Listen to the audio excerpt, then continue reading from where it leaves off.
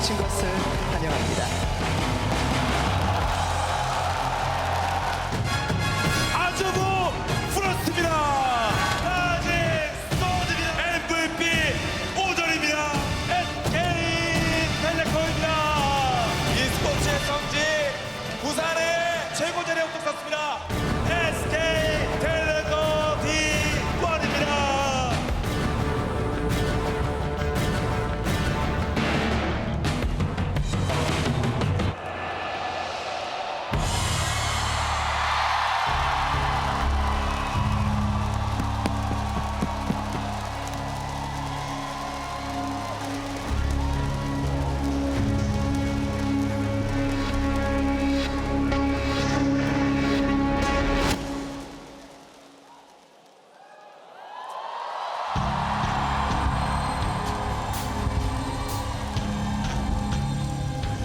(2012년) 첫 대회부터 언제나 최고였습니다.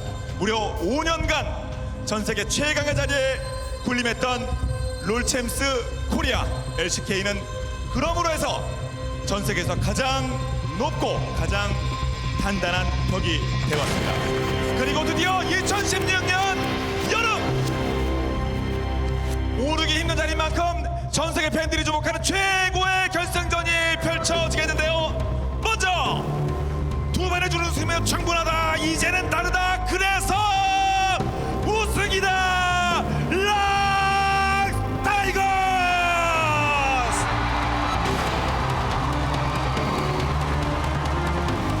여름만 되면 귀신같이 살아납니다. 2014년에 이어서 올해도 역시 썸머 우승컵은 내가 가져간다. KT 롤스터.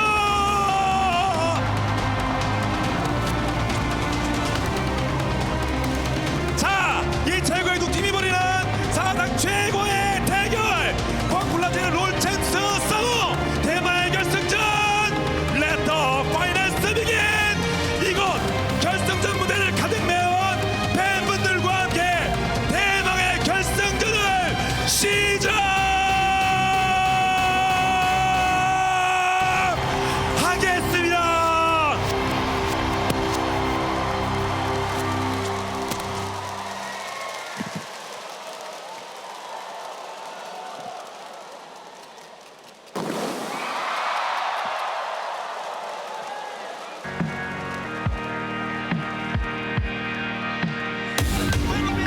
They will be the Season 3 World Champions. Samsung White are the 2014 World Champions. Be your first ever two-time world champions. Shows you who is the best team fighting team on this planet. Continue to rule the world. We generate a magnetic field stronger than the gravitational field under Earth.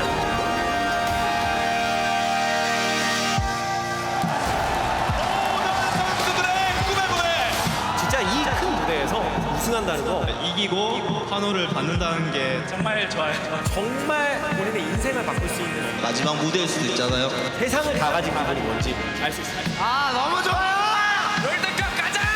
불안함도 많이 있었고 저희 어머니가 어렸을 때부터 반대를 많이 했었는데 부모님 친구들 부모님이랑 여자친구 하늘에 계신 아버지에게 영광을 돌리도록 하겠습니다. LOL 챔피언스. 에merging 프레이즈입니다. 아주 프로스 대만의 결승전.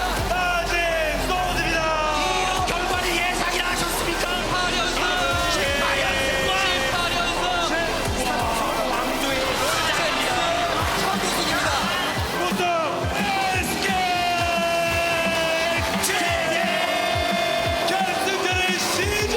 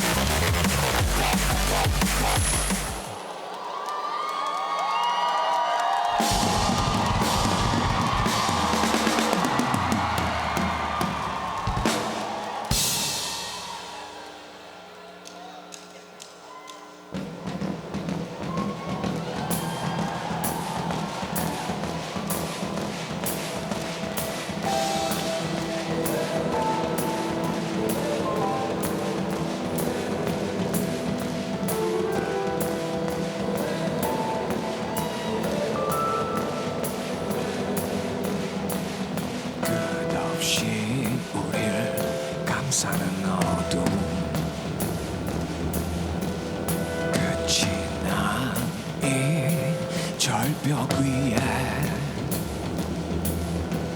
식지 않은 호흡과 조금씩 보여지는 여명의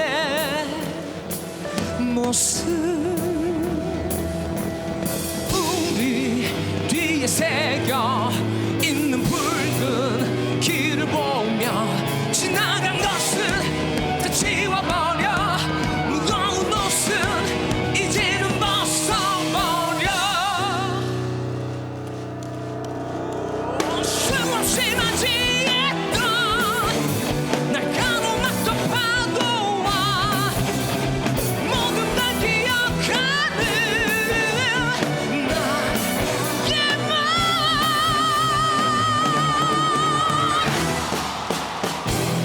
마지막 또 모든 걸 쏟아버려 한 번 더 손을 올리고 보여줘봐 저 세상 앞에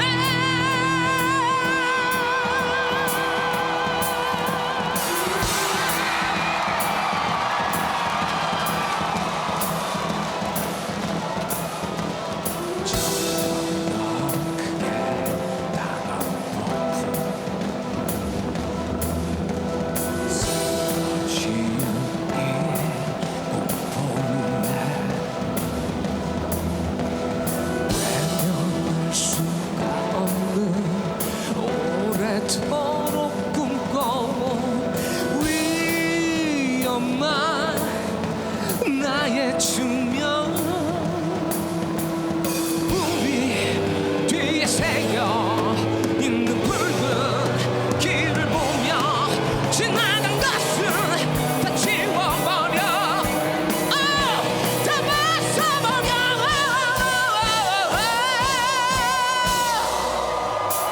수없이 맞이했던 날 가로막던 파도와 모든 걸 기억하는 나의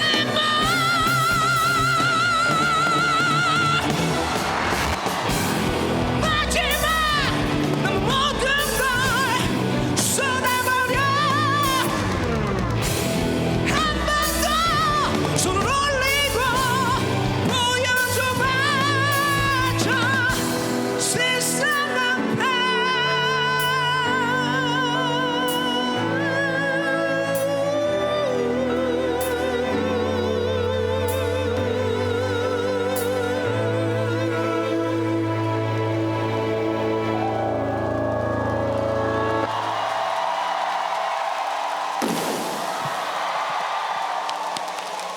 You are the warning when it's clear, when it's over. You're the start, you're my head, you're my heart. You are a revelation, you want to get right, but it's a conversation. I just can't have tonight. You want a revelation, some kind of resolution. You want a revelation. No lie, and your bright blue eyes. I never knew daylight could be so violent. A revelation in the light of day. You can't choose what stays and what fades away, and I do anything to make you stay. No lie, no lie. Tell me what you want me to say.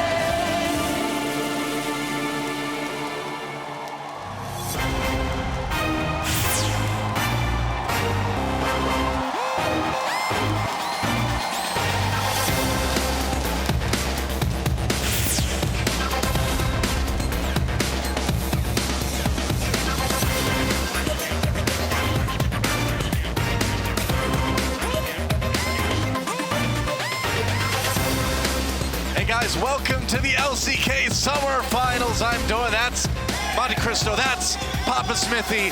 And guys, the impossible has happened after a whole 2 years of league play here in Korea. SK Telecom is not in the finals, but I'll tell you who is. The Rocks Tigers, KT Rolster, the two teams that have always come out out short today. One of them will finally become the champion.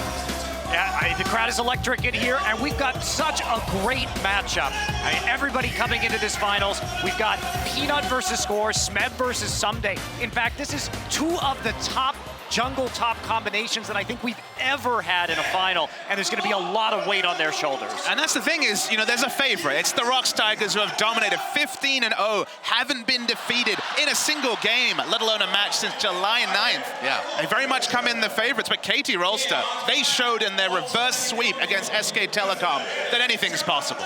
That's right. And as we say that, like you said, the light has been shown upon us as well, as if we now realize the implications of what could happen with the finals without SK Telecom. It could mean a lot for Worlds. That's right. And just to be clear, the Rocks Tigers have already punched their tickets for Worlds. They will be going at minimum the #2 seed. If they win, it will be #1. But KT, they've got to win to lock up their seed for Worlds. And if Rocks wins, we're going to see SK Telecom go in that #2 seed based on circuit points. So right now, you can better believe that SK Telecom is going to be at home cheering fervently for the Rocks Tigers. That's the interesting thing though, Monty, because obviously KT have more to play for in terms of Worlds. Worlds is the ultimate goal for every player, but the Rocks Tigers kind of have their reputation to play for because these guys, you know, the best team in the world at various points, but they've never won the big one. Whether it was coming second best to SK Telecom so many times in a row, and whether it's going to IEM, and that was very much in their infancy, but still struggling against World Elite. It's understandable if the team's pipped by Faker, if they're pipped by the best team in the world. Yeah. But if they lose here, are they just chokers? I mean, that's the question, right? And KT Rolster has a chance, on the other hand, to regain their title as kind of the kings of summer. They had it back in 2014 with the KT Arrows, a big chance to get that back again tonight. But going into this best of 5 between these two teams, I feel like it is one of the most even finals we've had since league play started here in Korea. But maybe I'd give the Rocks Tigers a bit of an edge. Well, we thought that. I mean, Papa and I talking about how we expected the Rocks Tigers to win the spring championship this year. Didn't end up happening. Ended up with a 3-1 victory for SK Telecom. Looking at the live voting, though, for the finals, the bottom of your screen right now, pretty much everybody, whether it's the professional players or the fans, it's between 70 and 80% looks like for the Rocks Tigers, which seems likely. I hope we make it to a Game 5. Me too. Myself, I say Rocks 3-1. Yeah, I've got Rocks 3-2, and it's the what-ifs about the Rocks Tigers. They just haven't played many playoff matches. When you finish first, you skip the quarterfinals, you skip the semifinals. You've got a player like Peanut, one of their pillars, who's played one best-of-5 playoff match in his career. Yeah, I mean, it is kind of crazy when you look at the matchups here in the top lane, in the jungle, even in like the AD carry position too. There's so many good matchups to talk about, but to me personally, I think the biggest matchup in this one is the jungle. You've got the ultimate veteran Score, the guy who's been around in this scene since the very beginning, against Peanut, who's been you know, a newcomer to the league relatively. Now he's been around for a little while now, but still kind of the hot, not rookie, going up against the ultimate veteran, but they're so good in so different of a kind of way.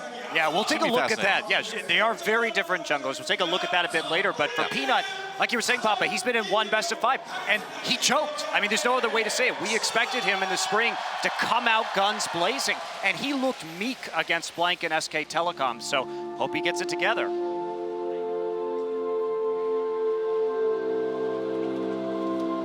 항상 지고 나면은 환호하면서 막 자기들끼리 껴안고 막 박수치고 이러면서 나오잖아요. 저희들은 부스 안에 그대로 있고 1등 막 축하받고 우승컵 들어올리고 막 우승컵에 뽀뽀하고 그런 거를 저희가 3번 연속 봤단 말이죠. 마음이 아팠죠. 아쉽긴 했지만 결과는 진 거니까 다음번에 이겨야지 이런 생각으로 또 준비했던 것 같아요. 대단합니다.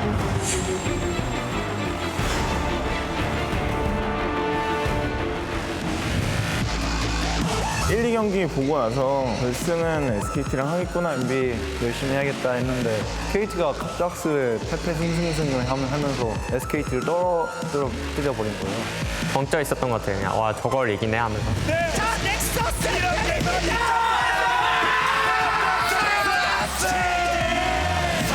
연속 열애는 KT입니다.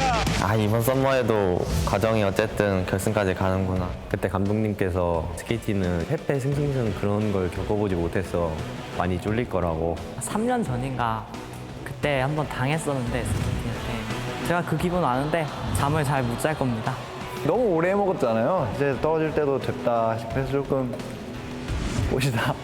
내가 이 악마놈들을 물리쳐줬다. 아마 되게 고마워하고 있을 겁니다.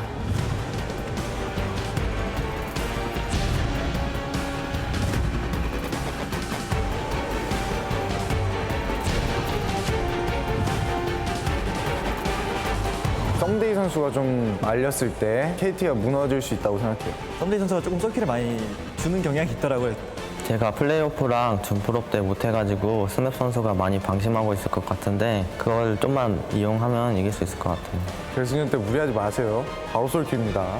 스냅 선수 결승전에서 제가 판독해드리겠습니다. 삐빅 약팀입니다.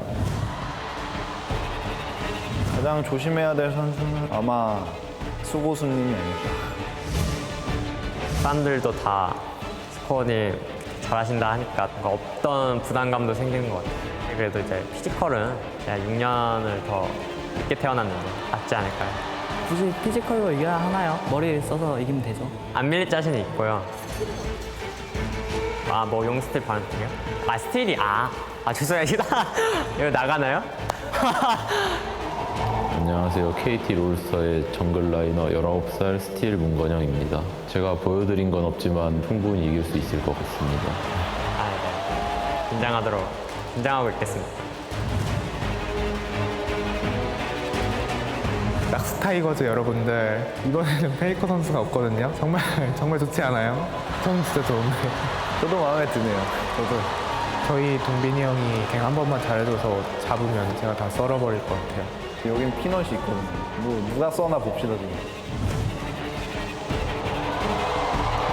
바텀라인전 기량이 지금 완전히 상승해가지고 튀기는 혈진이 되지 않을까. 최근에 김종호 선수가 저희 연습실 방문하시기도 하셨고 진종호 선수의 버프를 받은 것 같아요. 진종호요? 진종인이잖아요. 진종이요? 페페 진진중 모르세요? 거기다가 5개 인용됐어. 몰라요? 그 페페 할 때 경기 되게 인상 깊게 봤거든요. 별 걱정 안 해도 될 것 같습니다. 저는 준우승을 해본 적이 없어요.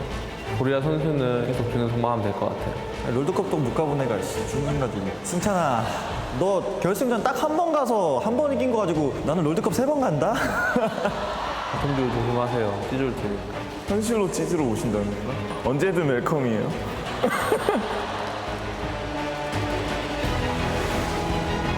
결승만 3번인가 했을 텐데 아직까지 우승 트로피를 들어본 적이 없어요. 이번엔 그 SKT가 없으니까 아마 저희가 들 수 있지 않을까요? 제가 2년 전에 약간 울먹거리면서 인터뷰를 했었는데 안 울어요! 꼭 우승해가지고 멋지게 인터뷰 한번 하십니다.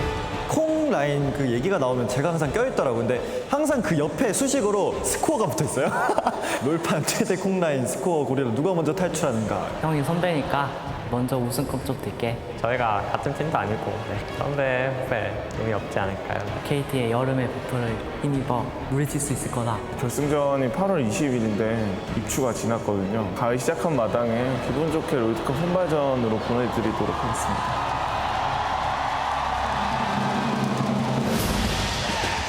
Wow, well, there you have it. Strong words from both teams. I love it, man. I'm so excited about this finals. It's going to be awesome. And I'm like the biggest SKT fan around, but I got to say, I think it's kind of good that they're not here. I got to admit, after the last 3 seasons, I want something a bit closer than a 3 or 3-1, and maybe these guys will give it to us. There are the Rocks Tigers. This is their 4th finals. If they can't do it now, I don't think they can do it at all. Well, that's going to be a major question, but this year they came in, upgraded the jungle position pretty intensely with the addition of Peanut, and it really has been paying dividends. They finished now 1st place in the regular season in back-to-back seasons, looking good coming into the finals. And they shape up really well against KT Rolster. I mean, at the top lane, it's a bit of a wash. You got the best 2 top laners in the world, but in some of the other roles, specifically at AD carry, if this Jhin is down, does Arrow have other strings to his bow, which actually works pretty well. He's named Arrow. Yeah, well, we'll find out. And again, of course, that jungle matchup between Score and Peanut. There is KT Rolster. And of course, Arrow talking about the Korean gold medalist in the pistol shooting that came to visit their house, played some League of Legends with them. And so he's got an Olympian. That's why he's saying he is the king of Jin right now. That's why his accuracy has gone up in those trash talk videos, just to provide a little context for you guys. Well, I don't even know if he needed any tips, man. I mean, the way he's been playing Jin lately, I think maybe he should be giving the Olympic shooters some advice. 36, 0, and 45 in 5 games as Jin. Incredible. In the playoffs, when you need to be clutch, Arrow has been clutch so far. And we saw Prey making fun of him for the other games, but so far in 8 games of the playoffs, he's only had 6 deaths, which is impressive regardless of whether he's playing Jin or not. Yeah, now you can see historically the ROX Tigers have gotten the better of this matchup, including going 4-1 in total game score this season. So on paper, you know, historically, ROX Tigers have certainly come out ahead. Yeah, absolutely. And it did look relatively one-sided the last time they met KT. That was their last loss actually. Since then, they've won 8 consecutive best-of series. But of course, the ROX Tigers on the similar streak, 8 consecutive best-ofs, but it's those 15-game win streak that really makes the ROX Tigers something else. Not a single map loss since July 9th is an insane statistic. Yeah, not to mention, you know, we have patch 6.15 right now, and the ROX Tigers have had a lot of time to practice on it. But no competitive games is still a lot of questions to ask. You think about the patch, this should suit the ROX Tigers. When I saw the notes on the PBE, I'm like, the ROX Tigers will love this. Yeah. But it's that double buff of having to do it on the playoffs for the first time. That's the question mark we have to have. Well, I think that goes back to what you said earlier. You know, is this a team that just ultimately collapses under the pressure of the finals? And how they play on this new patch is going to really tell us a lot about that. And look, it's one of the worst things you can call a professional athlete of any description, a choker, but they really need to get one in the W column because it's been so close but so far for the ROX Tigers. Yeah. We're going to take a look at some of the bans here coming into tonight.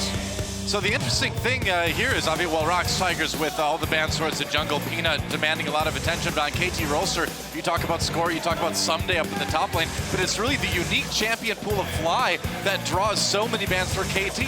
Yeah, you take a look at this, of course, Fly, the big Malzahar, Innovator. His Aurelion Soul is banned out nearly all of the time because he's one of the very few players in this league that plays that champion. And Peanut, as you can see, undefeated on Nidalee this season. Now, Nidalee has received some nerfs, but I still anticipate that if it's left up, ROX will at least try her. But again, it's the power jungle picks versus the pocket mid picks that really receive bans between these two teams. And it's funny because Elise has been big for both players, but look at the difference in the itemization. We're talking about pure ability power versus pure utility. And Score has been putting out fires for KT Rolster in the playoffs. You look at some of his laners, negative CS difference in MiG, negative CS difference even for Arrow on the Jin, and it's been Score, like the kill he got on Faker in Game 4, who's been trying to help out his struggling laners. Man, if you look at the item builds for these two, that tells you right there how each of these guys like to jungle. I mean, there's no better way to explain it than looking at those builds. Let's take a look at the AD roll. Of course, the Jin win rates 9-1 for Prey, 11-4 for Arrow, but crucially 5-0 for Arrow in the actual playoffs. Also, Arrow is just on a hot streak right now. He ended the regular season in 16th place in damage per minute at 523. In the playoffs, he is #1 in damage per minute at 764. So over a 200 DPM increase between his averages in the regular season and the playoffs. That's got to be a little bit worrying for the Tigers too, you know, to see a team that seemingly gets better when the pressure is on going into a big finals like this. Can't disagree at all, Doa. Tigers do have some strings to their bow, though. They do have the flex picks. That's been always a big thing for the ROX Tigers. 14-1 on Trundle, difference between top and support. 10-0 on Karma between mid and support. 6-1 on top lane and support Tahm Kench. So the flex picks, especially on red side, should give a lot of options for the ROX Tigers. Yeah, and there's also that kind of elephant in the room in that Smeb has not played a game on Gnar in a very, very long time. I mean, when Gnar was rising back in spring, when I was casting LPL, I heard about the Gnar god Smeb, and I saw some of his games back then. But for him to have not played it since the 2015 World Championship, a pick that's certainly been massively in the meta for the last 3 months, is unconscionable. crazy. And it seems like it's time, guys, to move into picks and bans for game number 1. Rocks Tigers versus KT Rolster here on the LCK Grand Finals on OGN. And that Gnar banned out right away by the Tigers. Now, I'm a bit surprised to see the Gnar ban. Now, it has been KT's best performing top lane champion in the playoffs, but, and you have to remember, Smeb has always been a Kennen player, and since Kennen has been removed from the disabled list of champions on this patch, we've seen more and more players in the LCS try and take that Kennen versus Gnar matchup. I mean, it's Kennen and Braum. They were on the disabled list for the longest time, and now they're finally back up, and we thought that would be the matchup. It still could be in one of the future games. He hasn't played a game of Kennen this season, but there's the Nidalee ban. So KT, even on 6-15, respecting the pressure for Peanuts Nidalee. And of course, wanting to take that Gragas away from score. I find it funny, too. They can trash talk Arrow's Jhin, but they won't let him play it, huh? Well, here's the thing.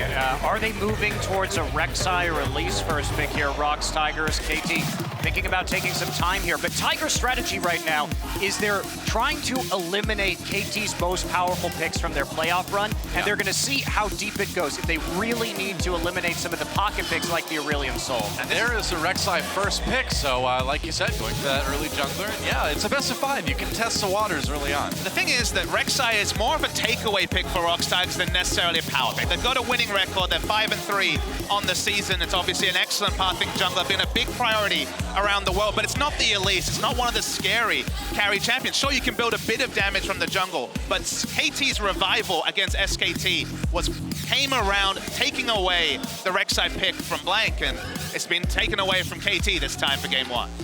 Yeah, and a jungler, you know, we'll see what Peanut can do with it. It's not as aggressive as some of the other things he's grabbed onto earlier.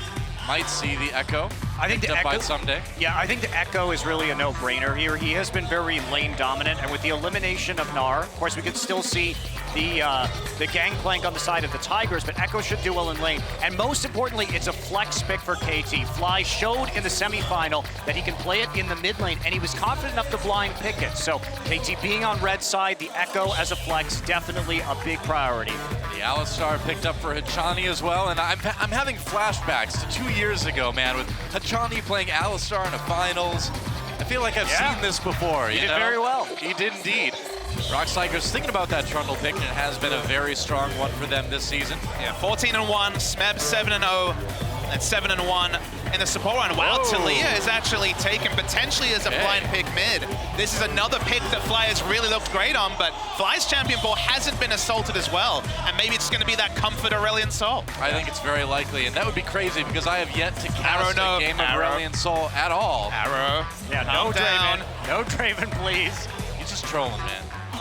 He's just trolling. He's just trolling until he locks it in, Doa. Don't worry, it's better than hovering over Teemo. We know that for sure. So Kuro has looked good on Taliyah, but there were some losses to SK Telecom on that champion. So it's a bit of an interesting pick here for the Rocks Tigers. We'll see if they can actually pull out some better results. The Elise not a surprise. All right, Aurelion Sol and the Elise locked in. So Score will be taking Spider Queen into the jungle. Well, I assume she was queen of something anyway. So, Jhin banned away. Prey has always had the comfort Ezreal in big matches. He's actually going to go for the Ashe, which certainly is the more contested pick. And they may be opting into the tough laning matchup against the Echo for the Gangplank, but we know that Gangplank power level is super high on 615. Yeah, it is extremely high. Even if you lose lane, which we expect him to against the Echo, he does come online by 30 minutes. He gets a couple of items, and he can just do insane amounts of damage. So interesting that they're waiting for an 80 carry pick here for last for KT Rolster. I mean, Ezreal would be a safe pick, of course. It always is. Yeah, they already have engaged with the Alistar, so they don't necessarily need the Sivir, but it will be trying to pick a little bit more for the late game. But that is a very weak 2v2 lane coming in from KT. Ezreal and the Alistar together, but of course the Trundle will not be able to punish that quite as hard. Trundle doesn't do very well against Ezreal because you can always arcane shift to the opposite side of the pillar. You will take less trade damage as a result. So the way I kind of look at this draft from Rocks is it's about takeaway picks, specifically in jungle and mid lane. The Rek'Sai pick, Score looked outstanding, you have to take it away. The Taliyah is the interesting one. He's had one game on Taliyah. It was a loss. He looked decent against SK Telecom, but they lost that series. The last series, of course, that Rocks Tigers lost. it's a takeaway because Fly has looked outstanding on it, but he still gets comfort in the Aurelion Soul. So Rox, they focused on the takeaway rather than just picking power for themselves. And we do have the two champions in the mid lane who really do excel at global roaming. Also have the global ultimate coming in from Gangplank for Smeb. So their scaling game is going to be excellent here for Rox, particularly because of the way Score likes to build. Tankier on that Elise, so the Trundle will be able to do some work in the late game. Peanut on that Rex side too. And Peanut earlier this season, we saw him kind of take a step back from that aggressive nature, kind of be actually ward once in a while even, so maybe a return to that. I don't know if I'm happy about that, but we'll see what they have in plan for game number 1. And Kuro taking that Taliyah, interesting to see how he'll be able to perform on it. Fly, of course, with that comfort pick that we mentioned, Aurelion Sol. Finally, Prey on the Ashe, and man, Prey is credited to having one of the best Ashe arrows I've ever seen in my life this season. Oh boy. With that cross map button 1 to help him complete the back door. This guy can do work on that champion. And of course, Grill on the Trundle and Hachani on the Alistar. I can't believe I'm saying Hachani in a grand finals again, but here he is, guys. He went from player to coach. Now he's back, trying to win another one. We'll see if he can do it. Rox Tigers versus KT Rolster. Grand finals game number 1. Let's do it.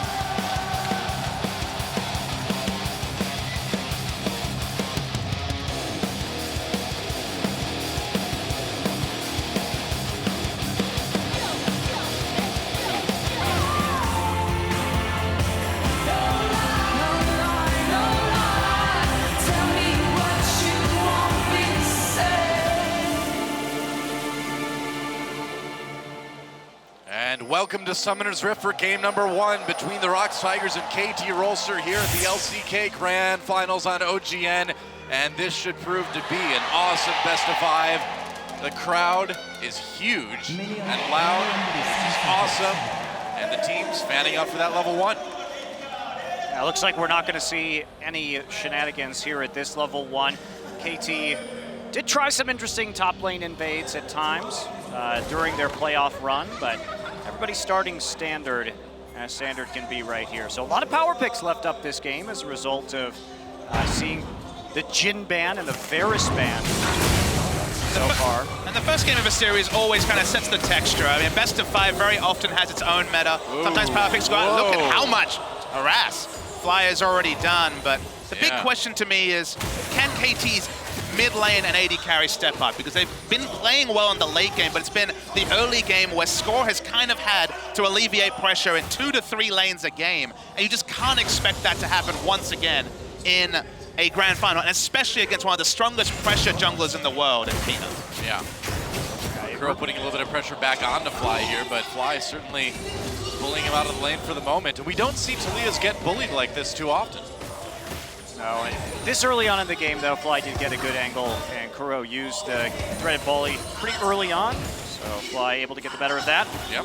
And interestingly, one thing about this series has been Ssumday in the playoffs, too. Haven't really gone over that, but in the Trash Talk segments, you heard Smeb talking about Ssumday dying in those 1v1s, and he hasn't been performing well in lane. He died in the 1v1 matchup, Echo into Gnar twice in one game to Cubey, which is not something we expect of him. So Ssumday may himself, like Peanut, in the last time he played in the finals, be having a little bit of nerves in the pressure matches. I think the numbers kind of show why, though, Monty. He's the only laner on his team with a positive CS difference of 10. He's applying pressure, and no one else is really, so he's overextending and getting ganked, trying to create pressure for some of his other more defensive-minded laners, and it's costing him personally, but they're winning the series. So far it's been working out, even if his solo ability outside of that amazing Game 5 Gnar performance has been a bit lower than expected.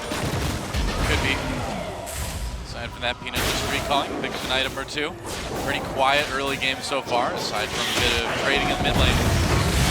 Gorilla did get eyes onto Score in the blue buff, though, because they did have pressure, so a little bit of a roam from the Trundle, making sure they know exactly what's going on. Peanut battling with the Krug. So what do you think we're going to see? Do you think we're going to see any sort of lane swap at 5 minutes that's kind of popped up here and there in Counter 6-15? It's possible. Usually that requires somebody getting a pretty substantial advantage in either one of the side lanes to really take advantage of that, because you have to push out. But there's a possibility that Rox, with their pressure, may be able to pull it off. And I think for Rox it'd be of the utmost importance, because once you get, level 5, level 6 on the Echo, you can really start all-in Gangplank, make his life hell in the laning phase. They have the pushing advantage by far in the bottom lane with the Ashe specifically, and they have the globals. They have champions like the Taliyah, like the Rek'Sai, who can apply a lot of pressure, so relieve the pressure off your top lane bad matchup and try and create some things I think could really work out for Rox. Yeah, there's no rush though, because with Arrow buying an early tier, they're going to be able to push that up for quite a few more minutes. Score's going to find Peanut. They're going to find each other here in the jungle. Score just chasing Nurse away, gets him with the cocoon, so that's going to be a little bit of damage that Peanut has to worry about. Meanwhile, both top laners getting fairly low, but no ganks just yet. As we see Peanut retreat back into his own jungle for the moment. And it is a Mountain Drake first this game.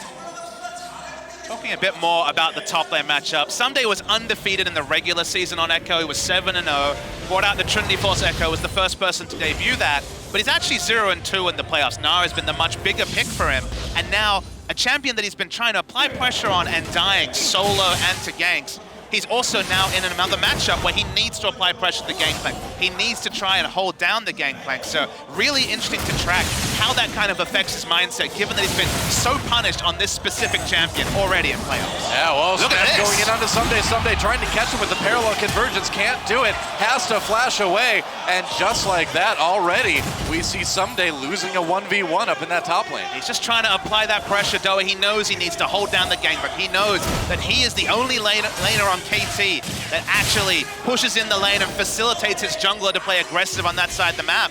But if you take these traits too aggressively against Smeb, the best top lane in the world, this is what happens. Trying to bait him in. This is exactly what happens. No flash. He's dead. He gets him, Smeb, with the first blood. Ssumday thought he could delay long enough with that W, but it did not work out. And that's the nerves we've been talking about. Ssumday outplaying himself more than anything else. Communication breaking down between him and Fly. Fly was on the roam, but there was a Scuttle Crab up for the Rox Tigers in the top river, so it was going to be seen no matter what, and Fly just couldn't get there fast enough. And we're talking about solo kills between Smeb and Ssumday. Think back to Worlds, where Ssumday got an early lead, then died solo in lane twice on Renekton in a good matchup. This has happened before, and again, I think back to Worlds, it was a lot about getting ahead and then getting in his own head and falling down, and it's already started here in game 1. Well, yeah, Monty, you and I casted that match last year, and it certainly does look a bit familiar, doesn't it? Yeah, it definitely does, but this has been Ssumday in the playoffs. It's been Fly and Arrow doing the most work, and he's falling behind on a GP. And so far, Smeb this season is undefeated when playing Gangplank, 4-0 so far. So it's not going to be easy, and Smeb has shown such an expertise at playing this champion in the late game. Now, they do have some insurance. Fly has taken Exhaust this game, and that is for GP in the late game. Absolutely. Peanut on to Ssumday here. Burrow is nearby. Ssumday going in hard onto Peanut here. Forces him to burrow away, but not really a big problem for the Rox Tigers jungler at the moment. Yeah, but Smeb gets more free time. Of course, he has the global to at least assist in an escape for one of his jungler or mid lane, so there's going to be more CS over to the Gangplank. Yeah, just protecting that blue buff handoff now. Gorilla hanging out, dropping the pillar in the brush just to be safe, but Ssumday back up in the top lane, farming again. I'm already quite worried about how big Smeb is going to get here, because that first blood gold, and we're already going to have a pause, guys. Okay. All right, it's pause time. This is called building the suspense, ladies and gentlemen. That's right. Yeah. There we go. Well, you know, the thing is I could say Ssumday could probably use a minute or two to sort of collect himself a little bit. We see him already dying 1v1 very early on. I think he needs to take a deep breath, calm down a bit. Yeah, you're right, Papa Smith. He does need to be the one to kind of be aggressive in lane for his team, but it's the over-aggression that's been a problem. I mean, he's given interviews. This isn't just conjecture, but he's given interviews where he's like, it gets to me. The pressure gets to me. Yeah. You know, he was, of course, the MVP of the whole season back in summer last year. It's been a double MVP for Smeb since, but it's that double whammy of he's on the Echo versus the Gangplank, so he needs to hold down the late game carry in the Gangplank, plus he's the only player with that pushing identity on the team.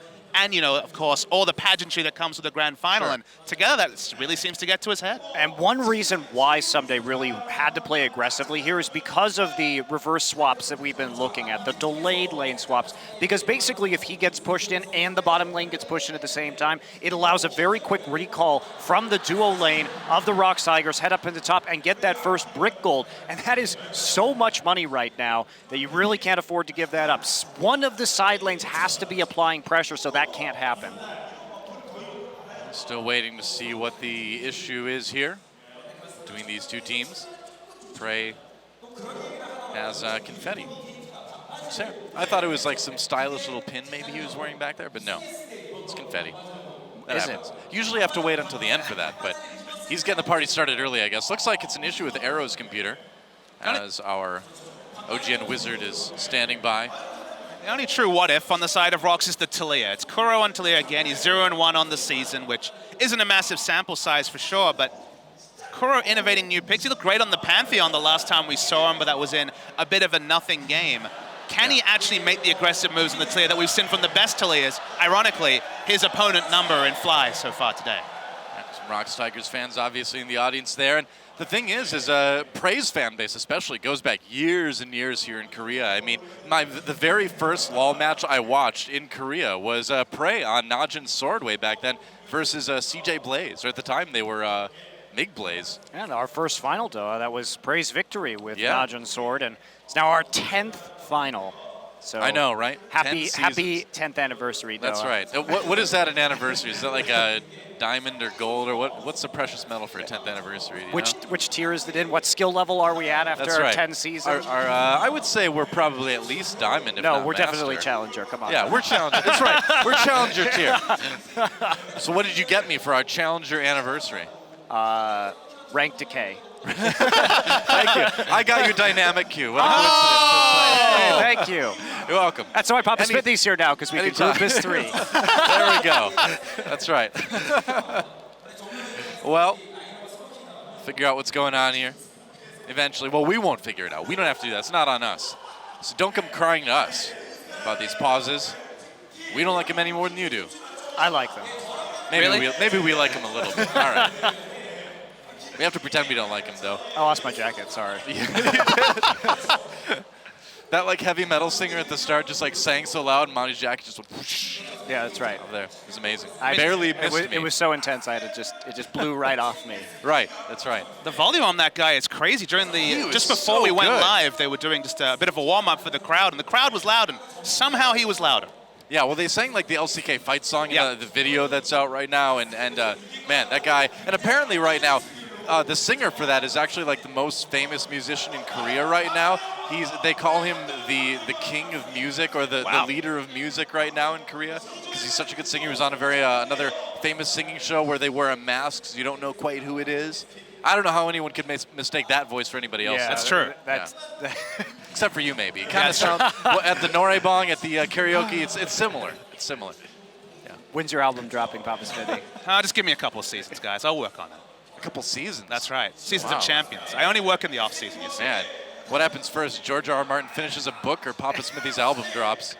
Maybe a mixtape before that happens. Okay, all right. A hot single, perhaps? That's right. A hot single. All right. Look for it sometime in the future, guys. Papa Smithy's hot single. What's it called? It's rap metal, by the way. That's right. Rap metal. In the vein of such acts as Kid Rock, if you may be familiar with that. Linkin Park. Linkin Park. Yep. Yeah, I'm still waiting for your spoken word album, Doa. Spoken word? What? Yeah, I think a spoken word album that you can really get that out there. Yeah, I could do it. You know, just William Shatner style. Yeah, sure. Hey, Mr. Tambourine Man. Yeah, I would just do songs from the Teenage Mutant Ninja Turtles 2, The Secret of the Ooze soundtrack. Ninja, rap. Go Ninja. Go Ninja, go. Can you do We're spoken? on pause now. Can you do spoken word versions of rap songs? Hey, is that allowed? it's the Green Machine. Yeah. So, I guess there's a game to talk about again. We're back. Rocks Tigers versus KT Rolster, in case you forgot, or in case you're just tuning in. I don't know how you would accidentally turn on our stream, but if you did, welcome. Someday. We'll see if he's kind of gotten his nerves sort of under control during the break. May have benefited him a little bit there after dying 1v1 versus Smeb a few minutes ago. As is still just standard lanes and farming though. And Talia's definitely, from the limited things we've seen, she basically out-pushes anyone, including the Aurelion Soul. She has fast shove, a bit like Lissandra. BF Sword versus Tyr is going to tell you all you need to know about Ashe pushing in Ezreal. That's why Echo's been trying to do his part, fell down earlier, so map pressure advantage is certainly there for Rox, and given how important the jungle is on 615, remember, in standard lanes, the only kind of unknown variable is the jungler coming out of the darkness, or a ward sometimes, but mostly the darkness. Make it sound so scary when you say it like that. Hey, when the jungle shows up in my lane, I know I get really worried, Doa. Yeah, I just kill him.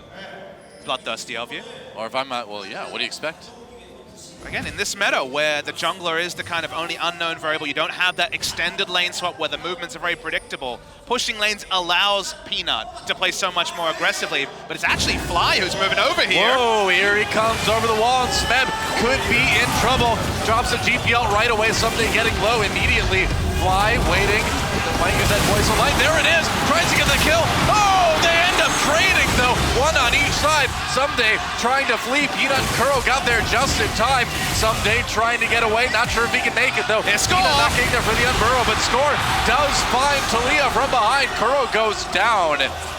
They do find the kill onto Someday, so it ends up being 2 apiece at the end of that fight. Only the junglers left standing. Peanut will pick up his second kill right there. Smeb, though, pretty heads-up play to escape that for as long as he did. Gets at least another assist. Yeah. And Someday will come back into this game with a kill and an assist of his own, so a bit bloody up there. But both mid laners doing a great job of following through and trying to help the top lane.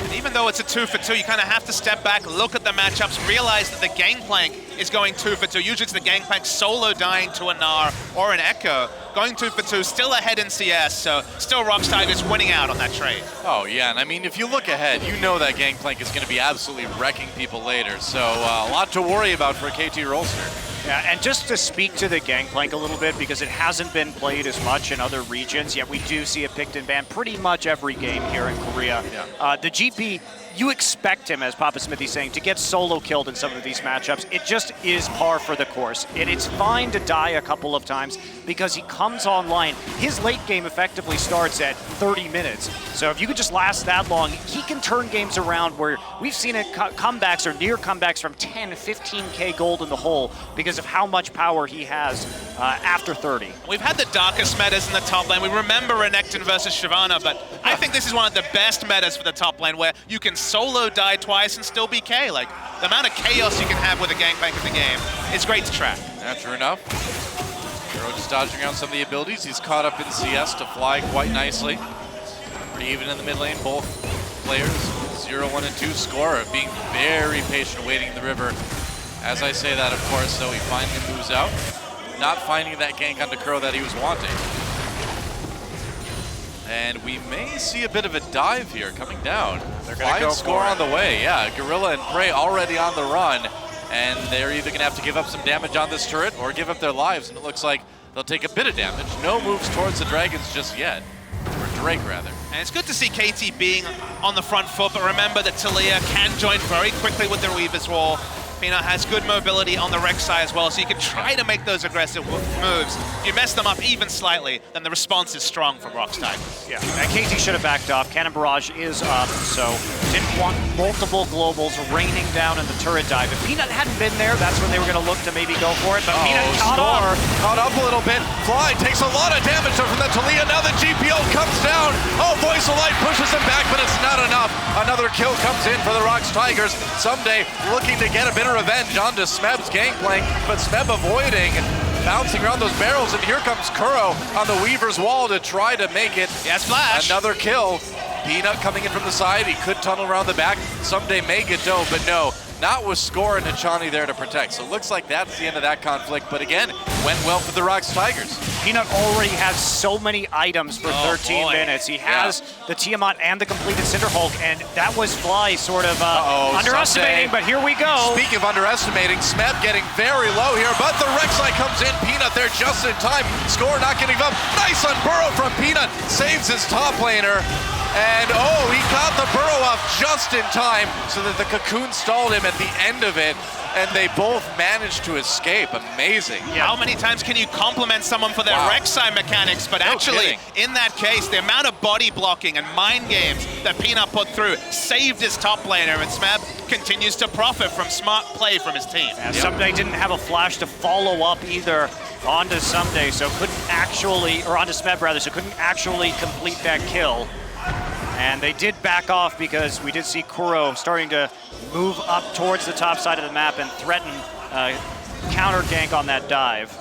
Still no attempts on that Mountain Drake yet from either team. So the way that KT wins this game is to play their 1-3-1 style they love to play. They really need to get in the side lanes and pressure. Both, as we see, attempted steal. Close call. Arrow nearly gets the red buff, but not enough damage on that true shot barrage. But both Aurelion Sol and Echo with teleport can enter side lanes and have kill pressure on a Gangplank. Gangplank's going to be building almost purely an offensive build, and that's when the team kind of comes online for KT, because standard lanes, pretty tricky for them. Yeah, and also team fighting going to be very tricky for them in the late game, particularly because Someday is opting for a full tank build here. We usually see him go for that Trinity Force, but I think he felt he was behind, so now he's going Sunfire Cape first. And with that item, so many stats are going to be stolen in the late game by this Trundle. All right, they're going to try to make a play here.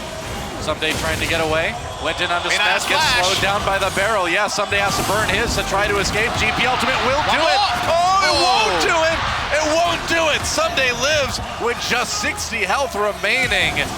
Peanut flashes for the Prey Seeker. He doesn't hit it. Now that was going a bit too far. Meanwhile, KT pushing this bottom lane aggressively, really doing a good job of capitalizing on that. That was a terrible flash by Peanut coming through. There was no chance that the Prey Seeker was going to do enough damage with a potion. Still ticking, they get greedy. In the meantime, Fly plays the map better. They use Peanut's commitment to the top lane to four-man the bottom. This is risky though. Someday TPing right back to the turret, trying to save it. Super risky with Smeb and Peanut right there. He's gonna ult back. Nice moves from Someday so far. That turret's still too low, and yeah, he's not gonna be able to save it.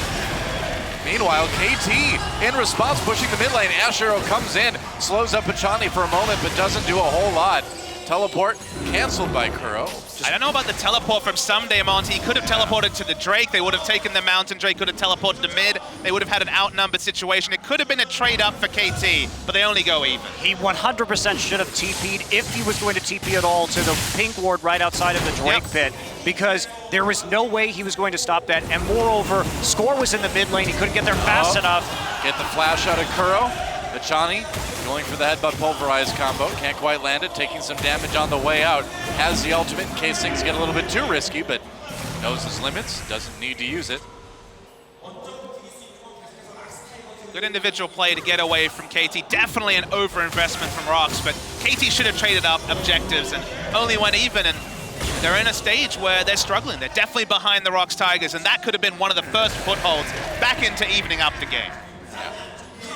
Still not a huge lead for the Rox Tigers just yet. Just a couple thousand gold, and they are even on turrets. Nobody getting the dragon yet. But you gotta be worried. I mean, Smeb's pulling ahead in CS, getting scarier and scarier in the GP, and Prey actually getting some decent time alone with that bottom tier 1 turret. Yeah, not gonna be able to take it out, but they do have some pressure on the mid lane also, and a lot of deep wards here from the Rox Tigers on the top side to be able to track where exactly Someday is going to be going and when he is going to enter that lane. So there are opportunities to use that Weaver's Wall to cut off behind him once Kuro gets back into lane if we see Someday overextend.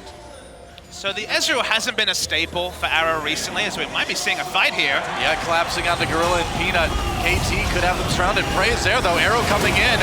Kuro with the Weaver's Wall joins the fight. Members getting low. Fly trying to get away. Makes it out just in time. Rox Tigers now with the chase, but how far do they want to go? Hachani separated from the herd. They might be able to pick him off. Meanwhile, Smeb and Someday tangling near the mid lane. Hachani way behind enemy lines, trying to go for the execute. Maybe. He's dodging the abilities. Oh, the W in the end for Kuro. Sets one up for Smeb. And they do get a kill out of it in the end. This game is just really chaotic right now. Now that fight could have been won by KT, but it was a very nice exhaust and flash from Gorilla. Exhaust onto the Aurelion Sol, plus the Voice of Light totally missed. Had that hit, May have seen a different team fight right there, but nice team fighting from Rox. Oh, Score a little bit. Oh, that was risky, man. Score walking away just in time. I mean, he's got 8 legs, so he can move a little bit quicker, I guess. So, still a risk. Coming back to the playstyle KT want to play, I talked about Aurelion Sol and Echo in side lanes. One of the struggles is, and one of the reasons we haven't seen a lot of the Ezreal, is that Ezreal in the mid lane trying to match a Taliyah for wave clear just doesn't really work out. He won't be able to push out, and that's why we've seen Aurelion Sol kind of stuck in the mid lane this whole game. I would have really preferred to see a Caitlyn this game. Agreed. We did see it flashed by Arrow, and I think the Caitlyn would have given him increased lane dominance as well as the wave clear that they need to play a 1-3-1 split push competition. Now the Ezreal's just staying in lane, Aurelion Sol's in mid lane, whereas KT have got all their advantages from putting Aurelion Sol or top Echo, or in general Fly, in a side lane and creating chaos with teleport or other like abilities. Because of the Ezreal needing even 2 items to become competitive against Taliyah. He still will get shoved, but competitive. They've kind of stalled out the early game for KT that should be when they're very strong. Sure enough. Bit of a lull in the action here. Did I say lull in the action? Ash Arrow comes in. Fly bounced back by Kuro. Beautiful gank by Rox Tigers. I had to say it, didn't I? There goes the mid lane turret. Rox Tigers just like that. Puts the pedal to the metal, gets a kill, gets the mid lane turret. Yeah, huge gold lead now, about 4K before 20 minutes. They're going to be able to transition this straight into a Mountain Drake, and KT simply wasn't expecting that because they were pressuring the top lane.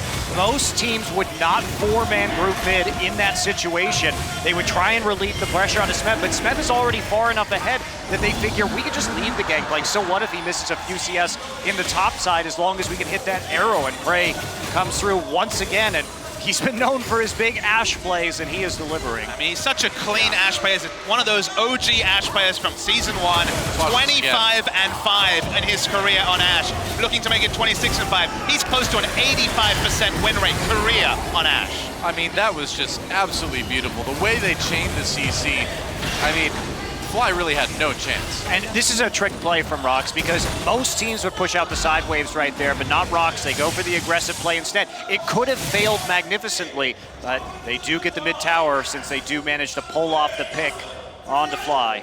Yeah, and Someday can't move too far ahead up in that top lane. He doesn't really have a lot of vision, and he's rightly scared of the fact that Peanut can come in and gank for Smet. Yeah, a couple of things are really hurting KT here. Imagine Trinity Force Echo had actually gotten a kill early, putting down pressure. Instead it's this tank into maybe later Trinity Force Echo. Yeah. Speaking of the Echo, bit different. Harass, but again, the Caitlyn pick that Monty brings up, if they could have that wave clear in mid, it would then be a different game. But to go for the Ezreal and then have Someday be solo killed was just the crescendo of terrible things for KT this game, and it's kind of unsettled them, and it's hard to see how they come forward, barring an amazing outplay in a fight.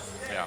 The real frightening thing, too, is that it is an Infernal Drake next, and so that's just another tool for Rox Tigers to use to snowball this game even farther into their favor. So, yeah, I think KT really tried to do too many things in their draft. The Ezreal was picked because they wanted something to have a lot of late game damage output. Sure. But that requires them actually getting some other advantages, just because if you are going to be pigeonholed into building the Sunfire on the Echo, means that Trundle and support is extraordinarily effective in the late game on the tanky Elise or the Echo, whoever you want to use the Trundle ult on. And now that they're in this position, it's very unlikely. Ash Arrow comes through, they nail Fly again. Gets hit with the W, another easy kill. Ajani! And Ajani comes in, tries to turn things around for KT, but no such luck just yet. Gorilla stopped up with that parallel convergence Someday. Somehow ends up in the back lines. Ajani slowed up. Peanut trying to whack away at him. There's another kill for Kuro. Arrow tries to get one with the Mystic shot, but barely can't finish Peanut off. And now the Rox Tigers backing away. Looks like they may have surrounded Someday. Prey coming down, gets the slow. Need to be careful around that Echo. But great pillar from Gorilla, and another one comes in for the Tigers. They are blowing this game wide open. Now a 6,000 gold lead. Yeah, Arrow actually misclicked in that fight. He actually could have killed Peanut, but one of his auto attacks went a little bit off the mark. I think it hit Gorilla instead, and now Rox Tigers really going to be running away with this game. Yeah. There's basically no hope for KT right now. Their composition, I think, was less than ideal. And because things didn't break exactly their way, they have very, very few strategic options at this point in time. The teamfight damage just so low. You saw how much free time Arrow had hitting in the fight. It just wasn't doing any damage to a frontline. And frontline doesn't have any armor, guys. It's just building magic resist, but the damage isn't there. The timings haven't been hit. Echo is only a tank, isn't a damage threat until that Trinity Force is complete. And yeah, unless Rox Tigers really just slow down and make some catastrophic mistakes of their own, they're very much in the driver's seat. Yeah, Vision already set up for the Baron 2. Rox doing a great job with warding the top side of the jungle. It may only be 24 minutes here, but that Baron is certainly a possibility with the amount of damage that they have on this team comp already. It's very doable. Ash Arrow comes in again. This time doesn't connect with Fly. Well, 2 out of 3 are still pretty good. Prey has been setting up some great kills this game. They've chained nicely into objectives. Prey and Kuro have just been the dynamic duo, man. I mean, they have been taking out Fly left and right here. And we've set pressure a lot this game, and even the Ash Arrows, it's relevant there because there's usually lane wards to spot out Ash Arrows, but they haven't been able to push up anywhere near the outer mid lane turret that's been sticking up for Rox. Yep. And thus, they just have no early warning on the Ash Arrows, and that's why 2 out of 3 times it's led to a pick and more advantages. Nice pillar from Gorilla, just checking that brush, making sure they can't collapse onto him and Prey. More mana complete for Arrows, that's something. Yep. It is a bit more damage now. But I gotta say, I mean, it's a worrying start for KT Rolster to seemingly going to be losing this game so one-sidedly. It is, and I think KT, because we really do have to look at the next game at this stage, they move away from the Echo. Echo has not been successful for them in the playoffs. Hopefully, if you're a KT fan, they'll get the Gnar. Engage on the Peanut and try to make a play here. They land the Cocoon, but there's no follow-up. Kuro comes in with that Weaver's Wall. No flash. Forces Score to try to repel away. Sunday on the side here. Rox Tigers just waiting. They finally find Score. Easy kill there. And now KT can't turn it around. Someday gets knocked up by the Peanut yet again. Whoa, another catch! Another kill for the Rox Tigers. Kuro's been really beautiful with that W positioning. Yeah, it's the W positioning combined with the Pillar and the Weaver's Wall. Basically, they're just isolating targets for the Taliyah to bounce around right now. It is an easy very, very good pick and team fighting. And Rox Tigers should be able to claim this one. KT gonna try to stop them. They have to do something. It's desperation time, but that Baron goes down so fast. Easy take for the Rox Tigers. And they've got the fight. Peanut over the wall with the knockup on that Rek'Sai. Fly on the run, got exhausted, had to burn his flash. Someday mixing it up, but he's gonna mix it up in the afterlife as he goes down. Arrow having to back away. Only the 2 squishy carries left, getting chased down by the Rox Tigers. Oh, Peanut getting a little bit close there. Yeah, I think you'd be satisfied with that. You take a break, go back to base. Arrow's actually been doing well in terms of his positioning in this game. He just hasn't had the scaling necessary. They went for the Rod of Ages in the mid lane and the tier. They never were able to get to that place, but maybe they can pull off an Infernal Drake. Peanut doesn't seem to be interested in it. The Ash Arrow's going to spot it, though. Oh, all right, slows him down a bit, but no follow-up. They're at least kind of checking what's going on. So KT do manage to get a pretty powerful objective for themselves too, but they have to deal with Rox Tigers and the Baron buff now. Let's watch that fight again. Just watch the way the Weaver's Wall and the Trundle Pillar work in conjunction with the Taliyah right here. They score bounce around on the outside, but then Sunday's going to come around, get knocked up himself by Peanut. They're really doing a good job of playing for that backline, and we don't get any more replay. Yeah, we don't get to see the double displacement, but the synergy between those two, I think it's the first time we've seen it. Oh, watch it right now. Scores a flash, but all right, gonna try to flash Another away. Miller. Not enough. Man, Gorilla's had a bit of a rough season, but he's on fire this game anyway. Score gets very low. Another kill for Peanut. Peanut's in the enemy base right now. Yeah, you probably want to tunnel out of there, buddy. Flashed in, tunneled out. Why not? Someday getting the back lines. 1v4. Has to back away. Obviously not a fight that he can take. He's going to just ult right back up to the top lane. Yeah, it's going to be pushing in here, the Rox Tigers. The double displacement. It's the first time we've seen it. Oh, arrowed. And that is, wow, where'd he go? He just vanished. Rox Tigers looking to maybe close this one out right here. You don't normally think of this Rox comp as a pick comp, but just the Ash Arrow and the Taliyah is deletion damage. They're so far ahead. This could be the game. I think this is almost certainly the game. We'll see if the KT Rolster players can put up any sort of defense, but there goes the first Nexus turret. Second one getting focused down by the Rocks Tigers as well. Kuro a bit on the low side, but when they pop flying, when you can get kills like that, how in the world can KT fight this? Another one goes down to Smeb. Score can't do much to stop this one. Turns it around for a little bit of damage, but he's going to die as well. There goes the Nexus, and what a statement early on from Rocks Tigers. They are saying second place no more as they crush KT Rolster in game one. GG. Now for KT, they did come back from a devastating defeat in the semifinal. Game 2, they lost in 25 minutes to SK Telecom, and they bounced back and made the reverse sweep. So we'll see if they're mentally resilient. But I think they've got to address some issues in the draft, and I think the point in this game where they truly lost was when Someday teleported into the top side. They had a chance to get the first brick gold and then chain it either into a mid lane turret and a Drake also in exchange for top lane. They failed to do that. They overcommitted, spread themselves too thin, and didn't take enough objectives to keep the momentum rolling. And Rocks Tigers, for the first time, win game 1 of a final. Usually they're on the losing end. They've had to come back after a game 2. Game 3 victory, but this time they start strong, and so strong. The Taliyah pick from Kuro, we wondered, is it just a takeaway? Can he play it serviceably? No, he looked fantastic on the Taliyah and just ran the game. Well, it's also just the synergy, right? The ability to use the Taliyah with the Trundle and the Rek'Sai and the Ashe together. That's what made it great. That's right, Doug Winter, guys. We'll be back with game 2 of the LCK Grand Finals on OGN right after a short break and right after we look at the Damage Champions. I suppose we should do that too. I don't know, I'm ready to move on to the next game, but let's look at this for a moment. I mean, the numbers tell the tale. Yeah. None for anyone other than Arrow. Basically domination, and specifically from that Taliyah, so much consistent damage.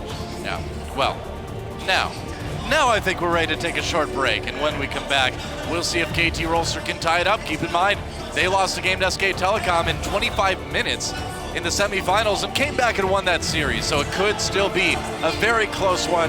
Do not go anywhere yet, guys. Lots more action on the LCK Summer Grand Finals on OGN right after this short break.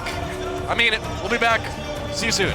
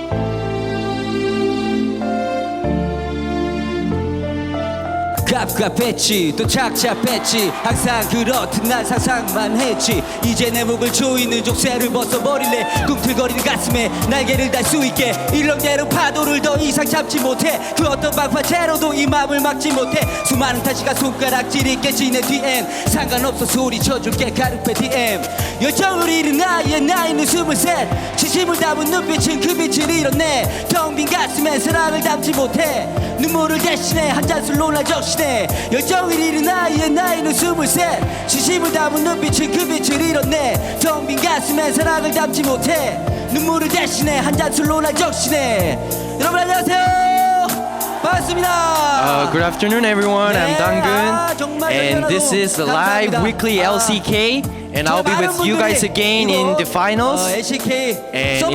And I'm really happy to be here, and this is the finals. And there are a lot of people right here in this Jamsil Gymnasium, and it's an honor for me to sing my special song Cheonchung Buje in Jamsil Gymnasium. But I'm really kind of feel awkward that there was a Kuka stand. We're here. But anyway, even though I'm embarrassing, we're going to move on to very fresh live news. And now we're going to move on to the first news. So now we're in the scene of KT Rolster versus Rocks Tiger right now, and we had a very special opening for today's match. And this season we had a Kuka Stan who made a second LCK summer theme song Ultimate, and it was splendid performance, and it was live performance happening in the gymnasium. It was really hot heated. And there are a lot of people who were very cheering for this performance overall. And if there's any chance for me to fight against the music captain, the Kuka Stan, next time we might have a maybe duo performancing. Now there's a lot of fans who are here right now in the Jamsil Gymnasium, and because it's LCK final, it's one of the biggest events in the season. And we're with some familiar faces right here. Let's see who it is. There's a Captain Jack and also Eunjung Cho. And Eunjung Cho has been missing for several days. They're sitting together. So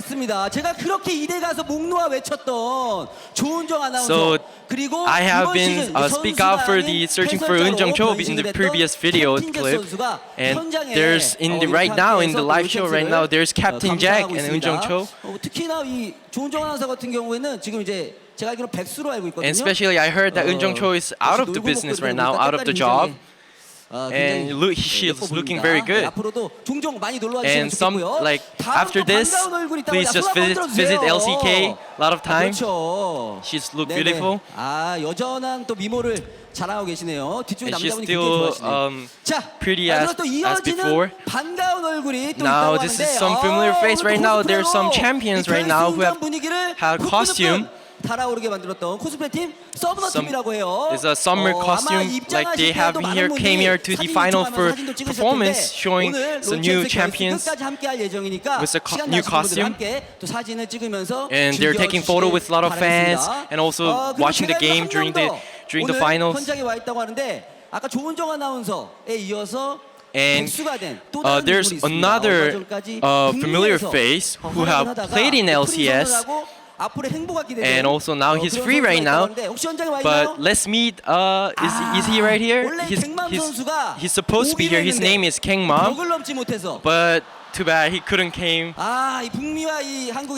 There was kind of like a wall between LCS and LCK. He couldn't come in. Next time, let's see if he comes. So now there are a lot of faces who are very familiar, and there are a lot of fans right here too in the third floor, second floor, and first floor. And there are a lot of signs were there. And now there it says Rocks Tigers win, and also there are some photos, some pictures about the about Prey. It says I love you and I'm sorry. It's on the phone. It said the Rocks winning will bring the peace to the family. There are a lot of fun signs right here. 서로 얼굴 붉히는 일 없도록 그렇게 해주시길 바라겠습니다. 와, 고퀄리티. So there's very high quality picture about Jin. is Rocks Tigers. I think the person's cheering for the Rocks Tigers. 전공자 같으신데요? 그 옆에 계신 분도 뭔가를 이렇게 들고 계신데. There's a person right behind with another high quality picture about. It's a picture for Peanut. 선수가 또 이 굉장히 여성분들 좋아하는 외모다 보니까. And it written it said he gonna steal the Barons. 아 이것도 사행시를 타이거즈 It's 오늘도 another paper with 이렇게 the 잘생기기 있기 없기. word about Rocks 그렇게 Tigers. 잘생기기 있기 없기. Are you 정말 guys 잘생겼다. about like talking about are you guys handsome? 억지스럽네요. You guys are 네. too handsome to be something like that. 너무 인위적으로 하신 것 같지만 그래도 정말 열심히 준비하신 There are a lot 것 of 같아요. signs right here, and let's big applause to all the 이렇게 fans. 해서 현장에 오신 많은 팬분들의 또 취업을 And there are a lot of fans. Also, there's a sign for a picture about the Caster John. 역시 웅준자. 예, 현장의 카리스마 여러분들 오늘도 아마 Showing a lot of 느끼실 수 있을 것 charisma 같습니다. for 자, 이렇게 해서 취업부까지 받고 Caster John. 긴장되는 이 세트를 And now 지금 I'm 앞두고 very 있습니다. excited for the 그런데 next 말이죠, second 선수들, 또 game. 현장에 오신 팬분들 그리고 시청하시는 And also there are a lot of 팬분들을 fans, and 위해서 also 재미있는 영상, the 어떻게 보면 또 손발이 actually the 오그라드는 Rocks Tiger, they made a video for their fans, and it's kind of it's very excited. It's a Rocks Tiger film. It's about they have learned in the school how to win the finals. And let's watch video, and I will see you later. And thank you. This is the end of the LCK weekly. Thank you. 내가 아까 전화선을 좀 보고 왔을 게 아 그거한테 걸려. 그래 너무 많지. 잘해. 상당히 잘하네. 그러니까 안 되지. 야, 이 책 보고 있으면 뭐. 왜 이렇게 시끄러워? 새끼 꼭 공부도 안 하게 생긴 것들이 말이야. 너 마음에 안 들어. 자, 오늘도 급훈 한번 읽어보고 가자고. 다 같이. 자, 왜 우승은 항상 SKT입니까? 이유가 뭐야, 이유가? 왜 옆반, 채쌤은 맨날 우승하고, 우리는 맨날 2등하고. 선생님의 역할도 크다고 생각합니다. 그래, 그건 인정한다. 그래서 내가 특별히 다른 학교에서 전교 1등 출신을 데려왔어. 전학생 들어와. 세 보이는데?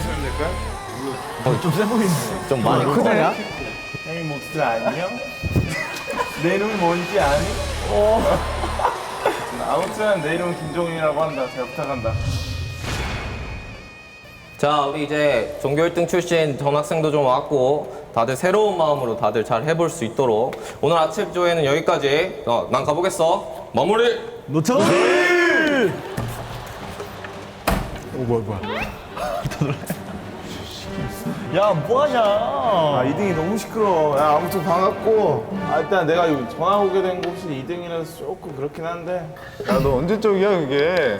기억도 안 나. 나도 약간 기억이 안 나는데, 나도 좀 기억이 안 나. 같이 한번 해보자고. 어쨌든, 너희들이 해온 것들만 계속 하다 보니까 이 일을 하는 것 같아. 그래서 약간 식상한 거 말고 내가 해왔던 방식으로 뭐 제대로 한번 훈련해보자. 그래서 준비했어.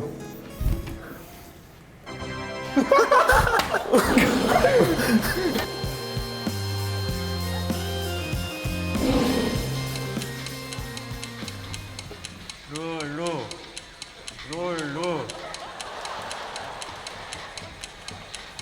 축구.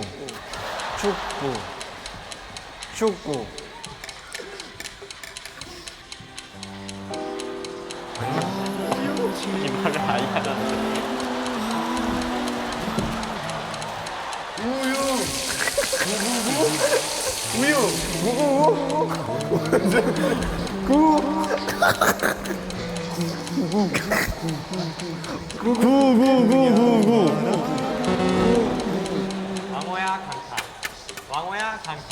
왕호야 강타. 왕호야 가자?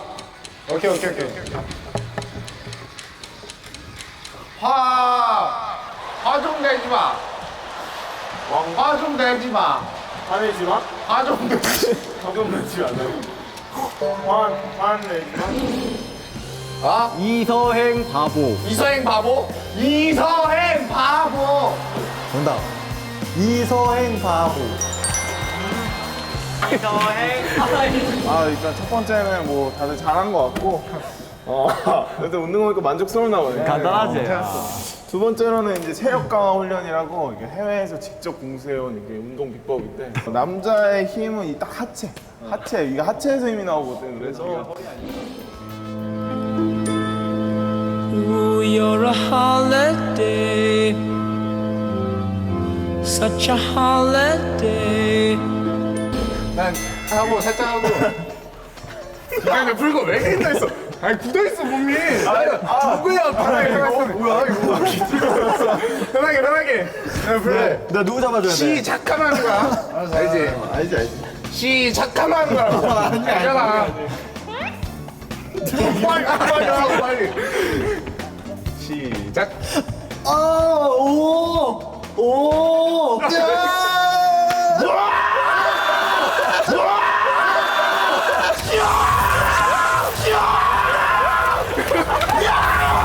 완전 되네! 야, 이거 안 돼, 해봐야. 야, 너 이따 해봐. 뭐가? 전학생대 학교장 결승전 마지막. 잘한다. 전학생한테 팩이 물리면 안 되잖아. 한다. 싸커였어. 시작.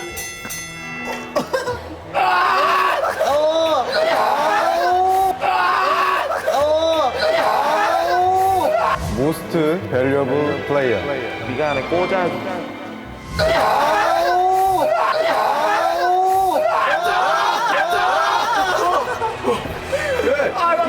이게 할만하네 지금. 이게 할만해. 얼굴 Alright, guys. Go sit. Hush. What's up? How's it going, man? Yeah? I'm fine. And you? Okay.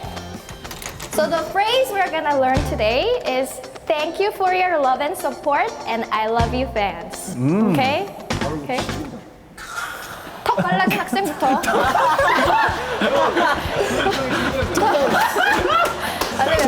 Thank you for your love and support. I love you fans. 좋아요. Thank you for your love and support. I love you. 아, 생각보다 영어를 잘하네요, 학생들. 자, 이렇게 열심히 공부를 하셨으니까 글로벌 팬분들에게도 많은 사랑을 받으실 수 있겠죠? 자, 오늘도 고생 많았고 우리가 말이야 몇 시즌째 저 급분 달고 살 거야. 급분 바꿔볼 수 있도록 한번 좋은 결과 내보자고. 반장. 차렷! 열중 샷! 차렷! 락스타 해가지고 우승하자! 화이팅! 화이팅!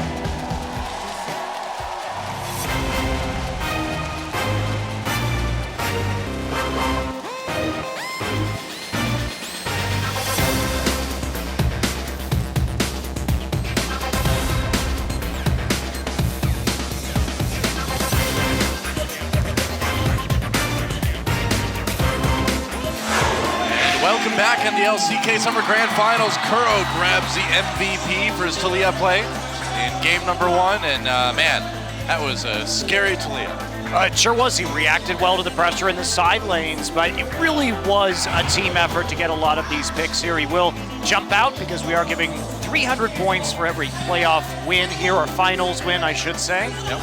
And yeah, Prey was a big part of setting these up, as was Gorilla. I mean, Fly just really underestimated Peanut's items right there, more so than anything else, with already having 2 kills. But consider what this means for the Rox Tigers, that on a champion other than Victor, you can blind pick your mid laner and have pressure, and that's what Kuro was able to put forward on the Taliyah, and now Taliyah has to be considered a ban-worthy champion for both Fly and now Kuro. Yeah, KT needs to make some pretty serious choices going into picks and bans here for game number 2.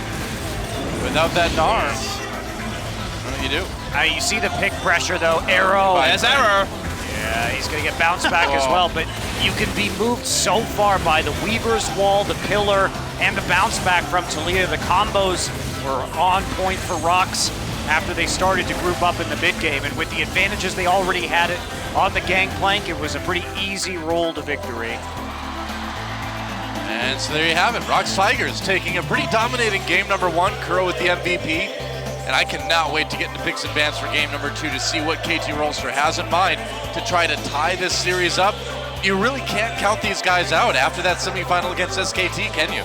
No, not at all. I mean, Papa and I were saying they were done. It's over. It's 3-0 for SK Telecom. And KT dug deep and they found enough in them to propel them all the way to a reverse sweep victory. So we'll be KT on the blue side this time. And then the big question is, what do they actually want to take at first pick? And it's worth noting that they didn't select blue side at all in their games against SK Telecom. So switching it up here for game number 2 of this series, deciding that blue is the way to go. And maybe it is because of the emphasis on Rek'Sai that we might see in this matchup. Yep. And it is time to move into picks and bans for game number 2 of the LCK Grand Finals. KT Rolster versus ROX Tigers. KT banning out that Nidalee first off. Game 3, when KT first picked Rek'Sai away from Blank, we weren't sure if that was going to be exactly what KT needed, but combination of taking away comfort from Blank and Score making amazing moves in Game 3 and Game 4 of the Telecom War semifinal really opened things up for KT. So you have to think, if it's available, it's going to be taken. And ROX Tigers banning away the Aurelion Soul. Interesting. I think they want to take Taliyah on the red side, and they're kind of happy to give away Rek'Sai. It's not the greatest giveaway, but they want to take at least one of those picks. Yeah. So the Aurelion Soul being banned. Now we do see a little bit of an adaptation here with the GP heading out.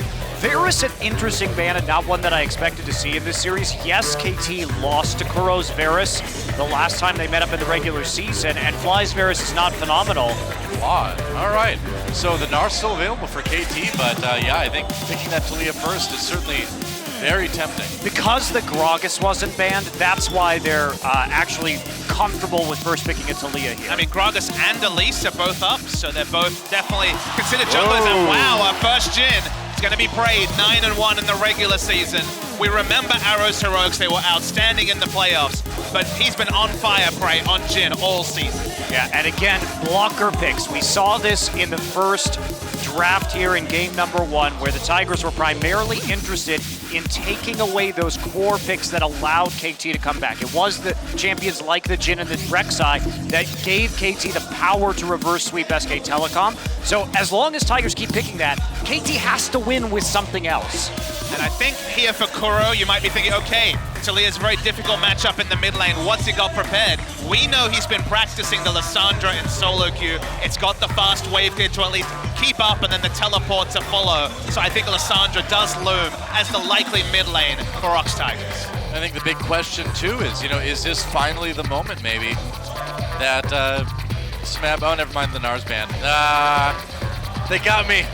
They got you. Those tiny little icons got me. I mean, the Echo and the Ezreal coming through again, I'm just really not confident in these drafts from KT.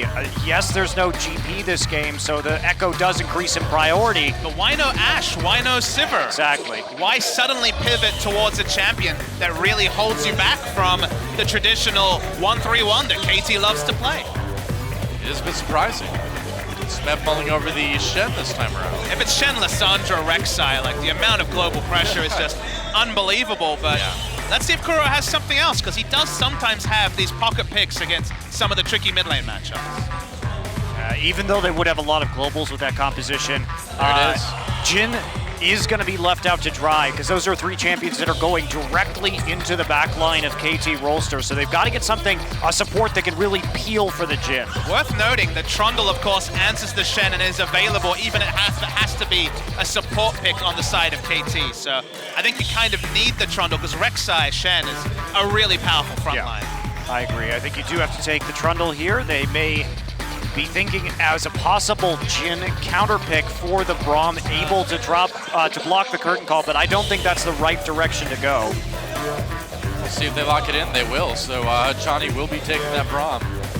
Arrow's considering locking in top lane Rammus. Actually, it would be a jungle Rammus, so he's just kidding around, unless... Could be a jungle Echo. That's true. Last time I remember jungle Echo was Peanuts sticking up the joint at the last grand final. Yeah. All right, that makes a bit more sense if it ends up being the Elise. Thinking about it. I don't know. I think dropping the potential Gragas pick here may be a mistake. They would have more disengage. I think Gragas is better. All right, Gragas locked in. One more pick over to the Rocks Tigers. The reason why you need the Gragas is with the hard engage from Lissandra, Shen, and Rek'Sai, you really want to be able to throw that cast down and buy some space for Arrow on that Ezreal to work with, give him another way to get back to a healthy range where he's not going to be blown up.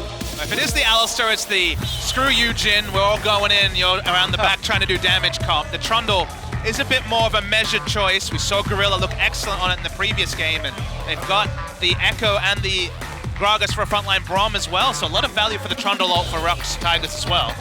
I like the Trundle a little bit better here. I think they do need Peel for Prey, and I think Gorilla, like you mentioned, had a fantastic game one on it, so why not? But they will lock it in. There are more champions you could potentially go for here. Remember, the Karma is up this game, and Jhin Karma would actually provide a lot more lane pressure, especially against the Ezreal and the Braum in the early stages. So they opt for a pick that is going to scale very well with the ability to ult some of these big tanks in the late game. But they forego a bit of lane pressure for that. And with all the globals, I think you double down on the Karma here, and then you just try and use Stand United and TP on the Lissandra to dive bot lane early. There's no reason to really pick the Trundle, in my opinion. Once again, KT have a pressure advantage. I think it's Operation Get Fly Ahead. I think if Score can really set up this Taliyah to go around the map, make plays, maybe you can get it done, but you have to really worry about what this game looks like mid to late for Rocks Tigers. Well, we've certainly seen Fly have some pretty amazing games on that Taliyah this season, so it's a good pick to do that with.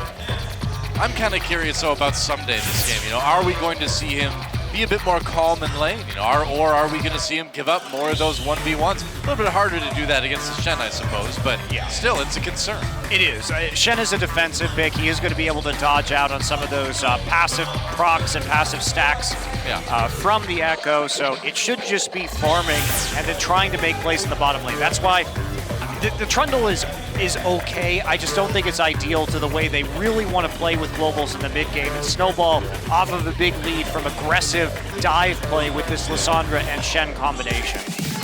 Score is one of the best Gragases I can remember. His Worlds performances were amazing. 8-3 on the season, 8-1 before playoffs though. He has struggled a little bit on playoffs to make the same impact on the Gragas.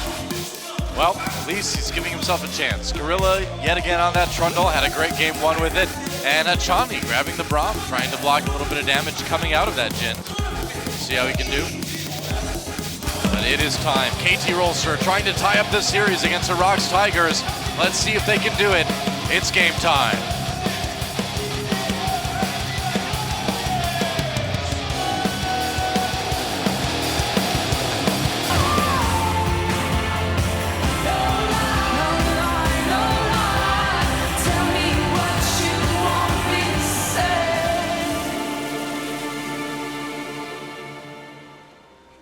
Welcome to Summoner's Rift yet again. Ocean Drake starting us off here in KT Rolster versus Rocks Tigers, game number 2. The LCK Summer Grand Finals on OGN. KT Rolster losing game 1 pretty handily, so we'll see what they have in store here in game 2. I don't get this Ezreal emphasis. I think that's the most confusing part to me. This was a game where we've seen Arrow, who's had good performances on Sivir and on Ashe, and instead going for a pretty admittedly weak early game. And the problem is that it puts pressure on Someday to perform in the 1v1. And with how well he's been doing in the playoffs, he hasn't really looked ready to shoulder that burden. And I think you should put the pressure game somewhere else on the map at this point. Arrow's been the one stepping up. If this were the regular season, I could see this working, but for how these players have been performing in their gauntlet run, it's just not doing it for me. And we saw a lot of Ezreal priority right at the tail end of spring season when Poppy was at full power, when diving the backline was all the rage, and it made sense then. It just doesn't feel like the meta has gotten to a place where you overlook Ashe and Sivir for an Ezreal pick. Remember, all of that was on the board, and he took the Jhin, I guess ostensibly. I mean, given how much Jhin he plays, maybe he's just confident in the laning matchup. Certainly could be. Game matchups, Fly's Taliyah versus Kuro's Lissandra. Yeah, Fly definitely has been the best Taliyah player we've seen in this league. Kuro was outstanding on it, winning the MVP on the pick in game number 1 of this series. But overall, Fly has been the model of consistency on the Taliyah. Not going to have the Ghost this game, though. Is opting for the cleanse to deal with the Lissandra ultimate instead. So playing it pretty safe, also just in case he does get taunted by the Shen in the late game. I mean, you call it safety, but very quickly it could be Lissandra, Rek'Sai, Shen in the lane, and without cleanse, you're just dead. So, I mean, it is less mobility, but don't really think you have an option given what Rox has selected. Yeah, a lot of engage coming out of the Rox Tigers, obviously. They played a good aggressive game in game 1. So definitely something to worry about. Peanut coming down now. They know where Peanut is. They do have a ward. Bottom jungle. Yeah, Chani was able to just walk in there and do that. Someday getting a little bit low. Ooh. And every time you see that, you just get a little bit worried about this guy. He's been so shaky lately up in the top lane. Yeah, Someday knew that the jungler was bottom side though, so he's not going to be too concerned. I suppose. And Shen not going to have much more damage to deal, so he does safely push the wave up, and we'll be looking to get a quick and early shop in. Kuro actually going to get donated the first blue buff of the game. Okay, well, I think they really want to give this Lissandra every advantage they can. They know the strength of Fly's Taliyah. Probably not a bad idea. I mean, Rek'Sai doesn't lose anything, and also Taliyah has such impressive wave clear that at least Lissandra now doesn't have to worry about mana concerns to at least match the tempo in the mid lane. You have to, you re-edit history a little bit when you look back at the semi-final between KT and SKT. Sure, KT was impressive, but not in the early game. The early game, they struggled. We remember Faker bossing around Fly in multiple games, then KT getting some kills and getting ahead.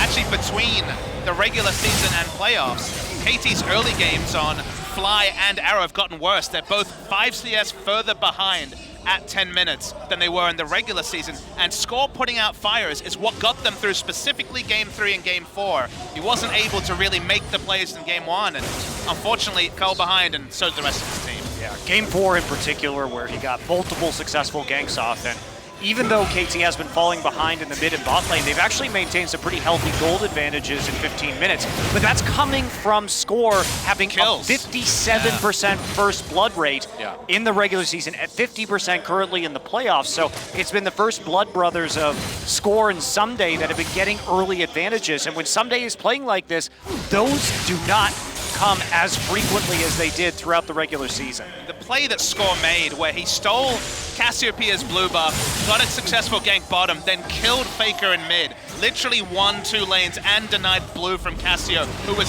zoning away Fly's Aurelion Soul. Those sort of plays, that's such a clutch play to make in a Game 4 when you're behind series point. Needs to try and come up with that level of performance, and it's worth noting he wasn't able to do that in 2 games of Gragas against SKT. Yeah, took getting that Rek'Sai back. A Score lurking in the enemy jungle here, waiting to try to steal that gromp. He's got the ward there, throws the barrel in, doesn't get it though. Peanut able to smite it away. When you combine Peanut with Smite, you get Smeanut. Oh, there you go. I think that was if Peanut was Captain Hook's first mate. Mr. Smeanut then, yeah. Exactly.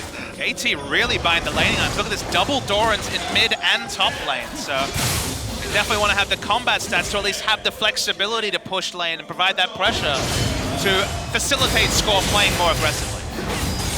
Well, Someday getting aggressive on the Smeb right now, but he's the one who's taking damage. You can't trade right there because you can't actually stack up your passive on the Shen. So Shen he pulls that sword through you, do quite a hefty amount of damage.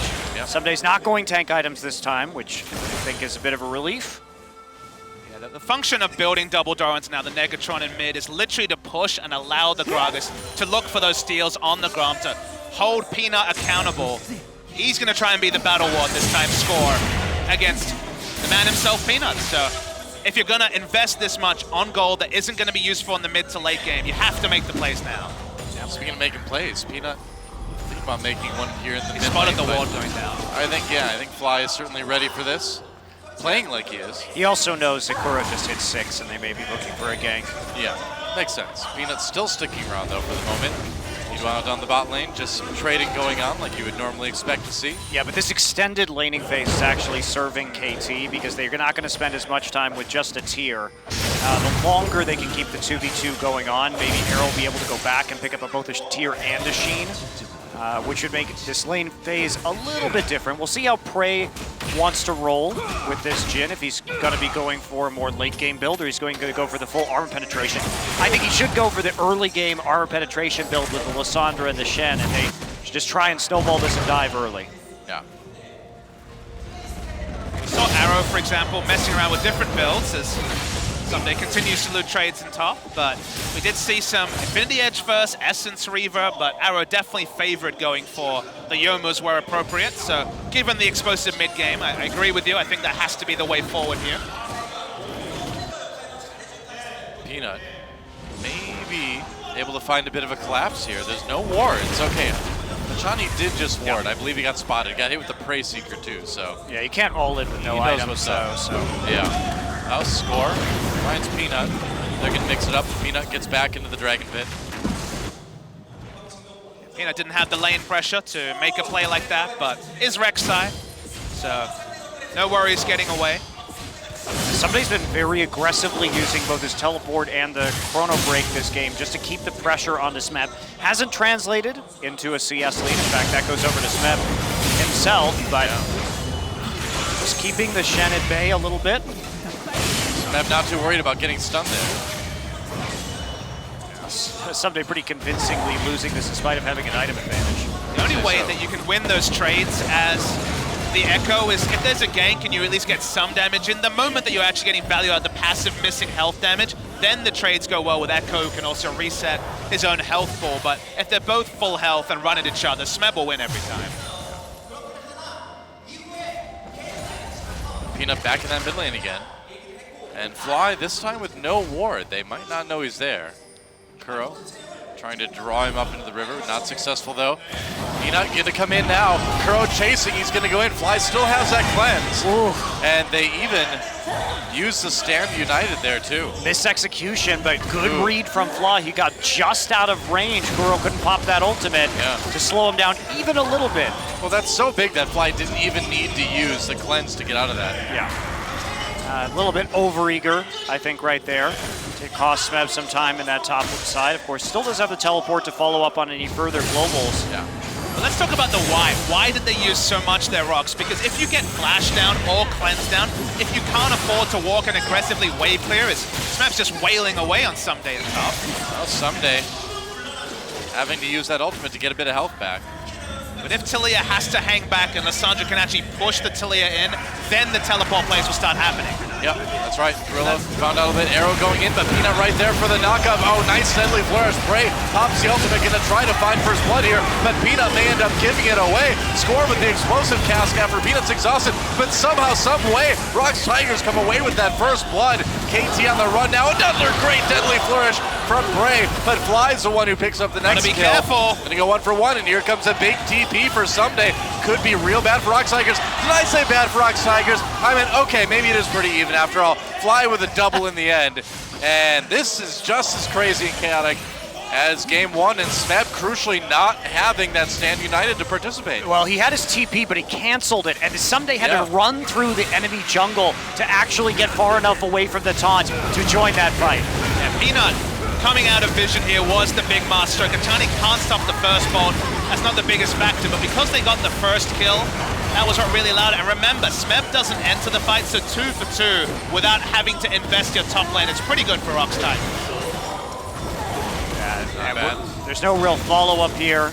No turret taken for KT Rolster. Prey use that flash aggressively just to pick up that last kill, but double for Fly is going to be very nice. He is how this composition is going to operate. If he's ahead, then KT has a chance. Score going in hard on the Peanut, who's in the enemy jungle. Peanut maybe a little bit too far ahead. Gonna escape the top lane. Back to the safety of Smeb, who's trying to block Fly off from coming up. Fly actually just finding Smeb straight up, and Smeb and Peanut on the run now. Fly looking for another kill. Peanut avoids the knockback. Flash though for Ssumday coming in. Peanut so low, and Fly gets another one. In fact, they may get two. Smeb still alive for the moment. Oh boy, wow, Fly goes in, grabs another double, and that is why you do not let this guy have Talia. That's why you don't let anybody have Talia right now. She is probably the most powerful champion in this meta, and Fly has shown that he is a master on her. KT bouncing back, Peanut with a little bit too deep of an invade right there without enough information, and that is going to be the Rox Tigers getting punished. Think about how Rox Tigers shaped the meta around Teleport Lissandra in spring season. Well, how about a champion that can push faster and earlier than Lissandra and has a global, doesn't even need Teleport to make these plays, but that is what the function of Talia is. 4-0. Fly's finally in a position to really affect this game. Yeah, flashing forward right there to help pick up the kill. Smeb can't quite get out of this one. Nice tanking by Someday until he could use that chrono break, and then Score taking the extra shots to give Fly time to dive underneath that turret and finish it off. So now we have all 4 kills on KT Rolster going over to this Talia, and Fly is primed to make some plays. Well, they get that first brick gold as well for taking the first turret of the game. And that's going to give them about a little over 1,000 gold lead. And that is some of the work that Someday was doing. Yes, he was losing those trades, but he was repeatedly chipping out the turret by pushing in that top wave, by using his teleport and his chrono break very liberally, along with a lot of recalls in the early game.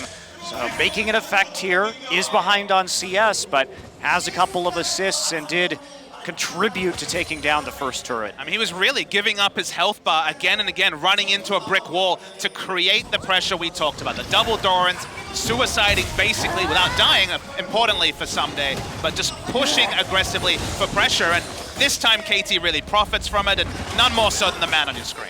Yeah. Suiciding without dying. Yeah. The dream. The dream. Suicide is painless. I've heard that's hard to do, Usually we just call it sacrificing. Yeah. Yeah, okay. You got me there. Well.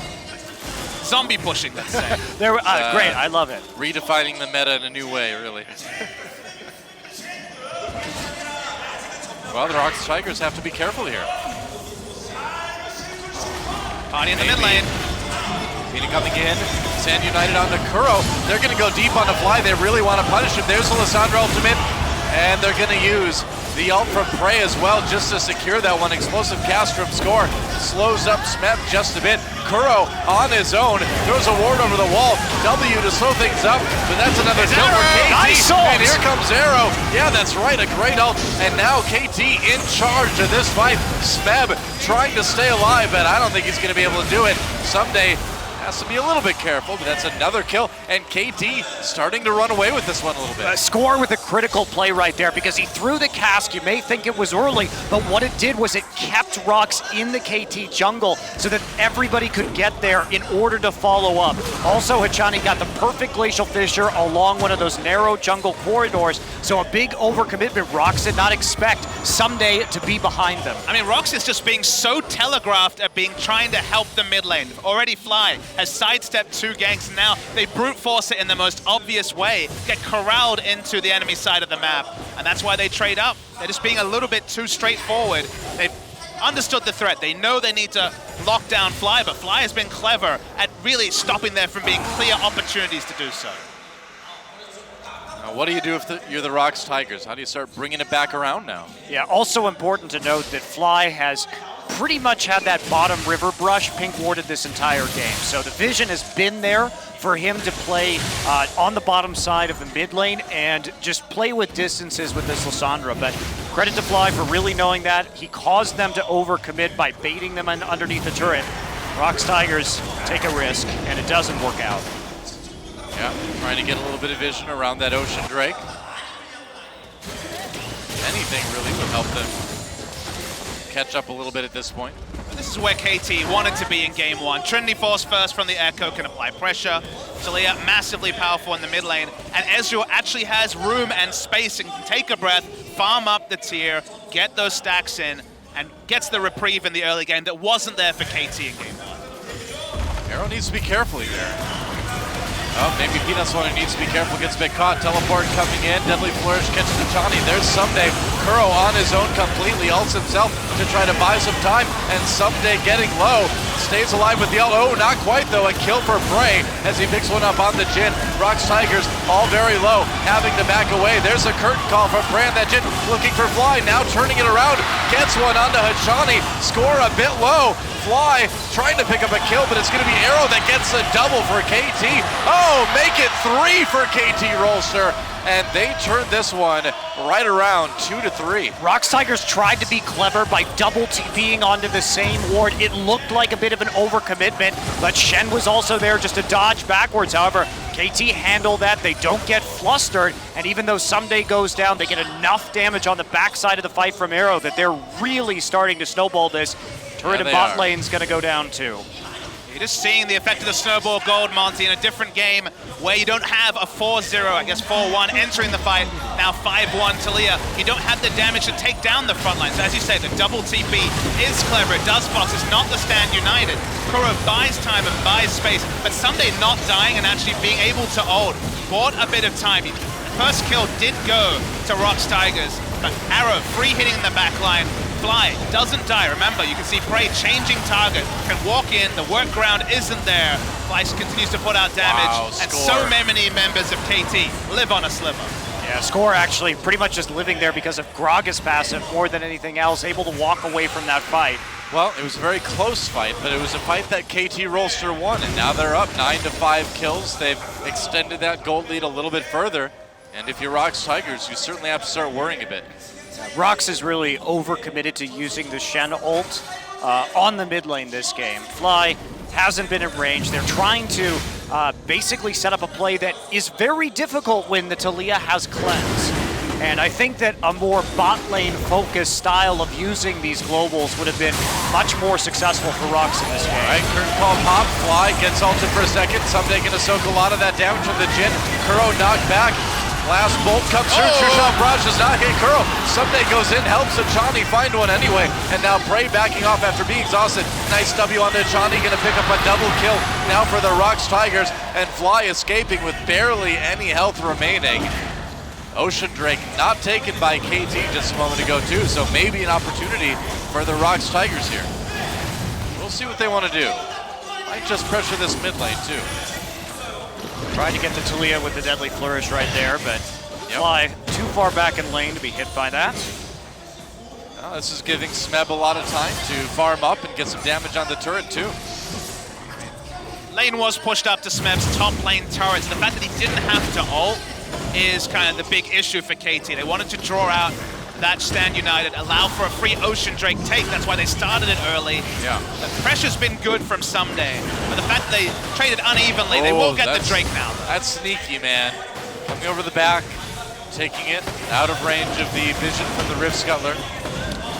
Lissandra's really only occupying space 1 and 4, but look at who has all the gold on the side of Rox. It is that Jhin, 5 and 1, 2 items already. That is a super powerful 20-minute Jhin build. Yes, he is. Yeah, Prey definitely the one who's going to want to, or going to have to kind of carry Rox Tigers in damage this game. So basically, KT need to find a way to interrupt the ult because they have no armor built on anyone. And if you get space here, remember the comp from Rox doesn't peel for Jhin at all. But if Jhin is this far ahead, he can open up so far away that he doesn't even have to be in reaction range. So KT need to come up with a way to actually close distance to start a fight rather than letting Jhin open up with the curtain call. That's right. KT having to be a little bit careful in the mid lane. And wow, an Infernal Drake coming up next. That could be big. If the Rox Tigers can grab that one, that'll do a lot in bringing them back in this game. First, though, they need to just defend their turrets. Yeah, this is the typical KT macro plan. You do see Fly. He likes to sit in the bottom lane, whether he's on Aurelion Sol or Echo, or on the Taliyah, and it's about triple lane pressure. This is KT's wheelhouse, their comfort zone. Fly is very good at roaming between mid and bot lanes to clear waves and to continue to push up further and further with these minion waves on the map. So KT, this is a very typical strategy that we might see from them around 20 minutes on these picks. So they do know how to apply the side minion wave pressure very evenly as well. This is where KT is really at their best generally. And in against lesser teams, they usually pick up a lot of extra CS that's lost to the turrets because they're always the first to rotate. But Rox Tigers, they're best in the mid game. They're a super aggressive team.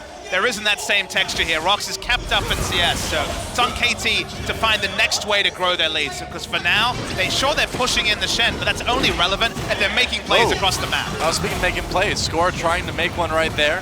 Opts not to use the explosive cask. Doesn't seem to think he had an opportunity. But like you said, KT has to find the next step. They have to find the next way to keep extending that lead. But look how methodical KT is in doing this. Yeah, teleport coming in. There's Smeb.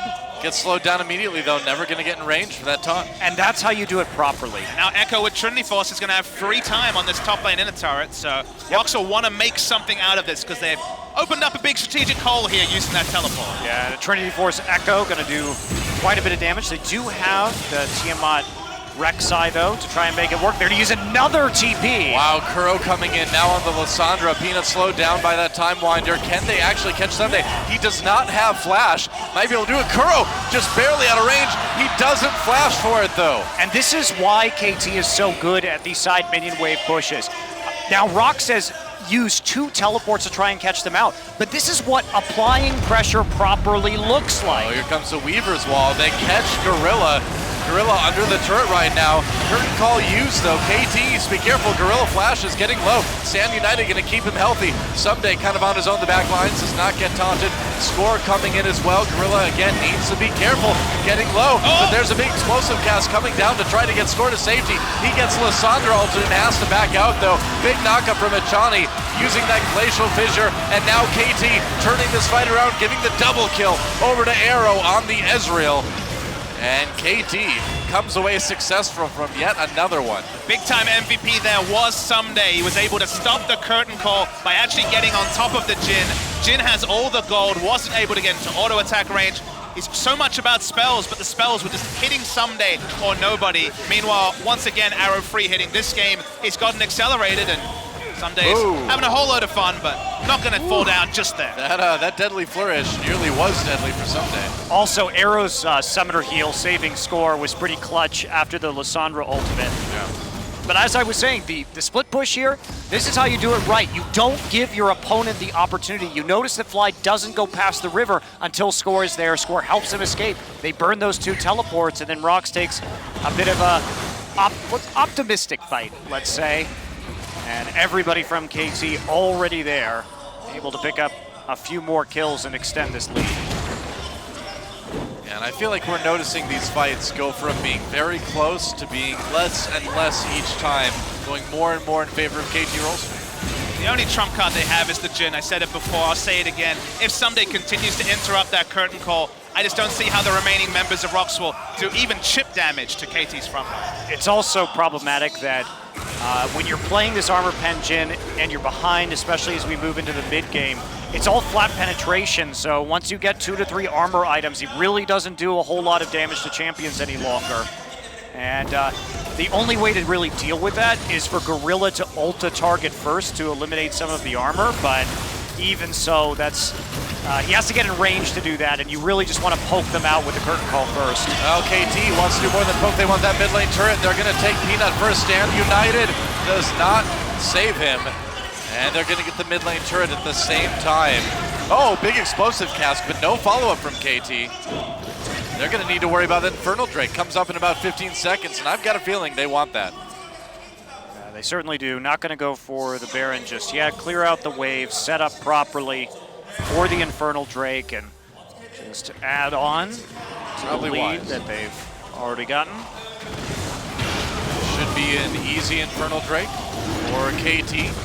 Adding that to their Ocean Drake from earlier, and And you got to look at this game and you think to yourself, how is Rocks Tigers going to come back? I think it's going to be nearly impossible now. Some really nice adaptations from Someday in the laning phase. He was so much smarter about pushing leads. Of course, you're always going to have that pushing advantage against a Shen, but pushing that advantage and having that top laner sense to back away when the pressure came in. So he's done his job so much more impressively than the previous game, and honestly the biggest beneficiary is Arrow, who has had the time to scale, has a really fast 3-item build, and he's the difference. They're vindicating the Ezreal pick by just how smart they've been about pressure in the solo lane. Vindicating the Echo pick too. Someday just hasn't been able to pull it off in playoffs this game. Definitely looking good, able to make the necessary plays, and now this is going to cause, if KT win this, for Rocks to take a really second look at their draft, because sure, they've been great on Jhin, but it hasn't been their bread and butter. I'd say if you asked me what is Prey going to be playing in these playoffs, I would have said Ashe before Jhin, so maybe they have to go back to their own picks, the ones we saw in game number 1, rather than trying to play blocker here. B, Fly showing up in the top lane for the moment just to push the wave. And you have to have strong, reliable, consistent damage from some source, and I feel like you get away with the Ezreal pick when you have Taliyah. I think Taliyah has shaped both games, and if you had a different mid laner here than Taliyah, it wouldn't have been the same story. Now that's easy to say, but I think the Taliyah needs to be banned on both sides, to be honest. Certainly seems that way. Speaking of Taliyah, Weaver's Wall comes through, Prey rather, gets out just in time. Peanut Gorilla kind of stopped up, but no real danger there as KT pushes up the mid lane towards that tier 2. Not a good way to commit off of the Weaver's Wall. Just a little bit of poke damage from Gragas and Ezreal. Rocks Tigers still trying to defend there. Whoa, Peanut gets slowed up, nearly picked off after Fly bounces him back. Rocks Tigers in dire straits here. Now, you asked how they can come back in this game, and one way they can still do it is through picks. There's no doubt here they still have a strong pick composition. They probably have to make 2 to 3 major picks with objectives in a row to come back, but it's not totally outside of the realm of possibility. Yeah. They can do it.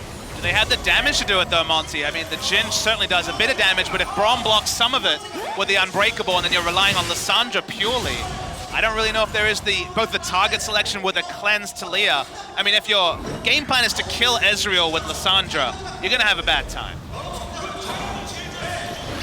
Definitely true. KT moving in now on the mid lane tier 2. Kuro threatening to come in from the side, but doesn't follow through with it. Should be pretty hard to make that play. Just a very methodical siege from KT. They're probably going to have to back off soon. It's good to see KT not looking flustered from that game 1 loss as well. They're going to go in on the Peanut now. Deadly Flourish slows up score. He's going to get bounced back by the explosive cast, but no follow-up from KT. Curtain Call used. And Arrow taking a lot of damage, but should live. Nice block by Achane. Coming over the wall. Rocks Tigers, for the moment anyway, are able to save their mid lane tier 2 turret. Shot Barrage coming through with a bit of damage. Yep, Prey needs to stay safe. Weaver's Wall used, but doesn't really cut him off. They're going to take the red buff and back off. Yeah, so KT needs a reset right now. Rocks with a pretty good defense.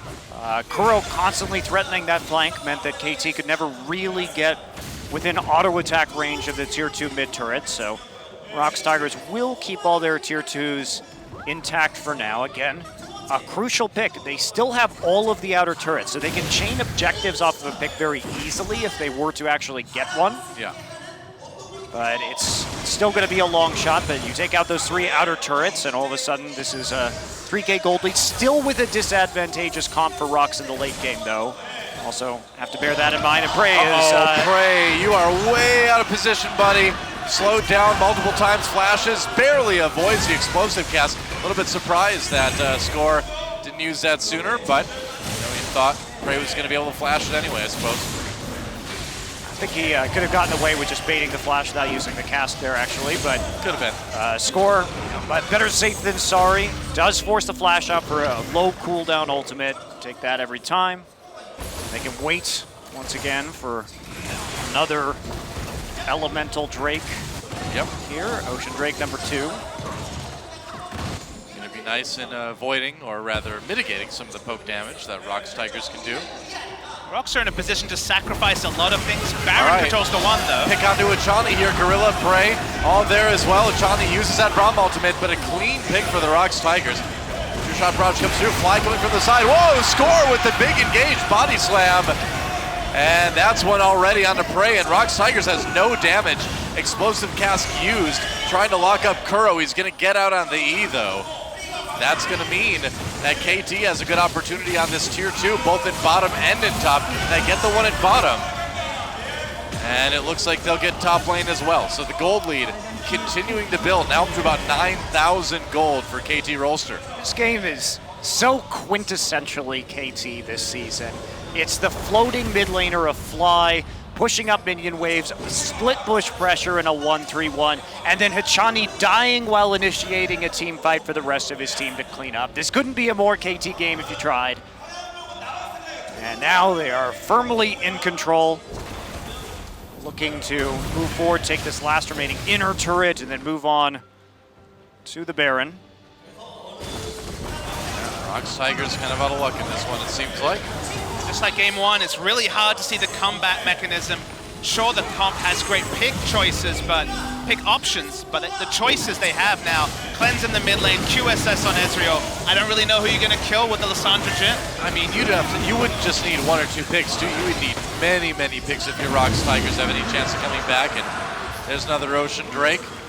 And Arrow with that QSS is going to be nearly impossible to lock him down now. I mean, it's the armor against the flat armor pen. Jhin, Yep. it is the QSS, it's the GA in the top lane, it's the Cleanse in the mid lane. Like, the pick options are rapidly dwindling the longer this game goes on. Yeah. And it's going in favor of KT. And then Braum also has a Mikhail's just in case someone messes up, so yeah.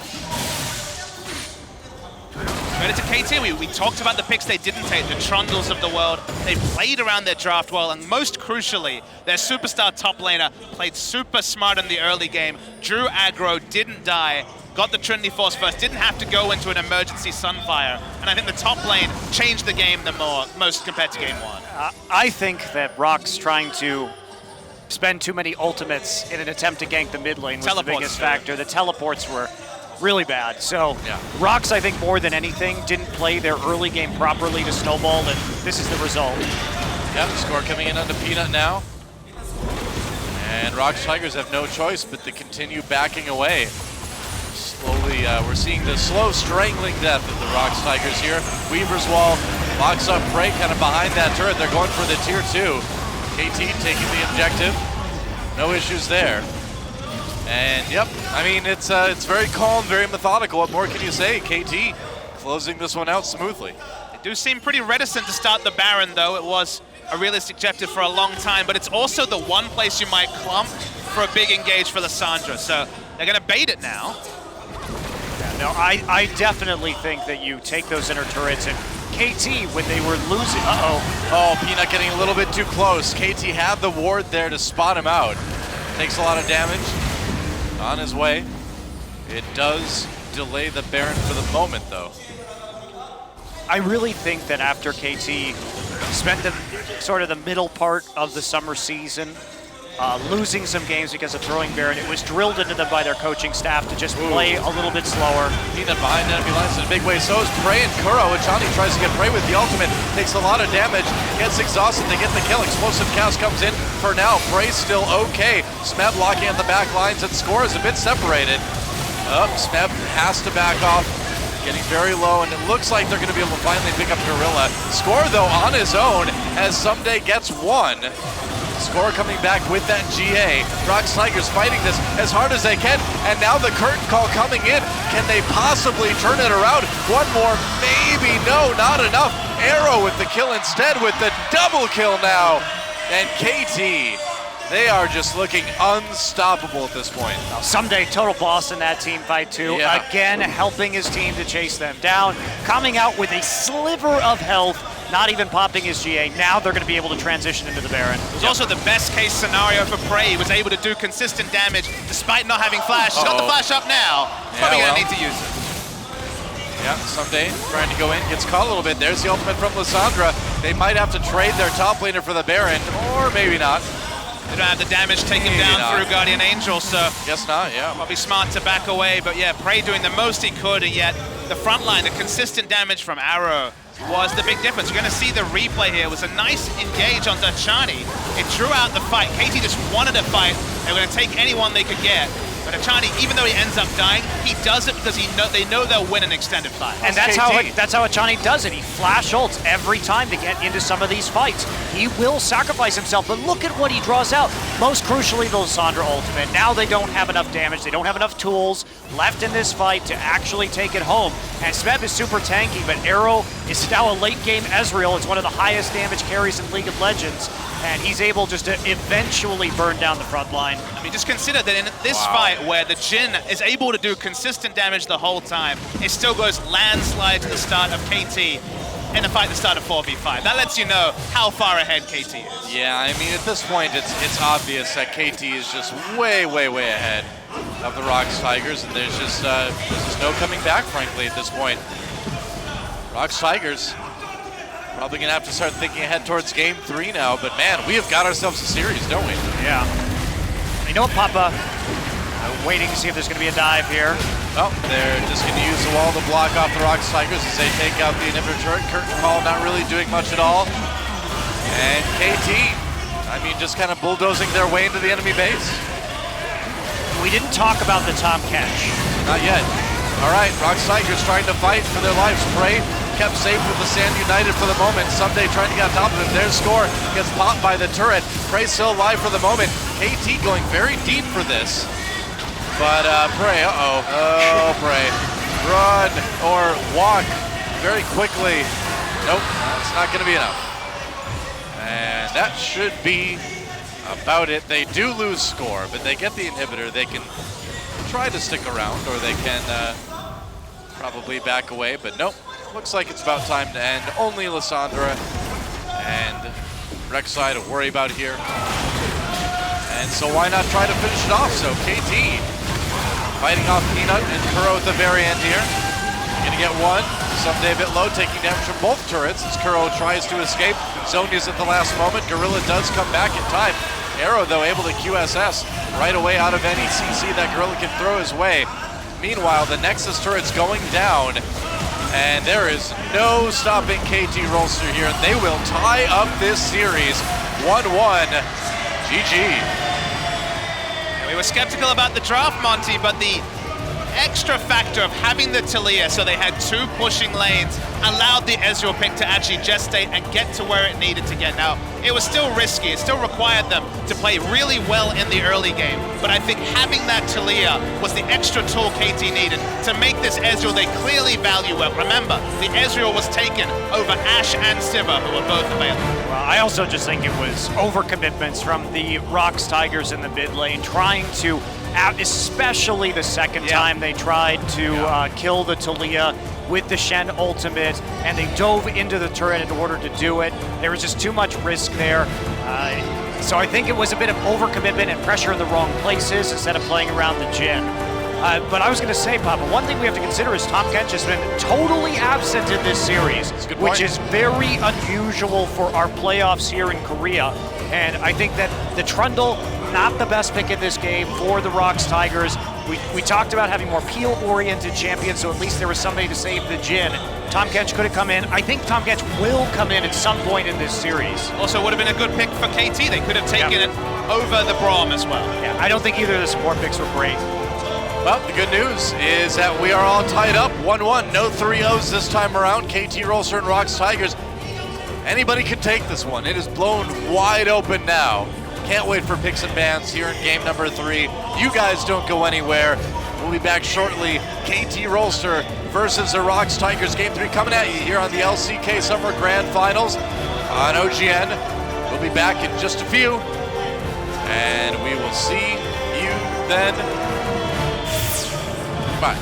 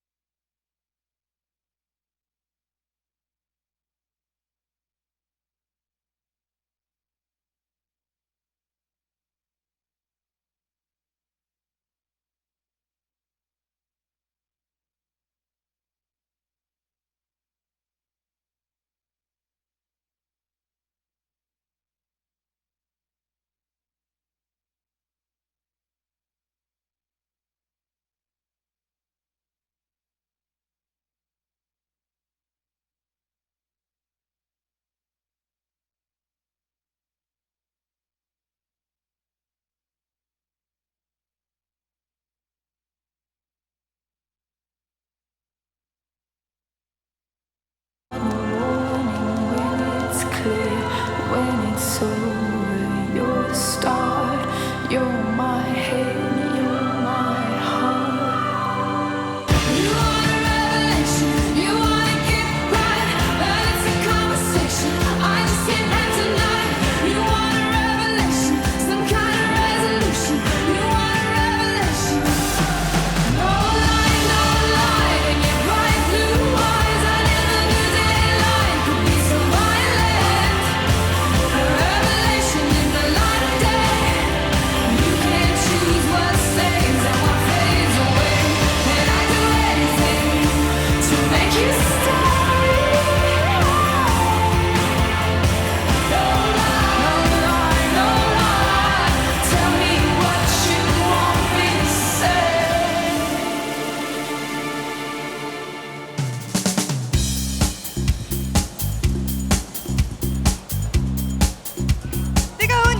In this hot summer, we are here in this final battle from League of Legends Champions Korea Summer Finals. My name is Joe, and I'm here for today's translations. The atmosphere could not be any better, as it is as fierce as it can be, with KT Rolster and Rocks Tigers tied up evenly at 1-1 right now. And we are here with a very welcoming guest. It's the president of Korea Esports Association and the International Esports Federation. Please welcome President Chun Byung-hun. 회장이신 e스포츠 외쳐 갓병원 전병 회장님을 모셔보겠습니다. 여러분 큰 박수로 맞아주세요. 안녕하세요. 반갑습니다. 네, 회장님 반갑습니다. 네, 지난 1월 스프링 개막전 Welcome. 이후에 The last time we saw you was back in January in the opening match for spring. Please say your greetings to all the LCK fans around the world. 예, 제가 1월 달 Yes, it's been a while, and it's hard to believe that it's already been 8 months since then. 참석을 한 것 같습니다. But it's really good to see all of you here for the LCK finals match. 그 현장의 뜨거움과 열기, And I can really see that it's been a long time since I spectated, but the atmosphere still is as amazing as it has always been. But with, I think the match against KT Rolster versus Rocks Tigers will be just as fierce heading into the next match. 여러분 다시 한번 반갑습니다. 야, 전병호 회장님의 이 e스포츠에 대한 It's good to see that your dedication to Korean esports is as strong as ever. Can you please share with us what your future plans are for development of the world of esports? 어떤 것들이 있는지 좀 궁금한데요. 예.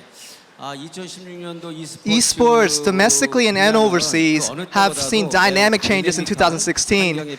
In North America and Europe, the capital that was previously invested into popular sports such as professional basketball and soccer are now being invested into esports. 향방에 매우 중요한 변곡점이 될 것으로 보여집니다.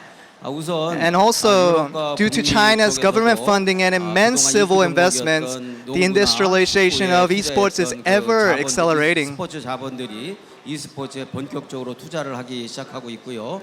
또 중국에서는 중국 정부가 And with many countries in Europe and Asia starting to acknowledge esports as an actual sport, 21 countries around the world have now recognized esports as an actual sport. e스포츠가 앞으로 어떻게 변화할 것인가라는 중요한 변곡점에 있다고 생각을 해서 우리 국제 e스포츠 연맹과 또 한국 e스포츠 협회는 And from 2016, the next 2 to 3 years will really decide the esports international students with its current pace of growth. 여러 가지 국제적인 그런 e스포츠 And internationally, the International Esports Federation is currently working hard with the IOC trying to make esports a part of a member of the International Olympic Committee with current sports funding and corporation investments towards the esports. e스포츠 종목의 다양화와 그리고 파트너 And domestically, we are working towards an accomplished esports culture, expanding the boundary of esports, working with partners towards industrializing esports and to claim global status in the world of esports.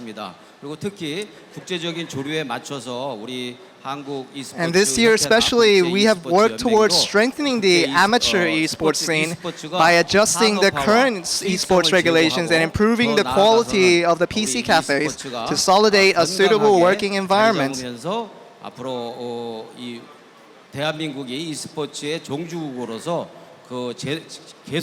And we will continue to work hard to make Korea the best country to have esports around. e스포츠 지능법을 개정을 해서 우리 e스포츠 저변의 뿌리라고 할 수 있는 아마추어 분야에 대한 육성 그리고 특히 PC 방을 And as mentioned earlier, we are really trying to improve the quality of the PC cafes and really try to improve the esports environment that everyone can enjoy all together. 건강한 여가 문화로 자리 잡는 데 더욱 노력해 나갈 것입니다. 우리 e스포츠 팬 여러분들께서 And we ask all the fans of esports to continue to support every teams and players that you support and continue to enjoy it as much as we are enjoying to improve the world of esports all together. 라는 다짐을 이 자리를 들어서 함께합니다.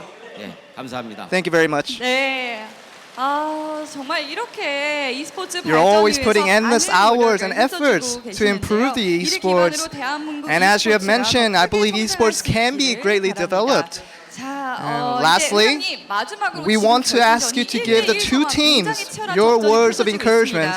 e스포츠의 아버지의 마음으로 우리 선수들에게 As a father of esports, can you have your words of encouragement to the two teams? 축하의 말씀을 드리고 싶은 것은 Well, first of all, I want to say congratulations to ROX Tigers for being the first team in the world to make it to World Championships. 확정지은 것을 먼저 축하드리고요. The love for ROX Tigers we've seen in Berlin last year are still there. 베를린에서 락스 타이거스를 외쳐대던 And having made it to Worlds for the second consecutive year, we hope the very best for ROX Tigers so that they can have the best result the team needs. 선전을 더욱더 기대를 하고요. 또 우리 또 KT 롤스터도 And for KC Rolster, every even year you guys really show your strengths. And I heard that this is your 4th consecutive finals in summer season. And if you win today, you secure a spot in the Worlds for 2 straight years. So I hope that you prove your title as the Prince of Summer and have the best game that you can possibly have. 대한민국 종주국의 두 명문팀답게 계속 발휘할 수 있도록 함성과 응원의 And we ask you, the fans, to give the fullest support to both the teams. Thank you. 네, 오늘 함께 해주신 정 And thank you, President Chun Byung-hun, for taking your time with us today. Give him a round of applause. 감사합니다, 회장님. 네, 감사합니다. 네, 고맙습니다. 한여름의 뜨거운 열기로 As hot as the summer heat is, the current atmosphere here at LCK Finals, and we can't leave out the exciting events that will happen. The Dive Festival will take place in August 27th through 28th and will feature over 120 teams of creators and many more digital stars. So come out and enjoy this event. The grand finale between Tigers and KT will continue in just a moment with Game 3. Who will become Korea's top team? Who will rise up to the fame? Stay tuned for more Tigers and KT in action. And this was Joel with the end of your interview. Thank you very much, guys.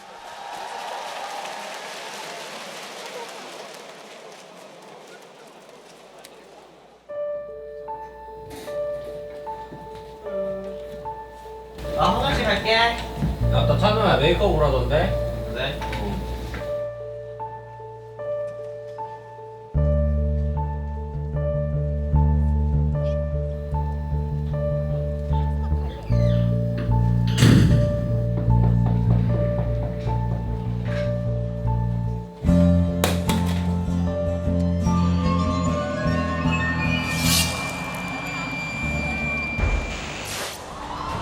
이건 아닌데 하필 콜라보 티모를.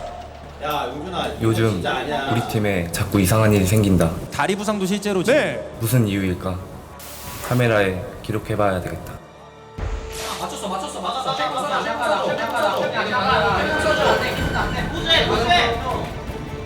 미드 2차가 막 깨진 상황에다가 포즈가 걸렸습니다.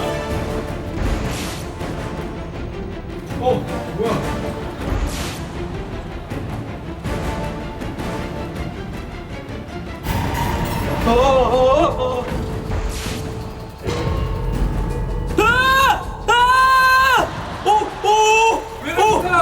무슨 일이야? 검은 거 지나갔어요. 검은 거 지나갔어요. 못 봤어요? 검은 거? 관찰해본 결과 선수들에게 계속 알 수 없는 일들이 생겼다. 그런데 단 한 명, 스코어에게만 아무 일도 일어나지 않는다. 그러던 어느 날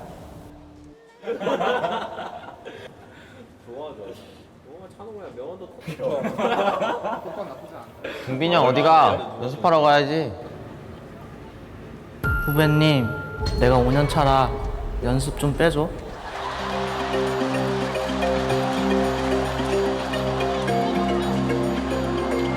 스코어에게 무언가 있다.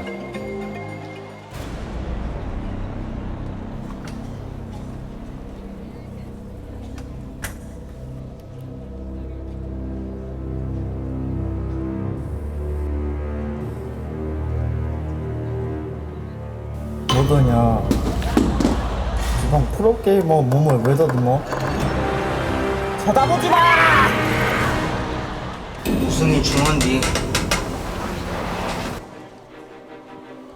스코어에게 무슨 일이 생긴 게 분명하다. 따라가 보기로 했다.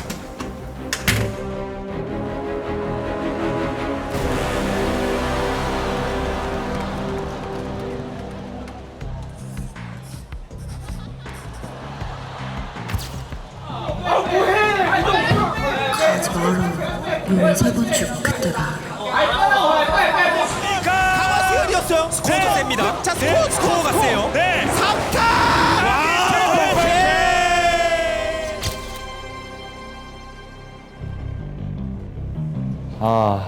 스코어는 서머의 신을 모시고 있었다.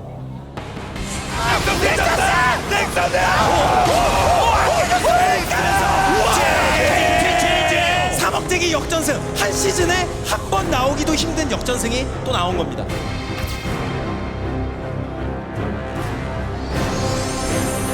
역시 여름의 왕자 여름 버프. 관찰 결과 여름만 되면 KT는 확실히 달라지고 있었다.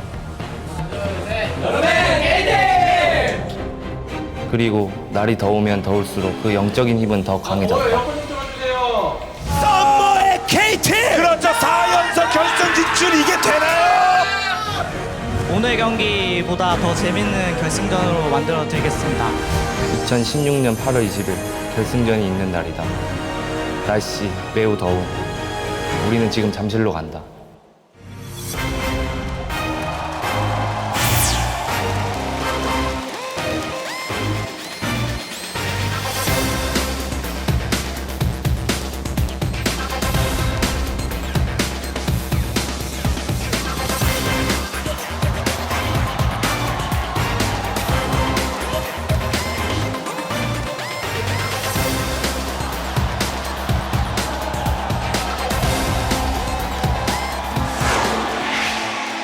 Yes, it wouldn't be an OGN League broadcast without comparing Kim Dong-joon to Tarek, of course. But let's forget about that for a moment if we can.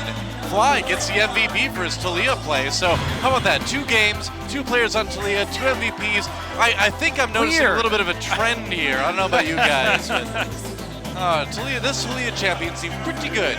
I mean, the power level of this champion is sky high. The moment we saw the kit, the fact that they had a global, you knew that eventually it would become that must-pick, must-ban champion. And this series is a confirmation. Even Kuro is someone who you wouldn't associate with Talia based on what he put forward so far.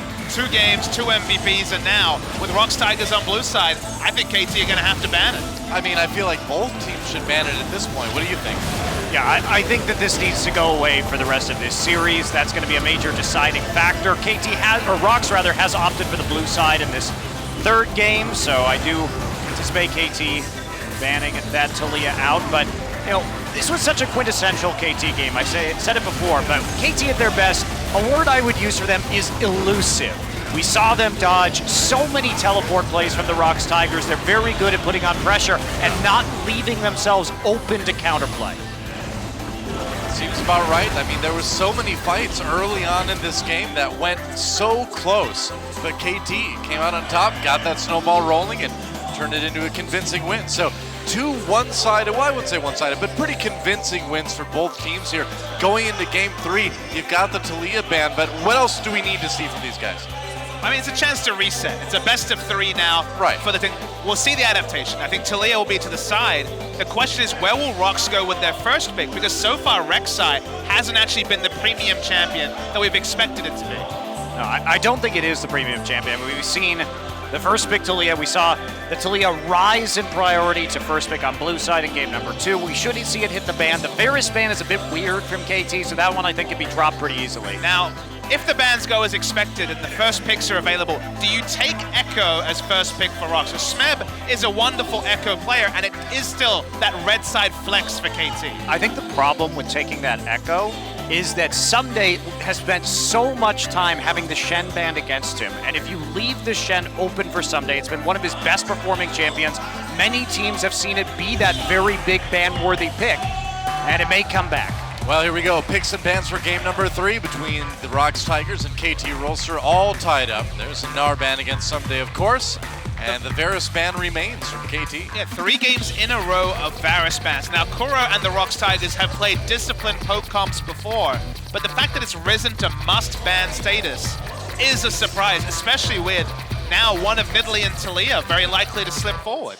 Yeah, I think that Tigers will have to ban the Jhin unless they really want to be in a position to be forced to first pick it here. Nidalee banned out after that Aurelion Soul, so what's it gonna be? Tigers looking for a first pick Taliyah? Probably ban the Jhin that route.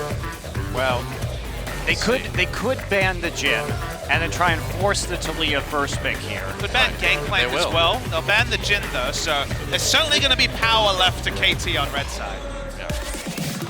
So what's it going to be? They ban the Taliyah away. Okay. So because Gragas and Rek'Sai are both still up, this does escalate the priority of the GP pick. They're going to go with the Rek'Sai though.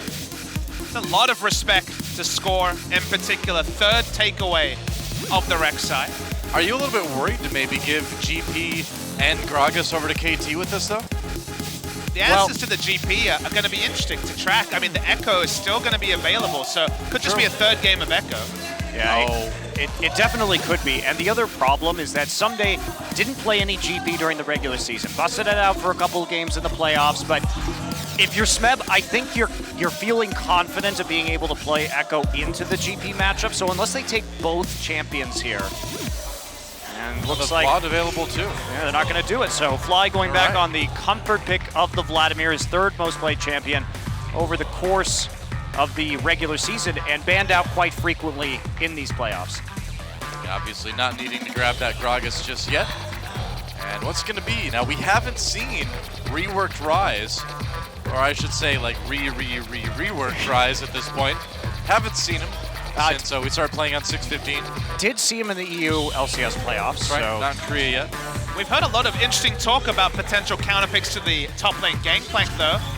Maybe. Speaking to Cloud Templar before the series, he was mentioning that people have been preparing a champion like Quinn for the lane dominance. Now, harder to pull that off on blue side unless KT really give away their complete comp, but there is the outside chance that Smeb has something special to deal with the Gangplank. Yeah, Malzahar also a pretty common lane counter pick to the Vladimir, does keep him pushed in the early game and allow you some more pressure to roam. And that was one of the other elusive picks. Malzahar and Tahm Kench kind of the picks that Taric as well, the 3 picks I would say that we've seen sort of slip through the cracks. At this juncture, it will not be a Rise. Well, Chandi's Taric has been absolutely amazing this season, and I'd be pretty shocked if we didn't see it at least once in the series. I mean, Rocks have played it a lot, not a lot, but to a great degree as well, and compositionally Taric is a really nice answer to the Vladimir, because you have that invulnerability that comes in about the same time that the Hemoplague will damage will apply, but having both of them makes KT's teamfights with so much AoE damage for Vlad and the Gangplank here. Teamfighting is already looking like a bridge too far, even though we don't even know the AD carry selection for KT Rolster. No, but they can definitely go for a pick composition, always with a combination of Rek'Sai, Malzahar, and Alistar that will be available to them. I think we're probably going to see an Ashe here. I hope we see an Ashe from Bray. But is this the time for lane pressure? Do you take the Quinn and just try and avoid team fights and just push them to oblivion? Because that is possible. They still need a top laner and an AD carry. They can pivot their image of this comp many different ways. And I don't know about the Trundle. I mean, who are you really going to ult here? That's the big problem. Now, Score does tend to build tanky on the Elise, as we've seen multiple times throughout the split. And, you know, Smeb has been the most, he's played more Rumble than anybody else this season. It has been a pick that he's used into some of these melee top laners. I mean, he's definitely played the most Rumble, but there hasn't really been a convincing Rumble player. His win rate on Rumble is much lower than on any other champion, and they're opting into team fights with Rumble Sivir against what is this amazingly strong team fight comp from KT. Yeah, Rocks again looks like they're going to be opting into a mid-game team fighting composition like they were in the last one, but this time with far, far, far fewer global abilities in order to enact that. just the Rek'Sai Void Rush in this comp, and the Ezreal may be coming through. Suppose you can just stick with it. I mean, why swap at this point? How many losing lanes would you like, guys? Yeah, quite How about a few. all of them? Yeah, that's the real danger here, but Taric not strong in the early parts of the laning phase in pretty much any matchup, and they're doubling down on that, certainly with the Ezreal. So Rox can snowball just out of lanes if this Ezreal is locked in. I mean, Rox, honestly, I think they're behooved by win lane, win game. Early, before the items come in, sure, you can team fight 2 items on the Rumble, etc. But eventually, you get outscaled by KT. Now, it's the 3rd Ezreal game in a row. I think Peanut kind of has to have open hunting season, killing pirates and vampires as much as possible. It's going to be a B movie here if Rox Tigers are going to win. You know, killing pirates and vampires and explorers, I guess, archaeologists. And fabulous people, I guess. He hates archaeologists. That's shit. Fabulous people. And spiders. There you go. Wow. Honestly, it needs to be a hunting season for Peanut early. They have lanes that can win. The pressure is there for them. It's just 30 minutes. This game isn't any way even. KT hit high.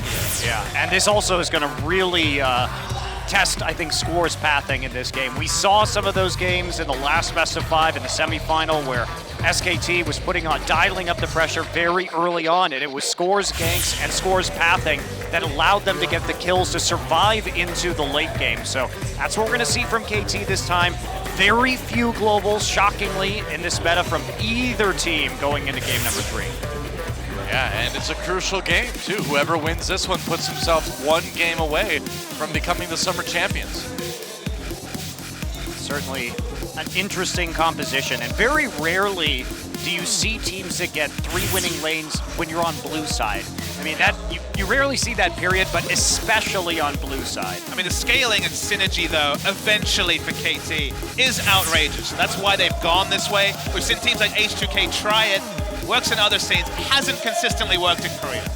Well, Taric is truly outrageous. So that's exactly what KT's looking for. Game number 3, let's see who takes it.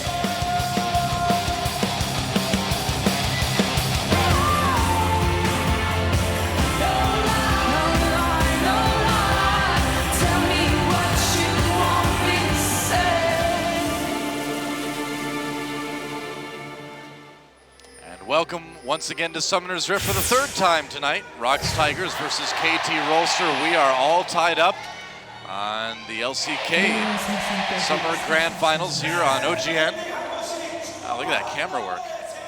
Man, seeing Summoner's Rift like never before. No 3D yet, or VR. Not yet. We're working on that one. Well, we're not working on that one, but somebody is maybe. Hey, didn't we have a VR at our last finals where you could? They had a VR camera where you could sit in the stands and watch as if you were watching from the audience. That was pretty cool. Yeah, but that wasn't in Summoner's Rift though. No. Yeah. Still work to be done. We'll get somebody to work on that. I gotta say that Pool Party Taric cosplay was pretty spot on. Yeah, he even had the abs for it. Impressive. Yeah. That Kim Dong-jun, quite the commentator and cosplayer. Now, we actually saw this particular matchup, Gangplank versus Rumble, in Sunday's most impressive Gangplank game. That was when he got killed a few times in laning phase, then KT really set him up to get a massive CS advantage. He died 3 times in laning phase, then Flame Horizon in 25 minutes. It was a really interesting strategic game from KT, but I don't think the Rox Tigers will give you that much rope if they get 3 kills on your game. They won't allow you to rotate around a really bad laning matchup for Gangplank. Yeah. My other concern here from KT is their ability to actually engage team fights in the late game. They basically don't have any engage on this composition outside of Hachani Flash Dazzling or you forgot Cocoons. about Ghost Flash Proto Belt Vladimir. All right. Oh yeah, that's true. There you go. And you know, to be fair, Proto Belt Taric too. It's been done. It has been by done. Hachani. It has been done by Hachani. It has been done by Hachani. That's right. But if you got the engage. If you compare that to the Sivir ult and the Equalizer, the number of tools that Rox has to both engage and disengage, it does make it easier for them in the late game. So KT really going to have priority on objectives. They need to be able to get to the Drake and the Baron first because they're not going to have very much to work with outside of a little bit of poke from Ezreal and GP if Rox are already starting those objectives. Yeah. I feel like Rox will also be behooved by somehow finding a way to bluff the Cosmic Radiance, the Taric ultimate, because if you can get that used before you truly fight, before you truly engage, then maybe you can win that fight in the late game. But so far, Hachani has been outstanding on the Taric in Game 5 against SK Telecom, 1-0-20 on Taric, the ultimate champion to go in and die for his team. So, you know, if you can bluff the time, if you get to waste Cosmic Radiance, maybe there's a 5v5 in the late game, but otherwise, the AoE wombo from KT is just impressive. Yeah. So far, though, a pretty passive start, and I think KT is pretty happy with that. They don't really want to have any action early on. So, at what point does the aggression window for the Rox Tigers kind of start to close here? Honestly, it's a couple of items in, though. I think it's 2 items on the Ezreal is always the place, but there's a really, really big advantage in the laning phase for Rox Tigers, so KT not dying and trading farm is a big win for them. That's why we talked about Peanut. Peanut needs to be the one to seize this game because he's going to get pushing lanes. He's going to get many options to both invade and contest the enemy jungle and make ganks, and if he passes them up, then he can't be surprised if they get outscaled. That's right. KT wants to have jungle pressure too. They have to be very careful. Peanut spotted out here. Yeah, has been seen. Score is waiting. Not going to be seen by Peanut on that Tremor Sense. Stop moving. Peanut thinking better of it. Probably for the best. Score was there to respond. Yeah, was a ward in the Krug, so Score gets sussed out eventually. Oh, yeah. And Fly coming up, trying to make sure that he takes his own Raptors. So Peanut's excursion into the enemy jungle not super successful. Got information about Score, and when all your lanes are pushed up and therefore vulnerable, having information about where the Elise is, of course, one of the premier ganking junglers in the early game, does have its own value. I mean, just compare this to the previous game where Rox Tigers had globals galore. Neither team really has it save the Gangplank ultimate, so you look for that coordinated turret dive. There's no teleport mid from KT. There's only the Gangplank ult really to dissuade. So once again, jungler's paradise to make those aggressive moves. You just have to see if they actually come through. Yeah, I mean, you'd think that would be Peanut probably doing that a little bit quicker than Score, but you know, maybe showing a little bit of timidity too in game number 2, and we'll see if that continues here on to game 3. I mean, Score has been the best jungler in Korea in summer, but Peanut has been very impressive too. It's just Peanut was so good in spring season. He was by far the best jungler, and then he choked in the final. He got out-jungled by Blank to a huge degree. Now we're seeing him once again come in good form, and will he actually have the killer instinct he's always had in the regular season in a game like this where, honestly, it's his game to win? Look at what's coming in from Someday, too. He's already down by about 20 CS, and he's opted for just a lot of flat health, flat mana, and attack damage to try and survive this lane. So Smeb pretty convincingly beating him, and here we go! All right, Score gets caught in the jungle. Exhaust comes down. GPL dropped to try to help him out. Peanut and Gorilla have to run. Hachani there looking for the dazzle, lands it on the Gorilla, but Prey doing damage to Arrow on the bottom of this fight. So at the end of the day, no first blood taken by either team.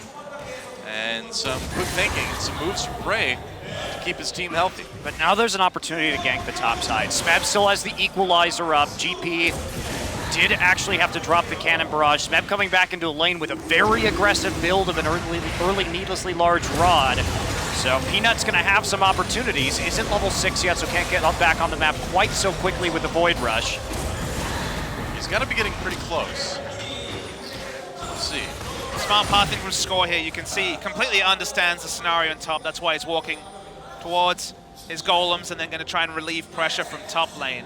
Key for Rox is even if you get that kill, you need to then take the objective. You need to use the pressure. I mean, Rumble was originally considered as basically the free dragon button because how can you fight against the equalizer early? So getting the kills is not enough given we know how strong the scaling will be from Gangplank. Peanut coming into the top lane through the lane rush. Someday, though, backing off, playing it pretty safe at this point. He has his flash. Yeah, that's right. Smebs are clearing behind. There's the equalizer, just his own. Peanut comes in. Someday with nowhere to go, but away from his base. Oh, the turret shot gives Someday first blood. He may have to pay for it 1-1. Here comes Score. Score can't get there in time, so they will trade, but crucially, that first blood goes to Someday. Yeah, the equalizer, they thought they had enough damage even if they just zoned him off with the equalizer, but the fact that it didn't hit him at all, get any kind of damage down, was a huge issue. And you know, they had enough damage, if not for that extra Ruby Crystal that forced the extra turret shots to hit over. So really smart from Someday to add that extra variable, and the Smeb didn't respect. And it gets them a trade. And whenever Gangplank trades 1-for-1 in lane, that's a win. Well, this blue buff steal. Oh, that was close. Really close. A 1-for-1's always a good trade for Gangplank, but a 1-for-1 when they send 2 members top is massive for KT Rolster. And you get first blood too. That's not too bad. It kind of helps them catch up in CS without actually getting that CS. Yeah, they're still taking a lot of chip damage on their turrets though, so Rox, in spite of Mix playing that a little bit, is still with, they've got a lot of momentum coming in here. Smeb still has that sizable CS advantage to help balance things out. But the first blood gets Someday a Spectre's Cowl, and he's still on the same pace for the Trinity Force. Maybe 300-400 gold away from where he would be usually, but the extra gold brings him back kind of from the gasp. I don't know, he's still gonna have a pretty late Trinity Force here just because of the amount of CS he's down, so we'll see when he actually manages to pick it up. But for now, the laning phase has been stabilized. KT sitting at a 200 gold deficit. If they can maintain this into the 25-30-minute territory, they are going to be feeling quite good. Yeah, again, Rox Tigers does not want stabilized. They want to get the ball rolling a little bit more than this. Well, they're still on track to get first turret, right? Bottom lane is going quite well for them. They've been able to chunk down that turret to about 50%. And it looks like Rumble's going to come down for a gank here on the Fly. Yeah, maybe. Fly has both summoners up, so it might be kind of hard to lock him down. He's also Vladimir. I mean, he can instantly die if he gets hit by the ult from Kuro. It's possible. Wow, Speed getting hit, maybe instantly dying. Peanut caught up by some CC, but here comes Gorilla to try to save his jungler. He can for the moment. Fly coming in though, gets low, gets exhausted, backs away. Score with the execute though. Onto Peanut, and the fight continues. Score flashing into the Raptor pit, trying to live. He's gonna get pursued by 3 members of the Rox Tigers. Looks like they might be able to get him. Oh, Spiderlings being the heroes there. How is Sachani always there with the perfect Taric ultimate? That's my big question. Score still on the run, is going to take a turret hit and decide it's all over. Wow, so KT giving nothing back to the Rox Tigers. But man, what a save there from the Realm from Michani. Again, we saw it in the Game 5 versus SK Telecom. Perfect Taric ults really did win them the day in the early game. And he's there once again to help save his teammates. Some really fortuitous timing for Fly as well, as Eric gets a nice bit of damage onto Prey. But he was actually just had his Q passive, the Crimson Rush up, so got a big heal. Didn't die at the start of the fight as the Vladimir. Didn't die by the end of it either, so they didn't end up trading evenly, and it's good stuff for KT Rolster. Yeah. Close call, but KT coming out a little bit on top of that one. Let's watch that fight again. So basically there's 2 fights happening at the same time as Crow just walks up. They think they're going to take down Fly, but because he actually has the bar on the passive, by the time he gets the Q up, he gets a big heal, doesn't die. Score managed to clip over the first member. But again, the timing from Michani was the big story, and even though Rox were in first position, it didn't matter in the end. Also, the setup from Rox there, they wanted just to burst the Vlad down, but because they caught Peanut, they didn't communicate properly where their target was. Really, Kuro should have dropped down to Peanut right there. Johnny comes in for the dazzle onto Peanut. Peanut has to try to escape, gets locked up in the tri-bunch though, and Smeb can't save him. Or maybe, tried. He tried, but Someday there with the parlay, but the negotiation was short, rather. Smeb gets dazzled. I mean, in an interview, Score talked about watching video of the enemy jungler and watching their pathing, and both Score and Hachani have been in the right position before Rox have been able to make their aggressive moves, and Rox's telegraphed engages in Game 2 around Fly were what really cost them, and they've been read like a book in Game 3 as well. Yeah. Trying to defend their top turret now, and looks like they will for the moment anyway. Starting to pull ahead though in this game. Can't be overstated how important it is that so far KT have been up. All right, here we go. Disruption on the Fly. He gets suppressed and finally taken down. Gets a Hemo Plague off, but it's not going to mean much. Rox Tigers have to back away from the turret, though, after Someday drops the Cannon Barrage. So finally a gank, working out for the Rox Tigers. Only the pathing of Score and Hachani have minimized the disadvantage. Remember, Rox is actually behind in kill score despite having 3 winning lanes, and it's the pathing that has allowed KT to get away with this greedy draft, and they still got a gold lead with the massive scaling advantage. That turret getting low, though. Yeah, side turrets are very low for KT right now. Yep. So there still could be a gold swing in favor of the Rox Tigers if they can work them down just a little bit more. They still have a pretty big wave clear advantage. The first brick becoming a part of another great dazzle on the prey. This time Hachani, though, the one that gets locked up, and he takes a lot of damage. Doesn't use that ultimate. Decides to save it for the moment, but they are doing everything they can to save these turrets. Again, they don't want to give Rox Tigers all that gold. And you'll notice what Smeb is doing right now. He's falling back to the Krugs because we see Peanut up here on the top side of the map, and what Rox wants to do is get this turret down as fast as possible. They don't want the possibility of a counter gank coming through. That's right. They are ready. Teleport in if they need to. I mean, every extra wave that KT clears that doesn't take down the turret is more time and gold. They're guaranteed as they continue to scale. So they're happy to send multiple members rotating through top just to stop an inevitable charge. They will be first brick gold to Rox, barring some catastrophe from the Rox Tigers, but this extra time is really big for KT. Yes, Smeb falling back, wants to TP. They might go in. Looks like first turret will go down. Not quite. Peanut coming in to try to secure it, but first the kill on the Score. Kuro comes in with the Malzahar ultimate. Score gets out of it for the moment, but Smeb flashes in, drops the equalizer. They're going to use the exhaust too. Gorilla gets that kill. That turret, though, going to Rox Tigers. That's the true prize in that move. Well, if KT can actually answer with a turret here, doesn't look like they're going to be able to, given the amount of HP on the bottom side, and especially because Rek'Sai already zipping over to try and clear out that wave with a Tiamat and a Bami Cinder. So Peanut will be able to save this one. Rox Tigers make an aggressive move, and it gets them a little bit, but it's not enough yet. They definitely need a little bit more. They need more kills, they need more gold. And that number is so nebulous, Monty, when you're talking about Vladimir Gangplank and also the safety of Ezreal. They can dive in as a 4-man, and what the Ezreal pick that KT have consistently been opting for, it's an AD carry that needs no peel, that will still put out damage from a respectable distance away. So the par amount of gold that Rox need to be up, we're talking 10, 15,000 to feel good at 30 minutes, and also something like Baron control, and perhaps a easy route into the enemy base towards an inhibitor. That sounds like a tall order. Exactly. Yeah. Well, that's why we were a little bit curious about the draft here from Rox. I mean, they could have gone anywhere with the last 2 picks, and they went Rumble Sivir, which is let's go team fight into what at that time was the Vladimir, Gangplank, and Ezreal locked in. So they opted into this, and that's why they need to hit their timing, so they've only got themselves to blame. Yeah, it's a bit awkward. They do have CS leads in all their lanes, but not enough to really make a big difference.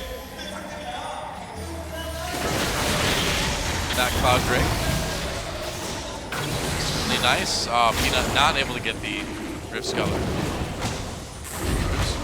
No Drake's taken yet at 16 minutes. Rox should really have been, honestly, taking all of them. Remember, when you have all your lanes pushing, soloing down the Drake is Rek'Sai. Sure, it takes a while, but it's very, very possible. But because they've been focusing on the first brick, they've never actually been able to take that first Drake. That would have been unanswered by KT. Rox Tigers pushing up the bot lane yet again. Score coming down, though, on that Elise. Prey and Gorilla need to be very careful here. And they will back up. Yeah, Peanut or Score rather, just showing right there, so the pressure will stop at least for a second. Wait out another minion wave. It is going to cost them a little bit of damage onto the mid turret, but not a whole lot. Oh, Cocoon misses Peanut. That could have been really big. He was kind of deep without a whole lot of support in that enemy jungle. It is a jungler battle right now. Basically, Rox are trying to force them away from the turret by threatening to come through from behind on the Tri-Brush, and KT are trying to force them back off the tower by coming through the river and into the lane. Peanut kind of on his own here. game really seems like it's kind of balanced on a knife edge at the moment. I mean, if KT can win a big team fight, they're going to blow this thing wide open. I just think Rox understands that they're on that clock. They know, Yeah. just like we do, that they need to make the move. That's why they're always pushing. They're going to get a second There we turret. Second unanswered turret's worth noting from KT. But KT does the right thing. They bought themselves about a minute right there. Just let the turret fall. It's not worth it. 2,000 gold is something you can come back from with this composition. Don't sweat it.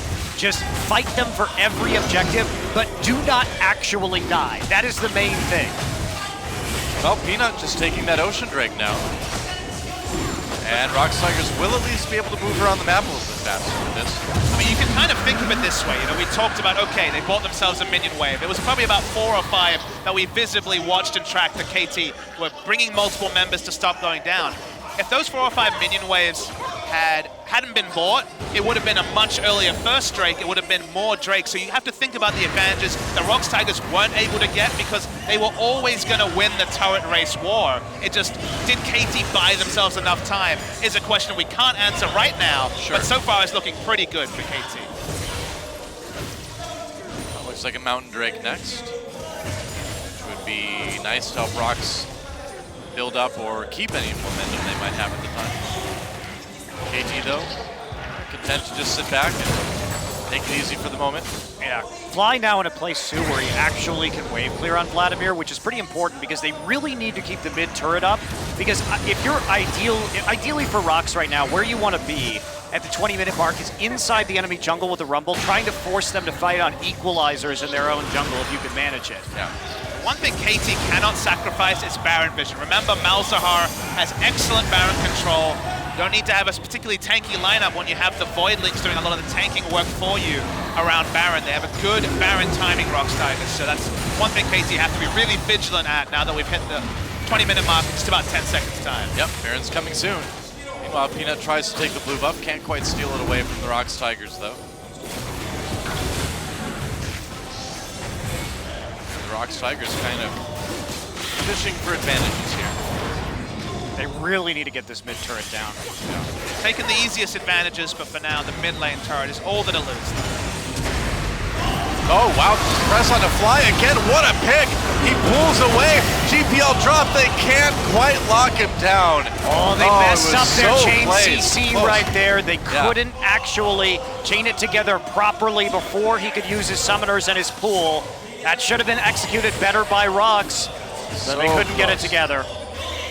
Yeah, and they aren't able to claim the turret right after that either, so things not going too great right there for the Rox Tigers, but they're still around.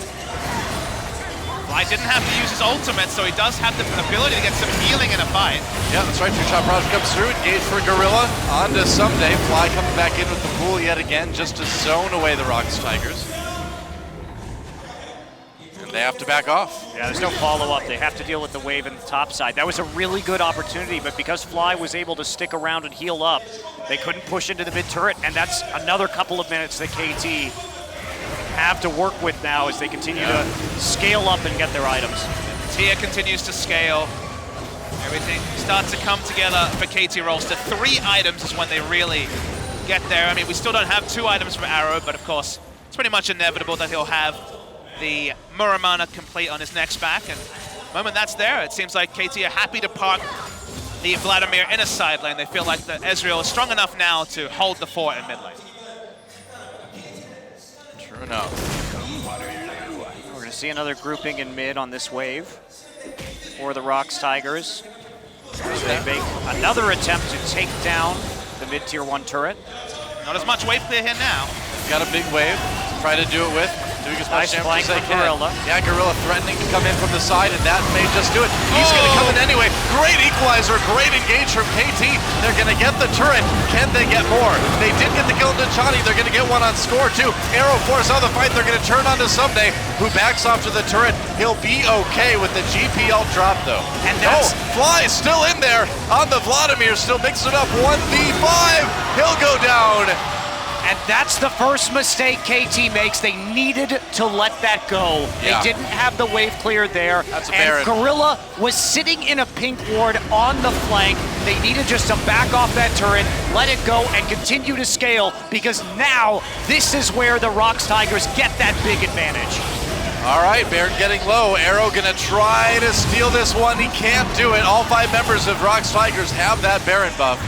And it looks like they're gonna get away with it. And they played so intelligently for 20 minutes, and then I don't know what they saw that thought they could actually fight this. It was only at the time Ezreal and Taric in the mid lane, but Gorilla, so smart, he realized he can't get Arrow, but the equalizer stops off the cutoff, and Sumday's not contributing anything here. Papa, it was really about what they couldn't see. They couldn't see Gorilla because he was on a flank, but they were playing too far forward in a dark jungle. And Fly was way down by the Dragon Pit during that too. He wasn't even part of that fight early He was on. coming in for a fight that he thought was going to be even numbers, then he just ends up suiciding at the end. Yeah. He should have just pulled out, and in many ways there, KT kind of had a couple of options to pull out, but they lose the maximum when Fly kind of over pursues at the end as well. Yeah, he was pretty late to the party. Yeah, there was a possible Baron defense there if Fly had stayed alive, I think. I think so too. I mean, Someday was there, so Someday plus the Vlad ultimate is at least threat around Baron, but now the Baron's there, and this is for Rox to blow open the game. This Baron buff, they can make it work. They might be able to actually just take a big enough lead that KT can't come back. Maybe KT needs to pull some damage control big time here. That mid lane turret has taken so much damage, and it looks like it's gonna eventually go down here. Smeb pushing that top lane. Mountain Drake coming up in just 15 seconds too, something also for Rox to consider. Turret lives for the moment. Really trying to take as much as they can in this push. They should. They need to. That's a good rotation by Peanut into the top side with the mid turret's already so low. They get 2 turrets. Wow. And I mean, the Rox Tigers know that this is their big opportunity this game. They need to make the most out of this right here, right now, or they have a chance to lose. So look at this minion wave they have prepped for bot lane. So it's going to be all 3 outer turrets. Baron buff power play here is pretty intense from the Rox Tigers. Absolutely massive. And they're just going to keep going. I was wondering if they might turn around to the Mountain Drake sometime, but no, they're going to keep pushing while they can. Somebody needs to ult this if they want to keep the turret up, but now it's too late. Yeah, they're going to lose it, and Fly gets suppressed again. The ultimate, though, from Terra comes through to keep alive. Big Hemo Plague, actually. Rox Tigers not ending up taking a whole lot of damage from it, though. Vladimir is so ridiculous. He just healed up the full. He did, but he didn't do a whole lot to the Rox Tigers either. GPL dropped out. Uh-oh! Oh, Prey! Caught! He's in big trouble. Goes down. Gorilla as well. Nearly taken out. There's the equalizer. Oh, it traps a lot of members of KT, but it's still 2 kills for KT Rollster. Smeb coming back in. Whoa, 3 kills for Kuro. How did he do that? Man. They were caught in a pocket against the equalizer. They had to decide whether they were going to walk on that and die, or whether Smeb and Kuro flashing in were going to finish off that kill. And the Rox Tigers turned that one around based on a great equalizer from Smeb. I mean, you always think of the zones from the equalizer, but the Flame Spitter and then just the Malefic Visions jumped at 3 people to last hit all of them. It would have been one or the other. The triple kill's kind of comical that it went all to Malzahar. But credit to Smeb, he made that work. Yeah, that was a great equalizer, and KT, it looked like for a moment they were going to be able to turn it around, and like we talked about earlier, you said, what does it take for Rox Tigers to win this game? And you said, oh, maybe like a 15,000 gold leader out 30 minutes or so. Well, look at this, 26 minutes, and they're about, 10,000 gold ahead, so we're on track. I asked for them to break the base too, and they did that as well. But they did. You're going to see the Reaper, you're right, it started pretty well for KT. They didn't use the ult to defend the turret, so you're like, okay, this is all too late, it's not going to be anything. But when Prey dies, there is hope for the Rox Tigers, but watch the equalizer. The fact that it forces both score and fight. One of them's taking damage. They can't both sidestep it, and then the Flame Spitter here does unbelievable damage. Wow. Malefic Vision's got the kill credit, but that was all Smeb.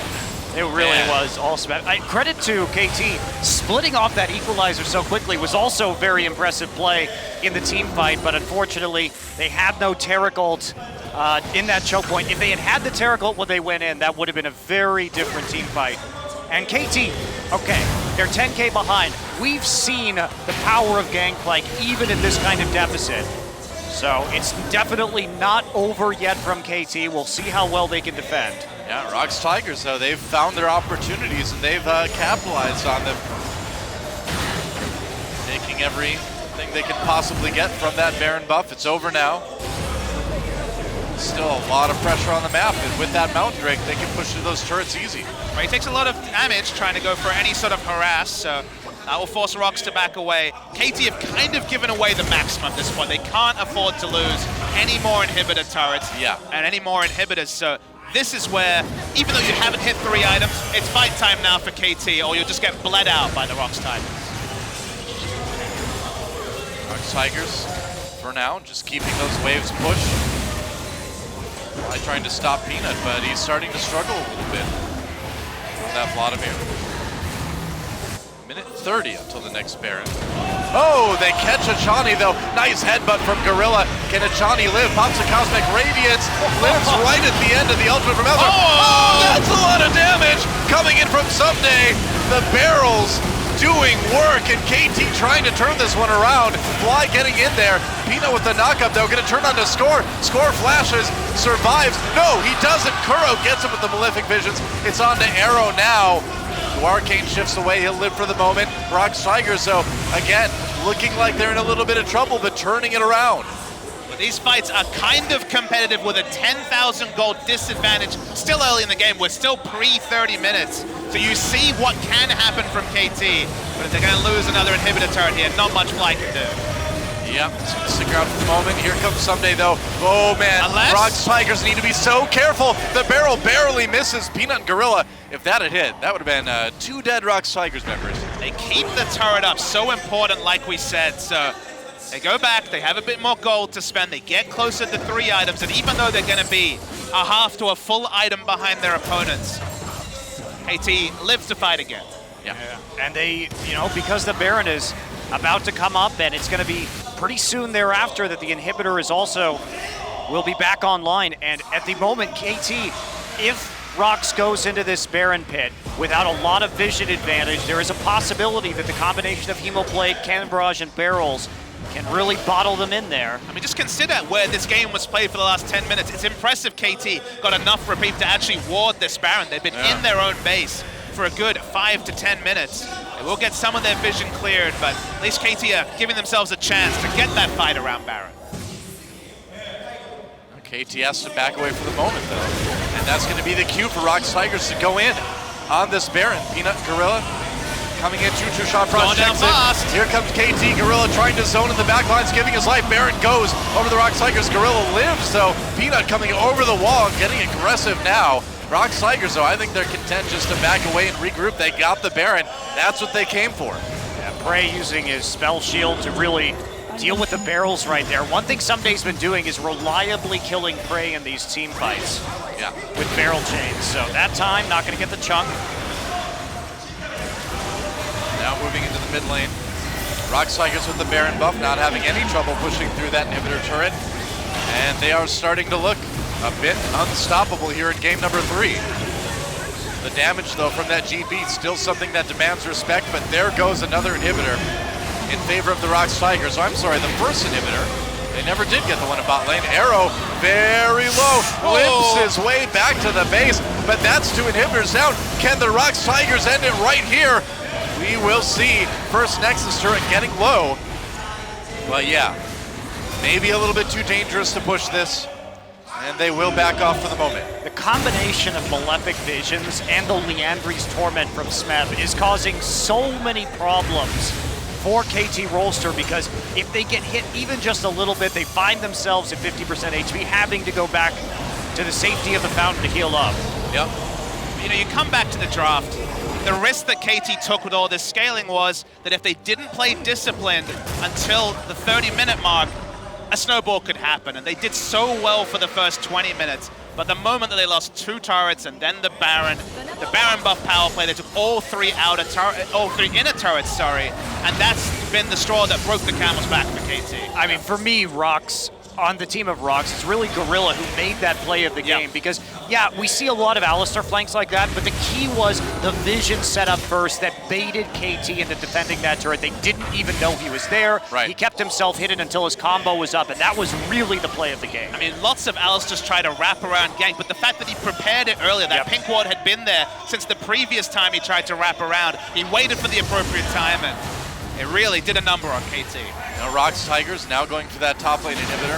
One thing to keep in mind here too is that KT have not even taken a single turret this game.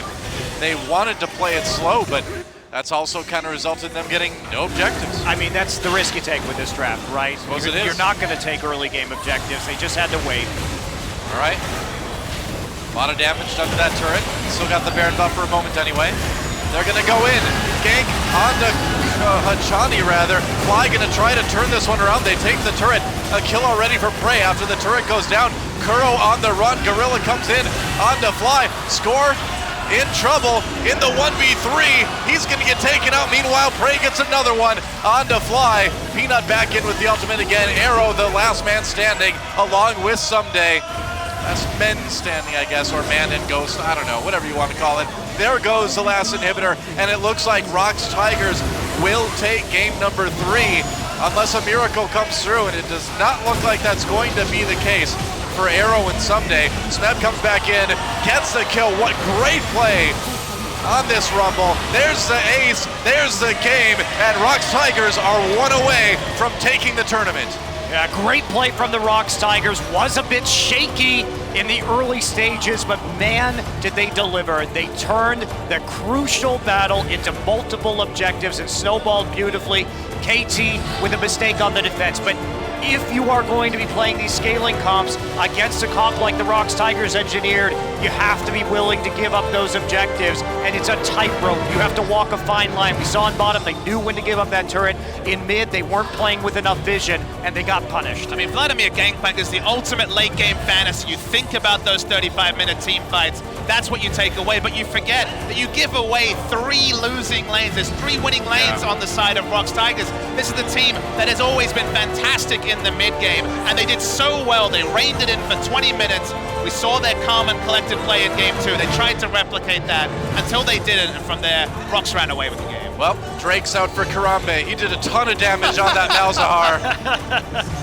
And now, we will see if they can channel this momentum into a 3-1 victory. Yeah, looks like it's the thing is that KT in their drafts tonight have had to be extraordinarily specific in their timings and in their execution. Rocks have had, I think, a little bit more wiggle room. We saw that here. That's right, so do not go anywhere, guys. Rocks Tigers 1 game away from taking it. Let's see if they can do that as we come back on LCK Summer on OGN right after this.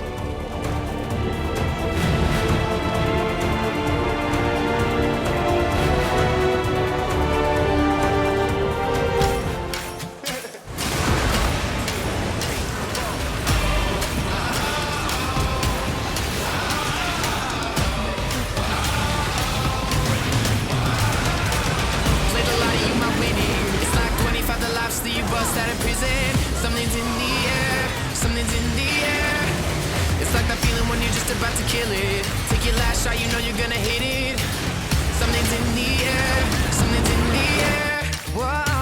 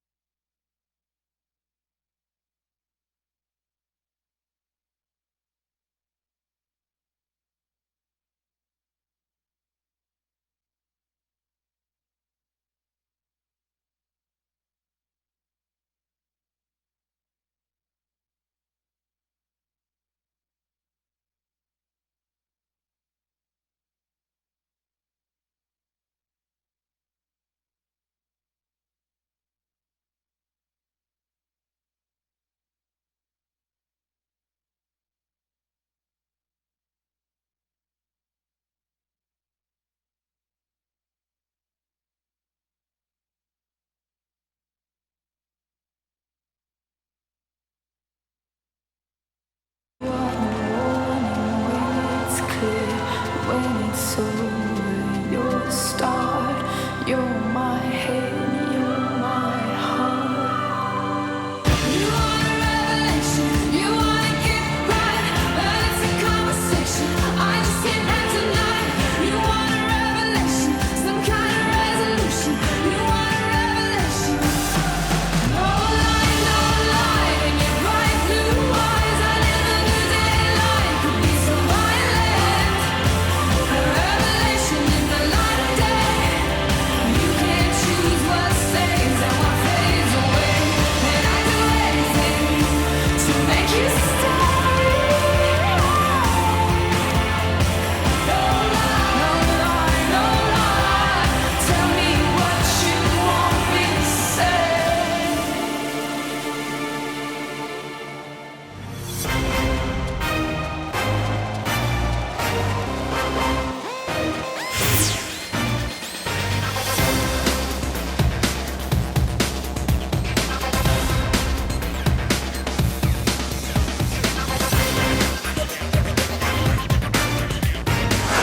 And we are back on the LCK Summer Grand Finals, and hey, yet another mid laner gets MVP. Now, we were talking about this during the break. I really disagree with this. I was going to say, this is a bit of a controversial choice, but no controversy for you. You just think it's straight up wrong. Well, at least the fans at home can know that none of us voted for Kuro. Yeah, we voted for none other than Gorilla with his sick engages. Look at Malzahar, he hit his ultimate skill shot. He hits his Malefic Visions a lot too. He did. Weird, all Really? those skill shots. Yeah. Not to take it away from Kuro because he did have some good ults this game, but that was really the game-winning fight there, and it was really Gorilla and the vision setup that enabled that. This was a very impressive ultimate so good. from Smeb. It's so beautiful. And then Kuro's like, I'm gonna flash E someone. And everyone died. Wow. Such skill. And then he R'd again. He didn't even kill Hajani because the ultimate came down in literally the nick of time. But what was so impressive this game, first off, KT was impressive for playing a very measured game for the first 20 minutes, but even though they made that mistake in the mid lane, I mean, Rox's very clean play afterwards. They took the maximum, they really did. They did 10k advantage because with all that AoE, they're vulnerable in the pit. And so they just made sure they got the vision around the Baron, took the objective without giving Score a window in for a steal or anybody to actually get the AoE down, and that's the difference. So Rox, they kept poking, trying to find that weakness. They didn't overcommit to anything. They overcommitted to some of the plays in game number 2. Didn't see it here. They eventually found the weak point in the armor, and they exploited it about as hard as they could. I mean, that Baron buff power play was 4 turrets. From that, just that getting that pick, they got the mid lane turret, they got Baron, they got 3 inner turrets. The maximum, as you said, Monty, and that was what they needed to get over the line against the massive scaling from KT. You know, I feel like after that game, win or lose for the Rox Tigers, it feels really hard to call them chokers, you know? That was a very unchoking style kind of game. It was very measured, it was very calm. 4 finals. It's the first time they've won 2 games. Very true, yeah. This is already an improvement for them, but they really need to solidify that legacy, Doa. They need this win in a massive fashion. They've won more games in this finals already than all their other LCK finals appearances combined. That's true. Worlds. Well, they're now tied. Yeah, we're only talking about LCK finals. finals. I'm only saying LCK finals. Yeah, they're tied with globally, I guess you could say. Do you agree with them still not giving a chance for Peanut to take the heavily nerfed Nidalee into the jungle? It seems like a big ban, and the Nidalee Varus has been... The Varus ban is the weirder one to me, because basically, as long as you ban one of those, Rox probably isn't going to be playing a poke composition. Yeah. So why ban both? I mean, the Nidalee ban to me is saying that Score wants a chance to fight even with whatever jungler is taken by his opponent.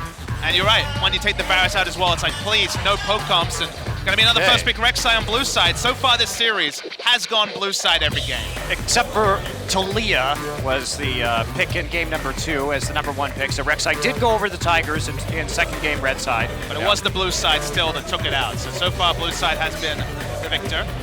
Prey may get a chance to grab that Jhin again. And Kuro gonna take the Malzahar early. I mean, I guess after that last performance, why not? Well, I think you're pretty confident in what you can draft like what blind picking Malzahar here, I think you can be pretty confident if you're the Tigers. But I think it's time. Is it the Zillion that's going to be coming in? Fly. Might be time. He's the Zillion player here in Korea. You just need, if you go the Zillion, you just go Rod of Ages QSS, and then someone's not dying to the Malzahar combo. Yeah, exactly. And I mean, that's a way to save somebody from getting finished off by Curtain Call as well, too. So it's, yeah, solid pick, but looks like they might go with the Lissandra. Zillion is pretty susceptible to the range from Jin, though. Yeah, that's true. And not that Victor is going to change much there. Jin does outrange so many champions, but KT, maybe they're going to look for a reliable mid laner. They still have time to think. Hasn't been much Victor recently in the playoffs whatsoever, even though Fly is 8-1 on the season, and actually Kuro, 5-1 himself. Wow, and they may take the Sivir for Arrow this time. Okay. Okay, so Sivir Echo. They are taking the flex pick Echo. Not really going to matter here because Rocks can save their solo lane until the last pick. Yep.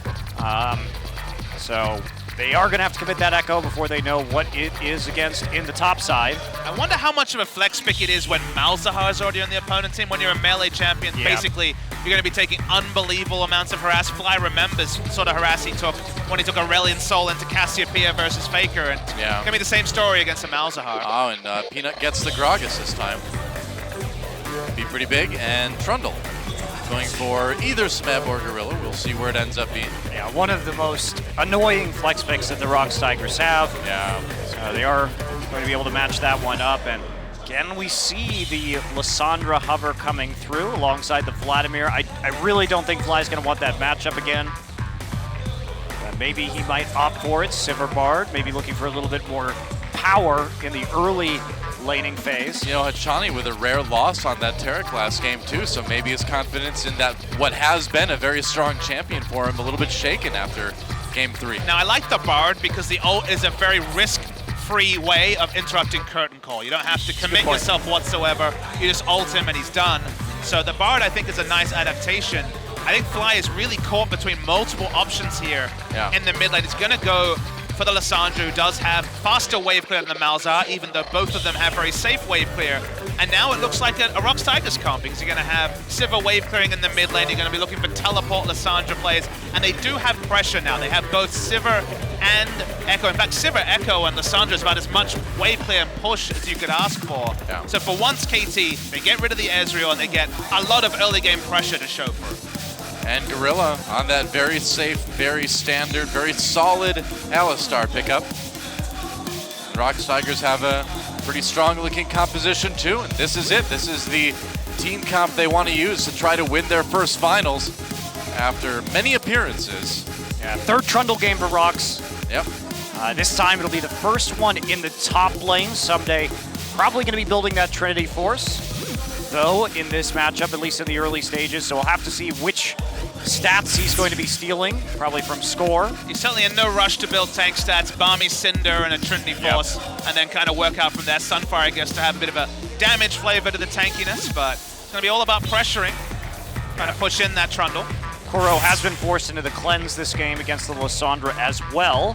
So KT will have a global advantage on the map, and Kuro's going to have to be very careful about keeping eyes on this Lissandra in the early stages of this game. But KT get to play the game they're best at. They're going to have Sivir wave clearing in mid, and an Echo and a Lissandra pressuring in side lanes. So if KT lose on this, they would have given their best, they would have selected their best, and not been able to take it down in a comp they have traditionally played very well.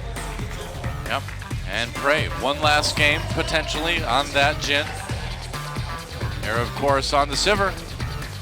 And, you know, as good as that last game looked for the Rocks Tigers, this really is a series that could go all 5 games. Well, they've adapted. Now they're going to have a pretty dominant bot lane. So can they get an advantage? Can they start to get the chip damage onto the turrets early?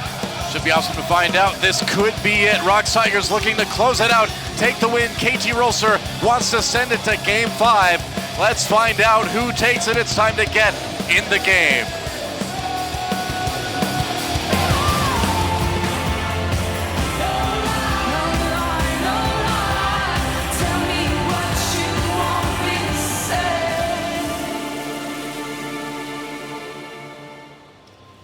And welcome to Summoner's Rift for the 4th time tonight. KT Rolster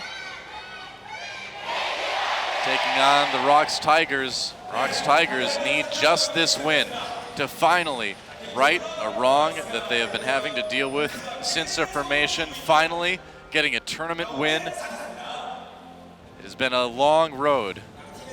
And they haven't really been close either. I mean, that's the most distressing part, is that this is the closest the Rocks Tigers have ever come. And by quite a bit. Yeah, by a game, let's say, up 2-1 in a series is better than they've ever had.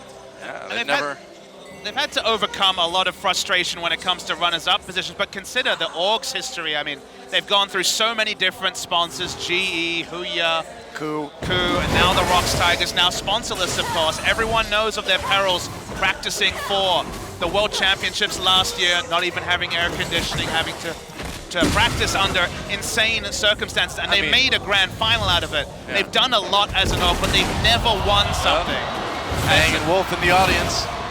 SKT certainly rooting for the Rocks Tigers here. This would vindicate 2 years of struggling in so many different ways for Rocks Tigers. Well, that's the thing. The Rocks Tigers are not a huge organization. They are not a corporate juggernaut like SKT, like KT. They are literally just a group of guys that like playing LoL and they're good at it. That's it. Yeah, they've been struggling this entire time, and you know the proof is really in the pudding. And people, including myself, you know, we talk a lot about the infrastructure here in Korea, and the advantages that these coaches who have been coaching games for years have to help propel the teams here in Korea to be the world's best. But I mean, the Rocks Tigers, they were 5 dudes and a coach with no money, and their sponsorships ran out, that made the World Championship Finals last year.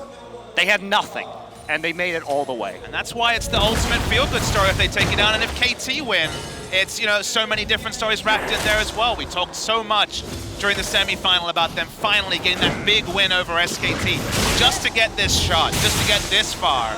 And they still got it all to do in Game 4. And of course, Score, the longest tenured player in this league who has never won a championship. He's knocked at the door. He's been up 2-0 in a best of 5, but he hasn't lifted the cup. Played 2 roles at a world-class status as well, as AD Carry was certainly very, very strong 3 years ago when he had his last shot.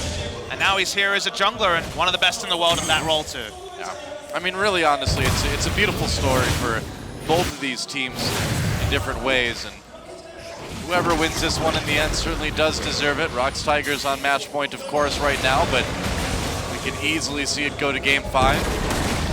Pretty quiet start, though, Game 4.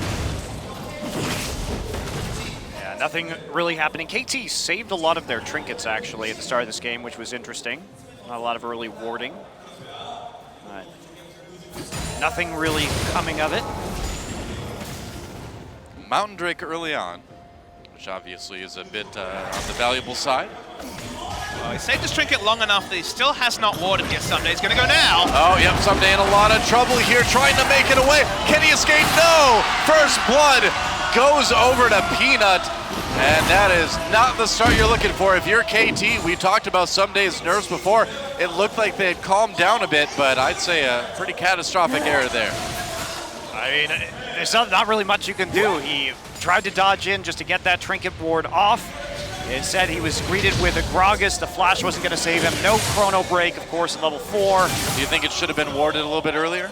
I mean, the weird trinket timings did cause that play to happen. Sure, but about 4 minutes 10 is the gank time for junglers. So that's the most high-risk time. They had no eyes on the enemy junglers. So, you know, is he unfortunate to face Checker Gragas? Sure, but it was a risk he didn't have to take, and he paid the ultimate price for it. Well, Rocks Tigers with a good start now. Obviously getting that kill onto Peanut. You don't want a lot of kills on junglers in general, but if you're going to put him on anybody, you should probably put him onto Peanut.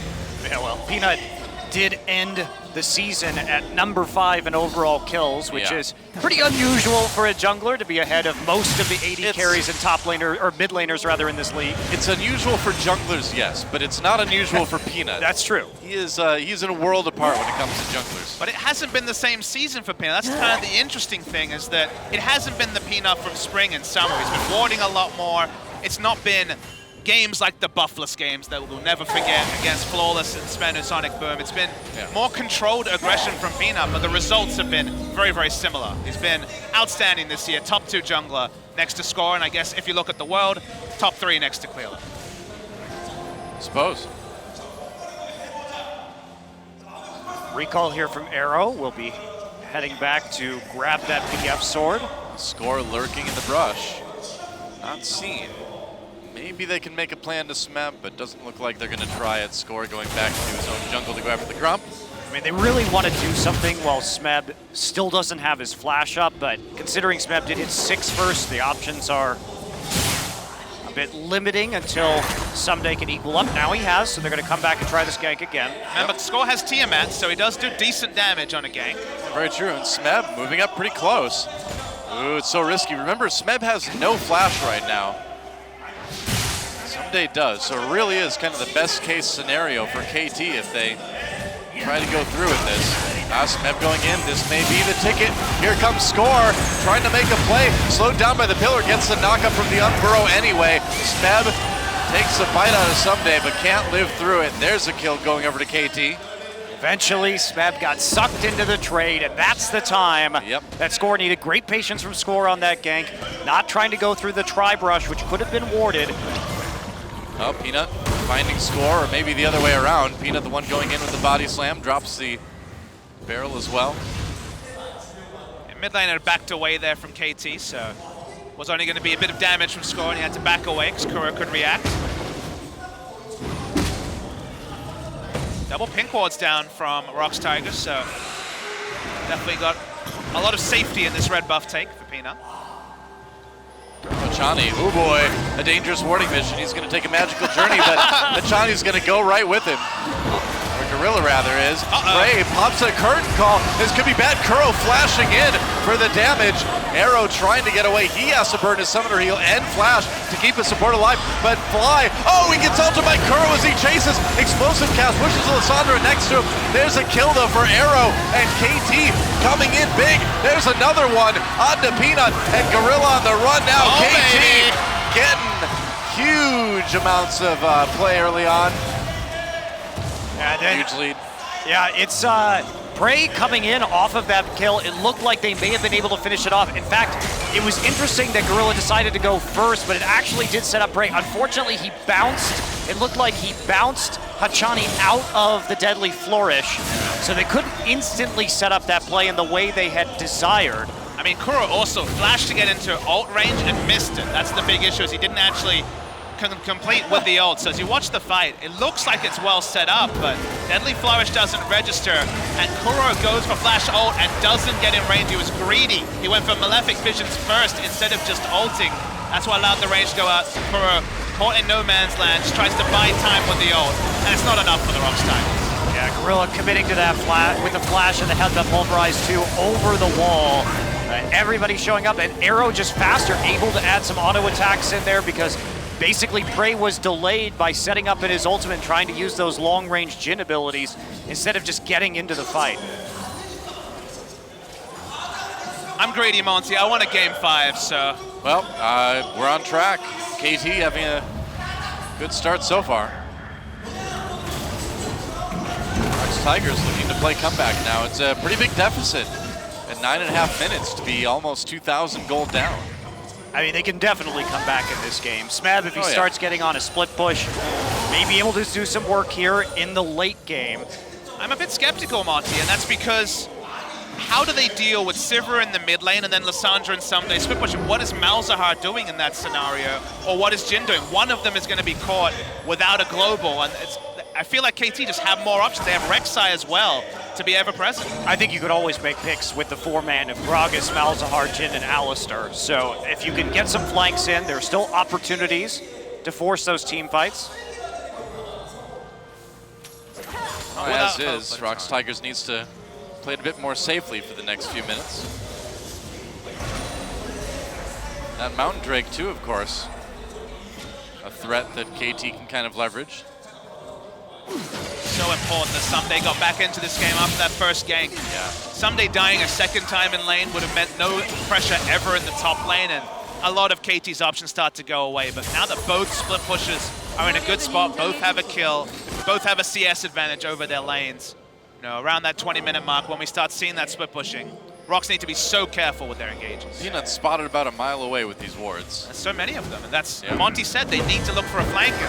If KT can stick pink wards as they push and be disciplined, which, you know, they managed for parts of the previous game, then they have so many different tools with the globals to turn around and engage. Yeah, pink ward just immediately replaced too. They heard the Rek'Sai ultimate, and so that did cause Peanut just to body slam over the wall, and they regain control of the river brush. Rocks Tigers feeling a little bit uncomfortable under their turret. Johnny and Score starting to loop around. They're seen, of course, by these wards. They don't They'll spot the stay in pink the ward river for now. Yeah. Alvar to take it out.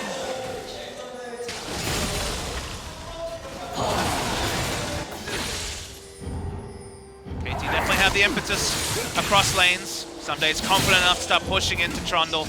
Civil War is wave clear down bot. Now the kill lane pressure from Jhin and Alistar hasn't worked so far. And Lissandra's going to push faster than Malzahar. So much like game 3, when Rocks Tigers had that big tempo advantage, now it's all about KT and what they can achieve with a similar advantage. And it's worth noting, Rocks doesn't have quite the same late game that KT had to come fall back on in the previous game. No, definitely not. Definitely do not have the ultra-powerful scaling composition here. Yep. They're going to have to be canny and scrappy to get some picks. They want to survive in this game. It's something they've always been pretty good at. So I feel like if any team can still come back, it's going to be a team like the Rocks Tigers. Yep. Main issue is they just don't have as many globals, so they're always going to be chasing KT. Yeah. Johnny looking around Frey. Needs to watch out for the dive here. Doesn't get hit by the Cosmic Binding, and with Gorilla nearby, he'll be safe for the moment anyway. Gorilla just working on that ward. Here comes Score. And they're just going to take this bottom lane tier 1. Gorilla going to try to save it, but yeah, that first brick looks like it's going to KT. That's it. Kuro coming down. They chose the more aggressive option, the early game focused Bard and Sivir lane, and they were able to just turn that into the chip damage this time around. Yeah. First time they moved away from the Ezreal, but they're just like we saw Rocks make good adaptations in game 3, we're seeing it from KT in game 4. Rocks Tigers really doesn't want to give that gold up, obviously. Yeah, both junglers down there trying to prevent that gold. Going over to Rocks and Score there just to poke as much as you can with the Prey Seeker.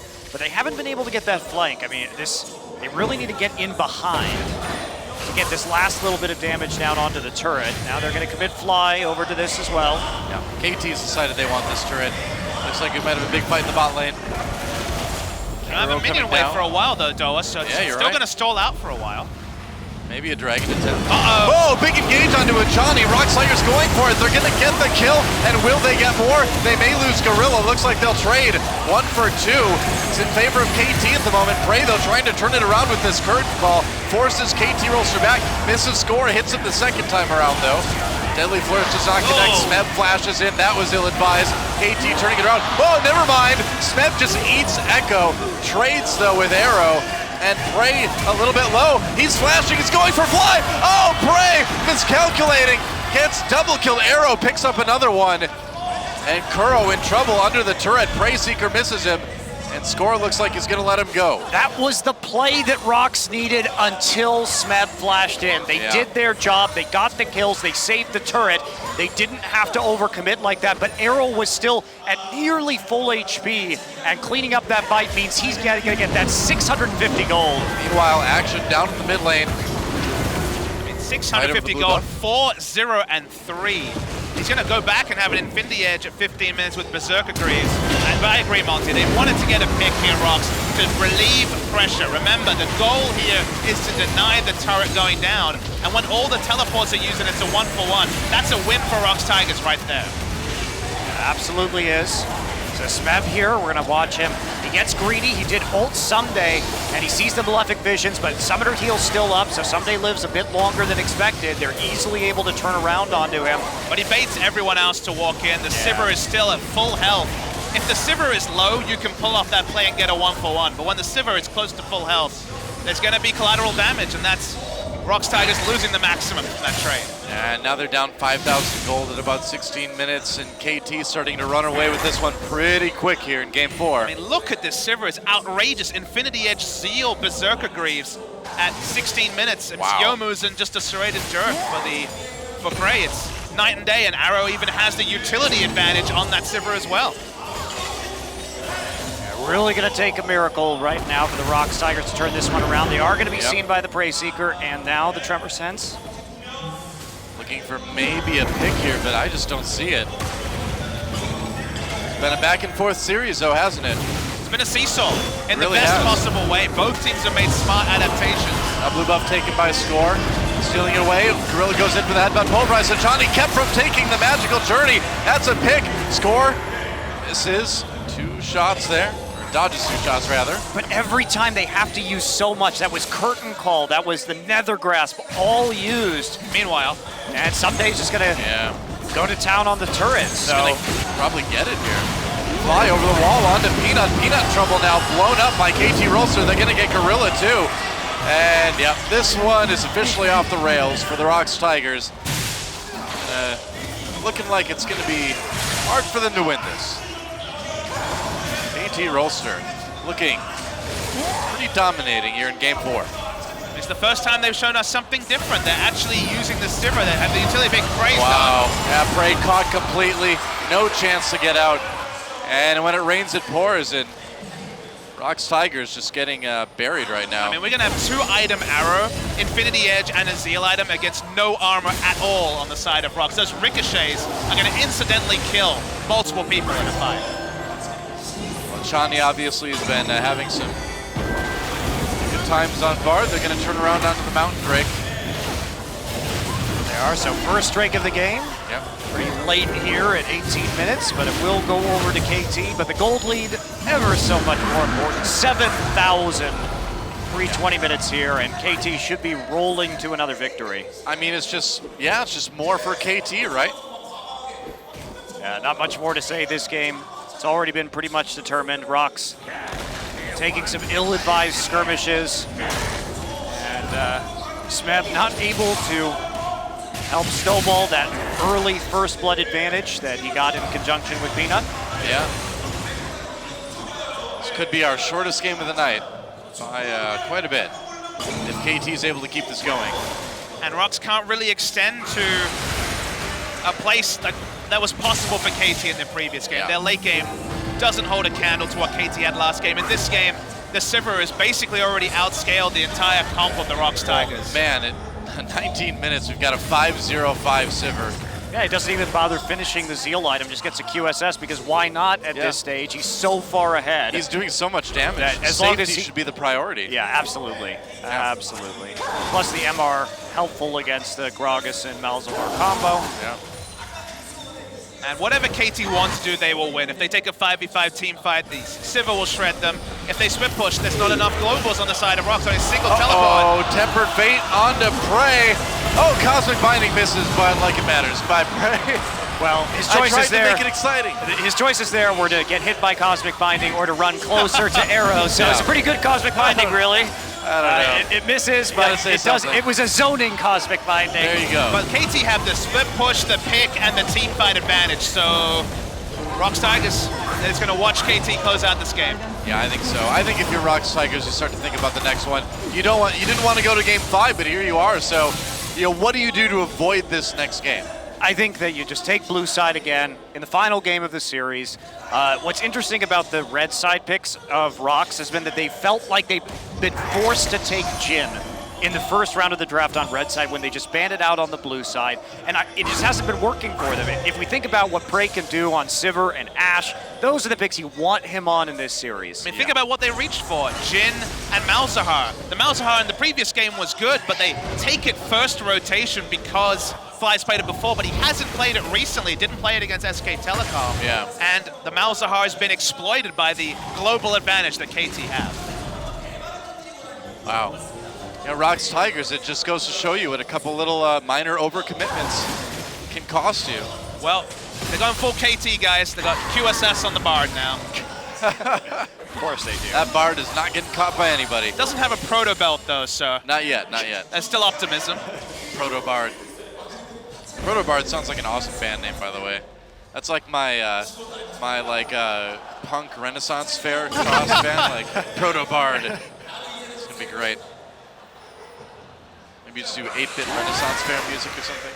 It's just such a better Lissandra comp than we saw in previous games when it was Rocks Tigers and they only had 2 damage sources. They got Sivir, who's about the highest late game AD carry damage next to Kog'Maw. They've got Echo, who went Trinity Force, who went well on the laning phase. Everything's just lined up for KT, and we've had some seesaw games, but it's been a seesaw series, but the games, once they've got fleshed out, have kind of gone the way you expected when the break-even points have been hit.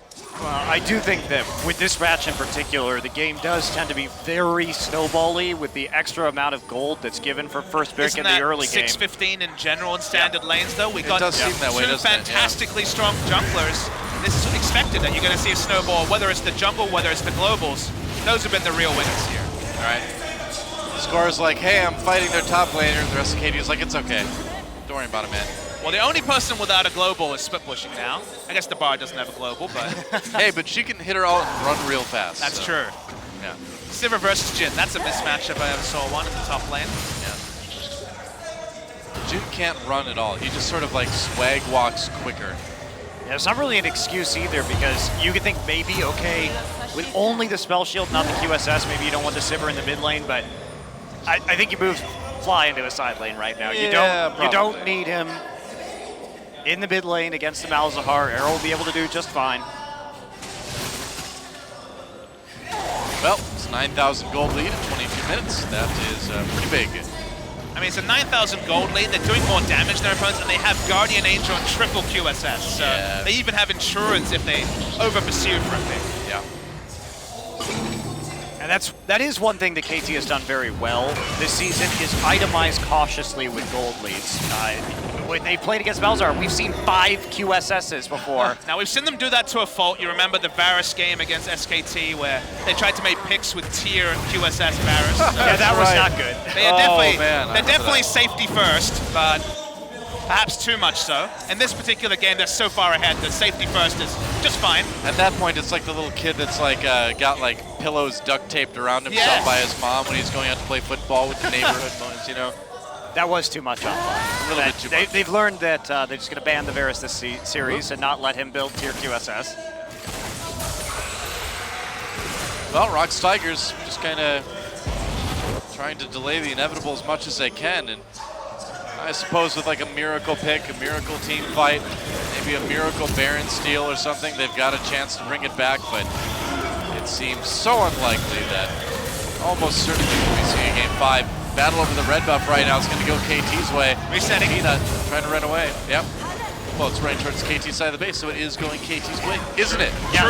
True. All right, Peanut going back in onto Score. Score getting a little bit low here. Bray backs away, gets Lissandra ulted, manages to back off, pops that Summer Heal to try to stay up. They need that damage. Gorilla, though, goes down the back lines. There's a curtain call, but what more do you do, really? I mean, Achani a little bit low, Snap trying to get something for his team. He does get one in the end, but that's still a fight that's going to go nearly all KT's way. I mean, Arrow's full health. He's basically a god at this point in the game. Jhin managed to buy enough space to start the ult and had to cancel it. KT's still fighting, even though there is no Sivir. No, why not? Sivir's up in the top lane. He's one kill away, one kill involvement away from 100% kill participation. Yeah. It's nothing Rocks can do. Fly's like, oh yeah, my turret's still up. I mean, you say it's still up, it's almost 100% health as well. Yeah. Oh, this is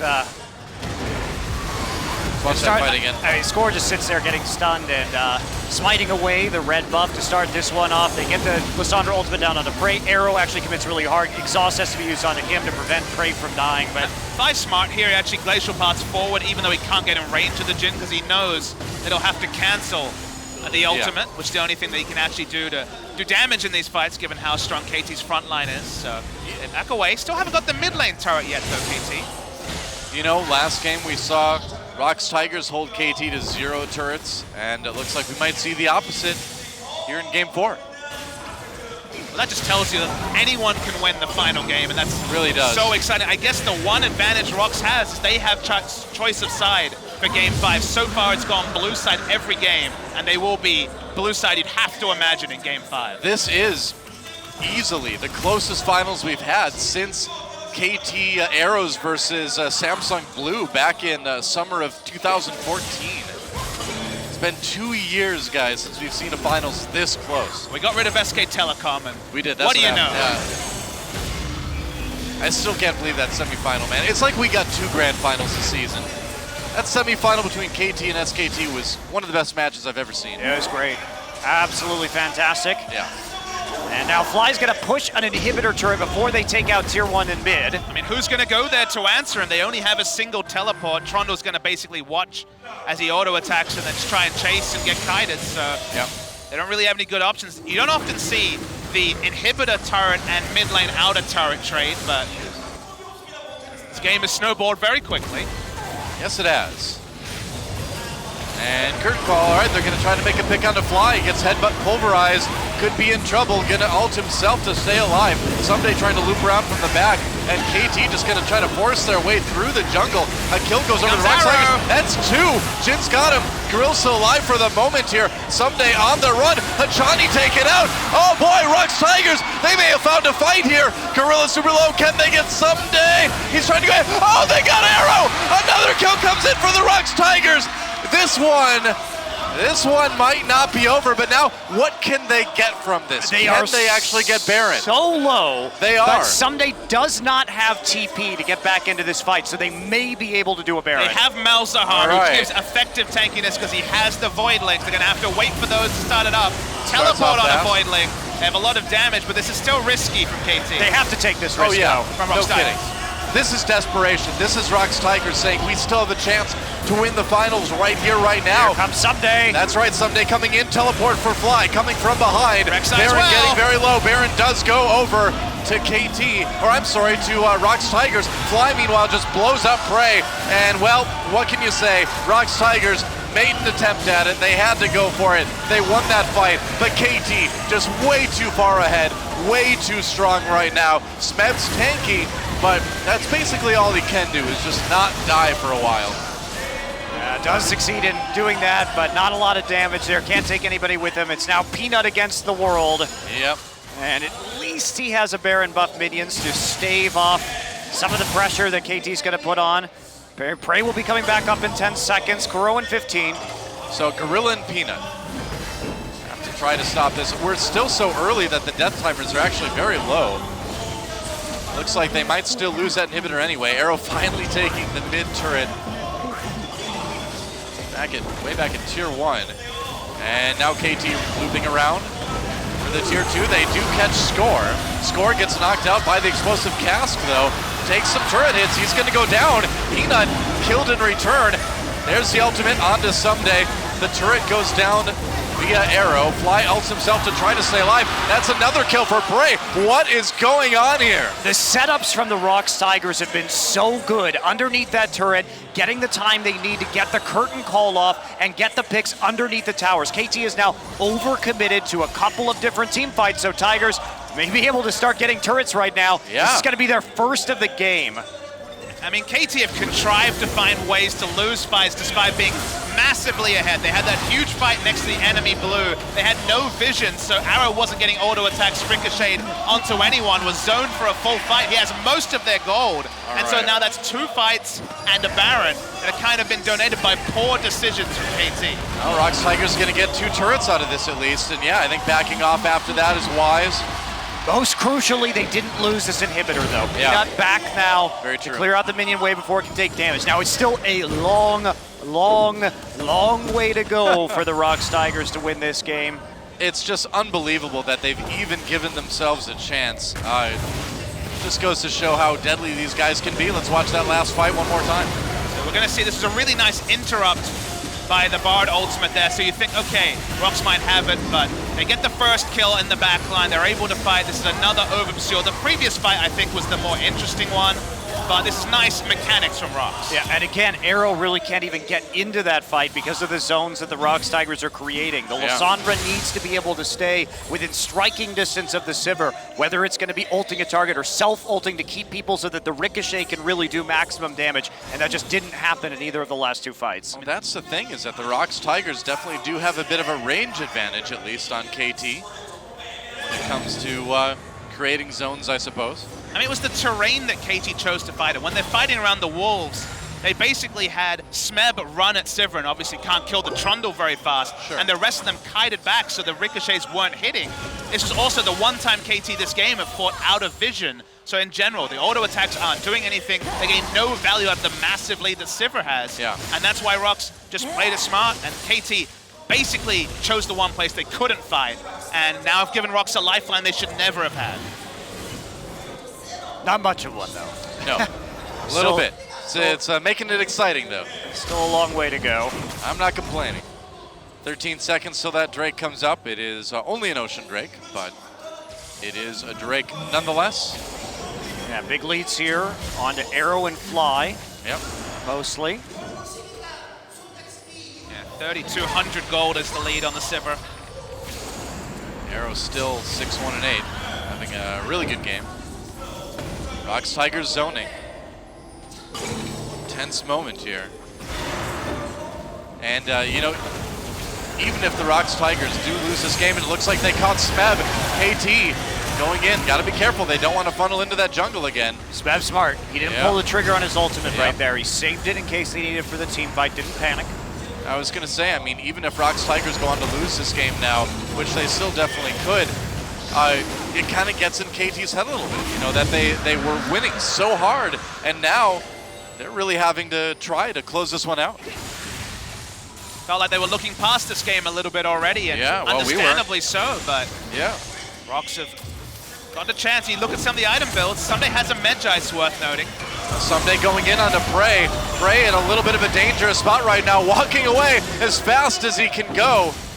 That was like the slowest pursuit I've ever seen. Prey got excited right there because he landed the Deadly Flourish. He tried to walk into auto range, and that's a big mistake against Someday, who is quite dangerous and close that gap quickly. The only champion you're allowed to get excited on is Jinx, and she has not been the meta for a while here in Korea.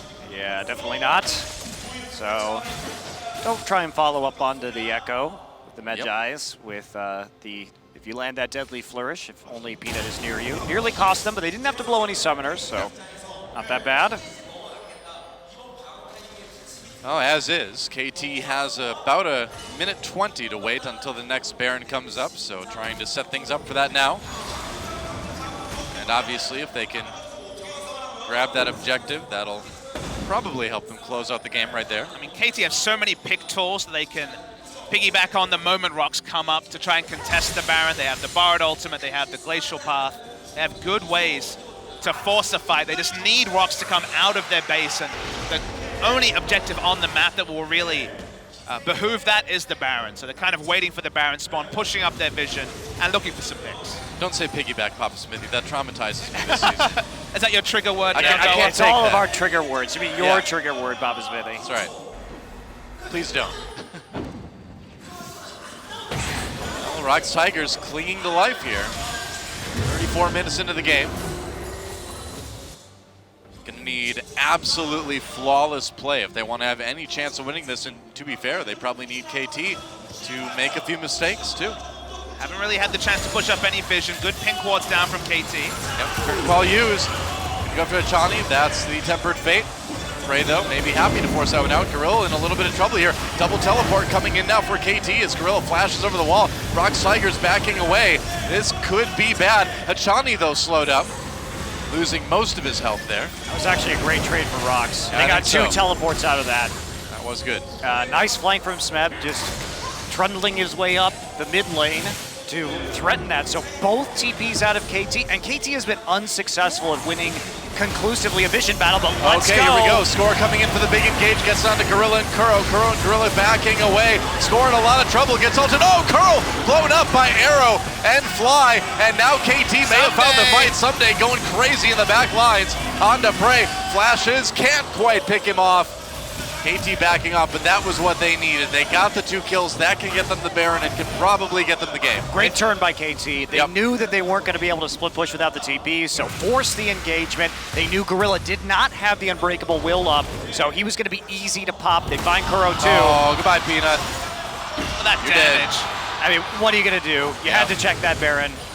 But that's the one time KT finally got a fight in the open. They weren't fighting around disadvantageous terrain. They weren't messing with enemy vision. They forced the fight in the open. They get the kill. It's going to be a free Baron as well. Well, you know, the Rox Tigers held on to this game for a lot longer than I think a lot of people, including KT Rolster, thought they were going to be able to. And again, you know, as we look ahead to what will be Game 5, Rox Tigers certainly looking threatening here. Wow, he's got some moves. Gets sped up. He's dead. Oh, goodbye. All right. Well, that should be about it. Gorilla gonna get taken down through the ultimate. Back on Sunday for a moment. Another double kill onto this huge Sivir. Oh, Kuro. Triple kill for Arrow. He is 11, 1, and 9 now on this Sivir. Absolutely dominating. Smep kind of hanging out. They know this one is over. That's 4 kills. Peanut, the only one left on the Rox Tigers. Somebody's going to jump onto him, and as soon as the next minion wave comes in, you would think that KT would be able to end this. Death timers should be theoretically long enough. Someday just ulting right back where he was. Explosive cast. Peanut looking for the kill into Achani. Oh, they had to. That was a close one. Achani had to heal himself. Oh, Peanut goes for it. Yeah, a little bit of revenge. And how about this? For the first time in 2 years, guys, we are going to Game 5. KT takes it. GG.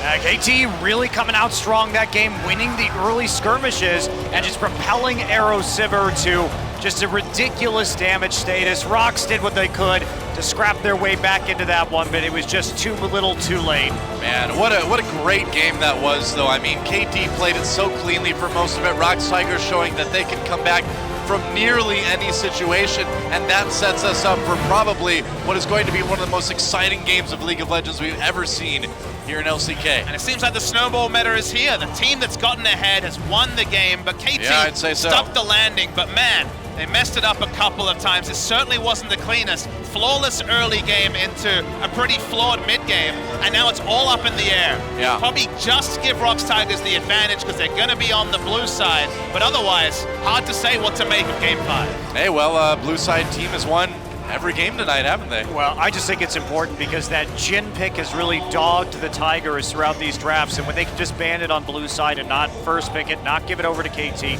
they look a lot more confident in the 2v2 lane. So that's kind of the X factor to me, is it's more about denying the Jhin than getting the blue side.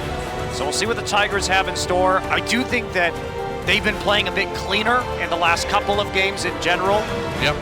So I tip it just a little bit over to Rox in game number 5. Man, you cannot predict too much, though. I mean, this series has been literally back and forth for 4 games now, and it comes down to this: who gets that ticket punch to Worlds? Well, I guess Rox Tigers are already going, so I'm talking about, is it SKT or is it KT Rolster in this particular case? But who wins the tournament?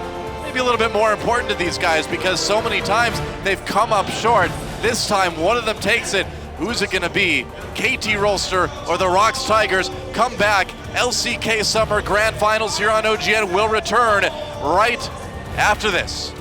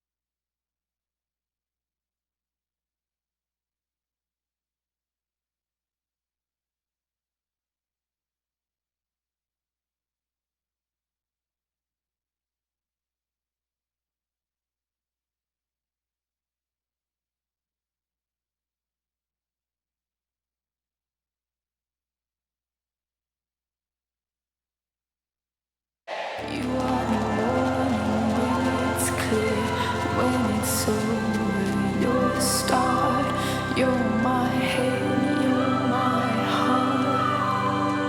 You are a revelation, you wanna get right, but it's a conversation I just can't have tonight. You want a revelation, some kind of resolution. You want a revelation.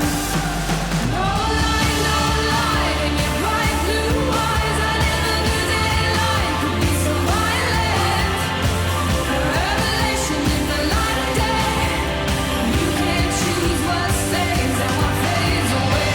And I do anything to make you stay.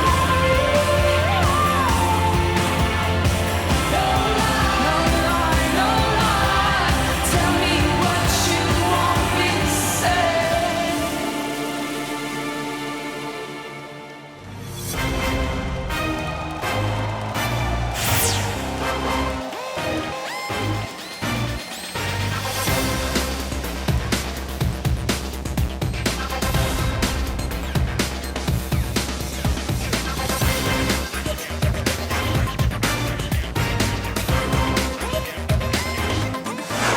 Welcome back to the LCK Summer Grand Finals. Hachani gets a bloodthirsty support MVP on the Bard. A lot of great stuff.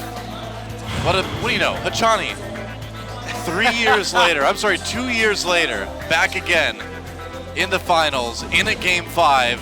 Will he get his second Champions win? Another great narrative, right? This is a guy who was a coach this time last year who was rumored to be going over the NALCS to coach a team over there at the start of this year. Decided to put on the playing boots and puts in a performance like this, picked the Bard to deal with the Jhin, and made Prey mostly a non-factor. Hachani put on the big fluffy pink Taric boots, and that's a major part of what helped him get here today, even though he did lose his Taric game. Yes, great ultimates again and again, either on a Prey while he was using the curtain call, or just to get him for picks, whether it was zoning him forward into the rest of the team, or just landing the ult and allowing the remaining members of KT to catch up. Yep. Wow. I don't know. What more do you say? I mean, Game 5 between Rox Tigers and KT Rolster really could go either way. I mean, yeah, I think you give Rox Tigers maybe a little bit of an edge based on how they've looked over the course of the season, over the course of this best of 5, but it really could be either one of these teams to take LCK Summer. Absolutely it could, and we'll see if there are any dramatic departures in the draft. Blind pick is gone, so unfortunately we don't get to see. We don't get to see the paradise of Talia, Weaver's Walls, crisscrossing each other, which would have been very exciting. Double Talia, double Gragas, barrels everywhere. The ground just worked completely bare. There's no ground anywhere. Everywhere's worked.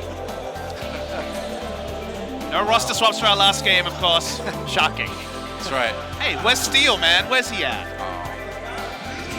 He's on the bench. There was always a chance Cry would get a game in this final. It's worth knowing they had cemented on Kuro towards the end of the season, but he got some play during the regular season. That is true.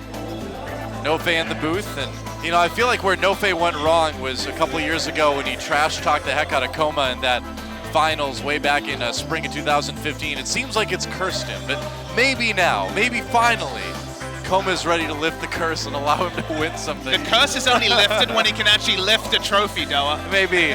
I don't know which is going to be able to happen first, but here we go. Picks and bans for the final game of LCK Summer. Rox Tigers versus KT Rolster. And this is going to be fascinating. Again, of course, we expect the Gnar ban. Natalia probably going to get banned out as well. Yeah, should be the last ban for KT on the red side. The question is, do they depart from the Varus? Look at this blue side, red side ban. Interesting. Very interesting. Last time it was Aurelion Sol and Jhin in conjunction with the Gnar on the blue side for the Rox Tigers. They are leaving both up. Oh boy. Are they setting up for a first pick Talia or Elise in this particular case? We might see Talia versus Aurelion Sol here. Yeah, they definitely are setting up for a first pick Elise here. That is the gambit they have tried to employ in the final game of this best of 5. Now, Fly has had the impressive counter picks to champions. They're giving up Talia. You have to think Fly has something special. He's on the red side. He will have access to the Aurelion Sol this game, but Jhin. Arrow gets his Jhin. Arrow, so far in these playoffs, has been an astounding 36-0-45. You gotta take it. Over 5 games onto Jin. He is flawless in the playoffs on this champion. You have to take it now. Yeah, you absolutely pick this Jin. If you don't, you know the Rocks Tigers are going to. There is a risk to it. Obviously, not a lot of mobility, so getting isolated with the Weaver's Wall is a major concern. I mean, Rocks Tigers could just craft their composition around diving this Jin, too. I mean, it is a concern that KT needs to have, but with the performance Arrow's been able to put out on this Jin, with how good Prey is on the pick, too, I feel like you gotta pick it.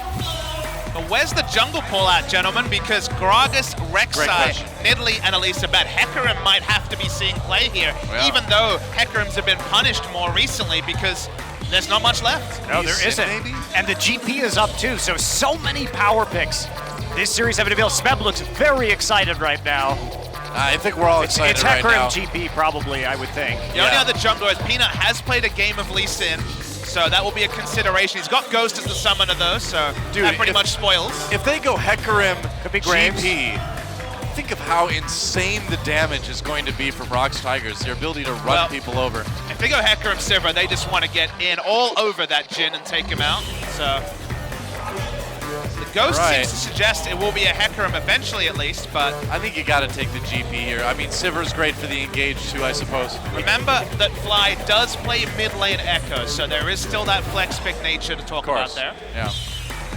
And you don't have to take the Sivir right now if you're the Rocks Tigers. You can hold on to that pick with the Jin already on the board for KT. Yeah. There should be Hecarim GP. All right, I like it.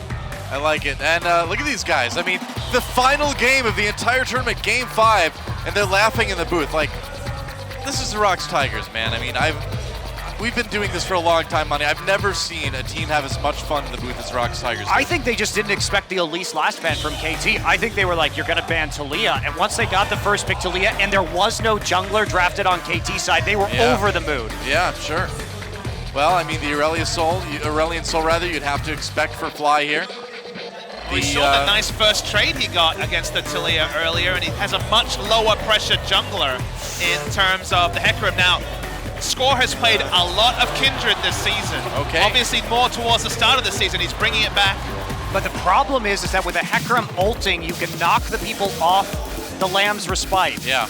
Now, we have seen Score draft Kindred into Gragas earlier in the season, which of course is one of the most obvious counter matchups. You throw the casket, goodbye, value from the ultimate. But Kindred, even after the nerfs, is a very strong dueling jungler. Kindred can get in there and kill a Hecarim. He can get in there and help kill a gangplank. It needs to be Kindred running over the Rift in the early game, which after the nerfs is more difficult, but still possible for KT. Yeah, and it is worth noting, Score does have 11 games of Kindred this season. How do you feel about Gorilla taking the Taric away from Hachani here? I think you take the Alistar, frankly, against the Kindred. I think it's a better pick, but he's nodding.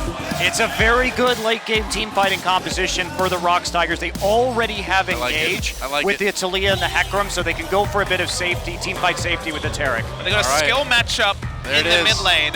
They could have multiple other losing lanes. We've already seen people try to drop really selfishly. Hachani will go through to the Bard once again, but there's a lot of speed, and Bard can definitely get collapsed on against champions like Hecarim and Sivir. Oh, so can Jin too. I mean, KT's looking at a lot of risk in this draft. Score has to go godlike in this game. He did it godlike against Faker and SKT in Game 4, but this needs to be the Kindred game to end all Kindred games. Otherwise, Rocks Tigers, look at that late game. It is insane. And he hasn't had the big Kindred games recently. When we've seen him play... no one has. No, nobody has. But he's the only one who's even tried Kindred since the whole raft of nerfs came through. And even in those games, he hasn't looked dominant. It hasn't looked the same. And one thing we have to consider, too, is that there were nerfs to the Kindred's dueling ability against AD early game. At least against an AP jungler, may not be the ticket here. Well, we'll find out. Someday, and he's relied on so much with the season. A little bit for one, but someday has really gotten it together here. On that, the aggro jungler on possibly the most aggro of pick now. It didn't need to be this way. I think this is enough for Russ. Absolutely. Smeb is undefeated. They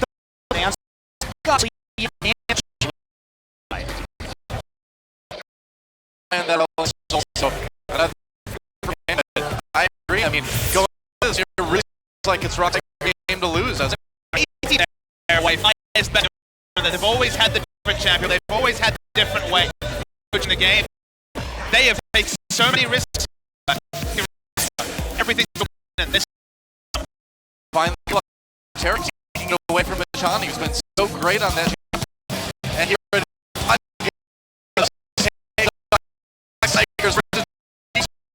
The winner will finally get a tournament win after so many attempts. Let's see who takes it.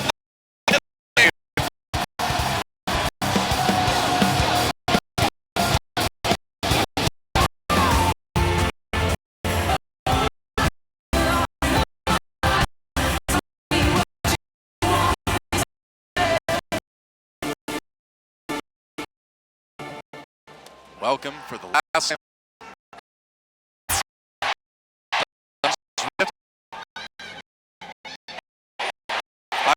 Tigers versus KT Rolster 5 in a Korean finals when it was KT Heroes got the win. KT could do it again, so not on the team, but was here for first week as first cycle. In the end of that, pretty good to finally get a win. Of course, from long. Tigers can get that first score.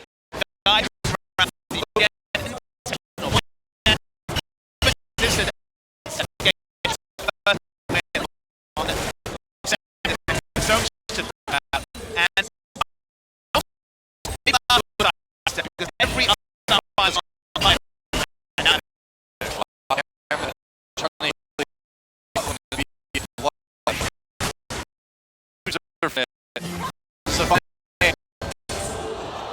somebody's gonna die in this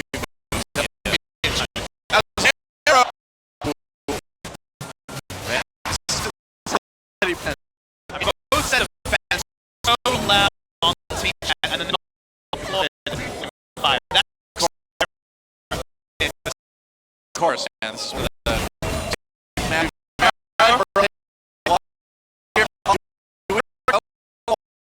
really the only person that's played it. Done well with it. Yeah. That's going to be one of those differences, guys, because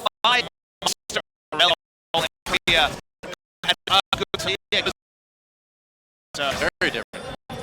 Leo, strong pick that's been all night.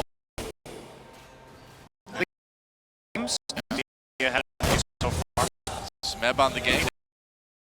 Talking out. I want this again. He needs to be really careful, though. That's troublesome 2v2 against the Kindred and the Echo. So one of the big problems here for the Rocks Tigers is Smeb, yes, he did get first blood. He got a solo kill in game number 1 when he played the GP. But he's, at least in this game, not going to have much backup from his jungler early. Yeah, he just got to do some farming. And Kindred 2v2 or 1v1 is still incredibly strong in the early game. And they're going to be pushing up the mid lane for now, at least as you can see. They were pushing in top lane as well. They have good kill pressure in bot lane, so the lanes in general support Score playing very aggressively. Yeah. You really look at a later stage of this game and you know, can KT keep arrows safe on that Jhin? No, I don't think they have the tools to do it, though. It's going to be tough, isn't it? There's too many ways for him to get intercepted in the backline. Cannon Barrage, Onslaught of Shadows, Weaver's Wall. His flash is down, and KT categorically cannot fight. All right, they're going to wait for the TP and then Smeb to walk forward on this one. Clever, someday. All right, this could be first blood. Smeb walking right up. Got to be a little bit suspicious here. There's the W from Echo. Does not connect. Smeb's still in a ton of trouble. He's going to flash. Will he make it out? Doesn't look like it. Oh, he lives! He lives with just 41 hit points left. Somehow, some way, that flash was enough. And someday nearly dying during that. The Kindred nerfs come through. You can see that lower damage was about 50 HP from getting the kill. Yeah. Calculations off for KT Rolster. Smeb gets away. Someday, obviously getting back to lane a little bit quicker. Be able to catch up and farm. Smeb did blow his TP just to get ganked right there, so pressure's still going to be on from Someday, and there is a possibility with Someday with a flash of a repeat gank. But Smeb just skirted the edge of that parallel convergence, so didn't have to get slowed up at all, didn't have to use his oranges early or anything of the sort, so just gets out barely, and Peanut will just keep farming. Meanwhile, Score doing his own farming in the jungle. And this bot lane, nobody going down yet, even CSO between the AD carries. And this 2v2 has a chance to really erupt at any time. Worth noting that Someday has gone double Doran Ring and is down in CS against a Gangplank. So he's gone laning items. He's already had the jungle help but not got the kill. That's going to delay his effective items later. So the fact that Smeb's building for lane and winning in CS is a problem for KT Rolster. Yeah. It really does echo a lot of the problems that we saw in game number 1 between Rox and KT here, where Smeb got super powered very early. Uh-oh, Dazzle onto Hachani. Rox Tigers going for this one. A little bit of damage. No junglers around to tip the scales. They were certainly ready for that Bard coming from the river, though. Back to a bit of equilibrium now. We're going to wait and see if KT can take advantage of the flash loss that Smeb suffered in that first game. Smeb, man, he is playing on a knife's edge around those parallel convergences. Let's look a bit further into the game when we get to the point where Aurelion Sol and Echo will be split pushing. Johnny looking to the mid lane, but not going to find anything. The big question to me is that when you have Rod of Aegis Rylai's, does Aurelion Sol have kill pressure on a Gangplank? Because you got to say that cleansing the slow isn't going to do a lot. And if both Echo and Aurelion Sol have kill pressure on the Gangplank, it does pose some problems for Rox Tigers.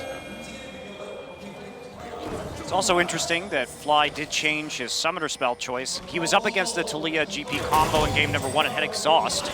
So this time I thought, I think that the Exhaust is definitely more useful for the Aurelion Sol against the Gangplank in the late game. Well, they considered the 3-man game, but they're going to back away. Yeah. Kuro just peeking down into the forest for the moment. Gorilla taking a bit of damage here. Needs to be careful. Going for the Dazzle on the arrow. They find it. Still has the summoners up though. Not gonna have to use any of them, knowing his limits. Rain Gorilla, there's the GPL dropped. Still can't force any summoners out. Peanut not close enough to capitalize on time. They're coming in 3 members of KT trying to jump onto Smeb here. He does not have his flash. He is dead. Here comes Fly over the wall. No chance. First blood going to Fly's Aurelion Sol. And they might get the turret too out of this. They shouldn't have even tried with Kuro to come over on that gank. They should have just pressured into the mid lane if possible. KT may be able to really convert off this. If Smeb nope, not going to get it. But if Smeb had his cannon barrage there, it would have been a different story. I mean, Gangplank dying in lane is certainly not a new thing. It's not a consequential thing either, but the first brick that they are going to get here would certainly be that. Remember, the Gangplank ult was to facilitate either a dive or first brick. They got neither, and that's a big swing to KT.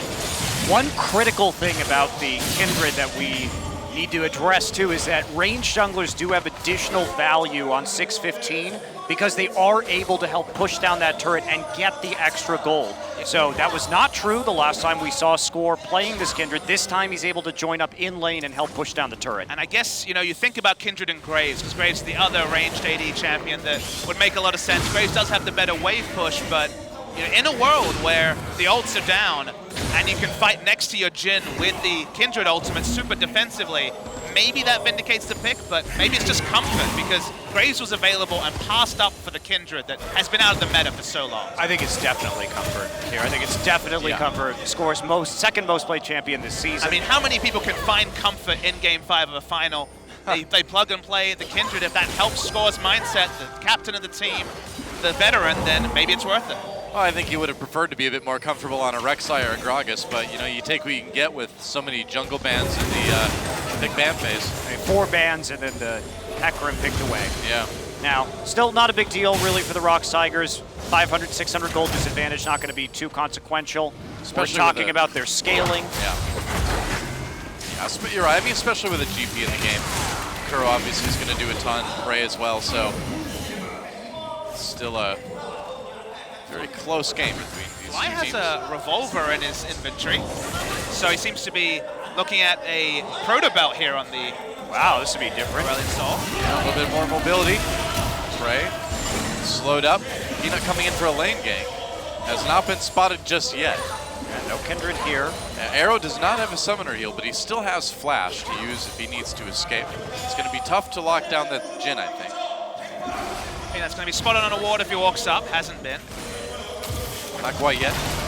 Oh, Prey could be in big trouble here, trying to dodge around the curtain call. Manages to do it. That was a tense moment, though, for Prey. Smeb forced out a lane by Someday now. Someday definitely with that advantage up in top for the moment. Able to build for lane as well. But the Trinity Force isn't forced to go into the emergency Sunfire Cape like we saw in game 1. Yep.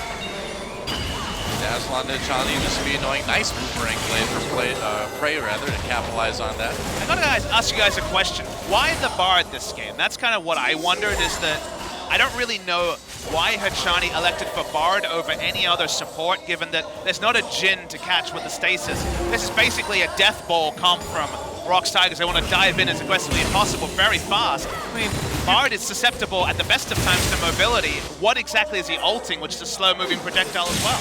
You can remove a GP from a fight for a little bit, I suppose. I mean, if you can hit him through a Sivir ult, that's the big question. Yeah.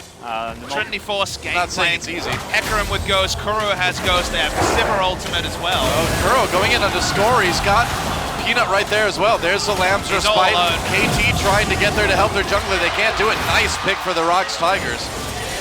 Prey and Gorilla had already faded into the lane. Yeah. Fly was zoned out of that fight. There was basically no business that Score had doing there in the river at that time. So easy pick setup for the Rocks Tigers. But that was a result of pushing that bottom lane, having some freedom for the AD carry to move into the mid lane and create that zone. I mean, it was some greed. It was actually the mark that the mark of the Kindred was applied to that Scuttle Crab. So got greedy trying to get stacks, and it was an inappropriate time for Score to do that. So the kills 1-1. The gold dead even now. KT with that turret lead. And the proto, I mean, the working towards the proto. Actually, it's going to actually be the GLP as the first item here, so it's not going to be a Rod of Ages. Wow. Wow. Huh. That's First time we've seen this item in Korea. Yeah, it is the first time we've seen this item in Korea. Interesting. Didn't even consider that when we saw Catalyst Yeah, and the of course, revolver that it built out of. yeah. Well, I mean, the first time we're seeing it is in Game 5 of the finals. So talk about hiding a strategy here. Now, of course, that means they won't have a ramp-up time. It's not a scaling item like Rod of Ages. Grill and Peanut waiting for Arrow. Oh, he's one closer. There's the dazzle. They landed. Arrow has the flash. Can he go away? Oh! Magical Journey denied. Uh-oh. Peanut chasing. Peanut could be in trouble here. GPL dropped down. Someday teleported. Peanut trying to avoid that curtain call. Kuro slowed up by the parallel convergence. Someday on his own in the 3v or 4v1 rather. Smeb zoning Aurelion Soul away. And that is a kill for Kuro on the Taliyah. Rocks Tigers making something out of that mess of a fight. Peanut made a mistake in that fight. He actually knocked the... Oh, we're not done yet. Kuro has to flash and try to get away. He's on the run. Arrow had that deadly flourish, couldn't catch it. Meanwhile, the turret goes down. So one turret taken by KT, or I'm sorry, by the Rocks Tigers. Will they maybe be able to give themselves a dragon opportunity? I think they just have. Yeah, it looked like the Bard was actually knocked out of the Magical Journey by the fear, but Yeah, I Peanut guess so. tried to follow through under the turret. If he had stuck around and just dealt with the Bard, that could have been a cleaner execution from the Rocks Tigers. That's big too. Rocks Tigers take Mountain Drake, so now any sort of pick can easily lead into bigger objectives. Could have been more kills for the Rocks Tigers, as you're mentioning, Monty. Could have been cleaner. Was noted there's actually a cosmic binding to stun Kuro as he came off the Weaver's Wall as well. So, in general, KT lost the minimum for what could have been bigger for Rocks, but Rocks still take a sliver of a lead. And they have the Gangplank, they have the Hecarim, they have the scaling. So, 500 gold lead is an implied bigger lead for Rocks Tigers. I'd say so. Another Mountain Drake on the way next.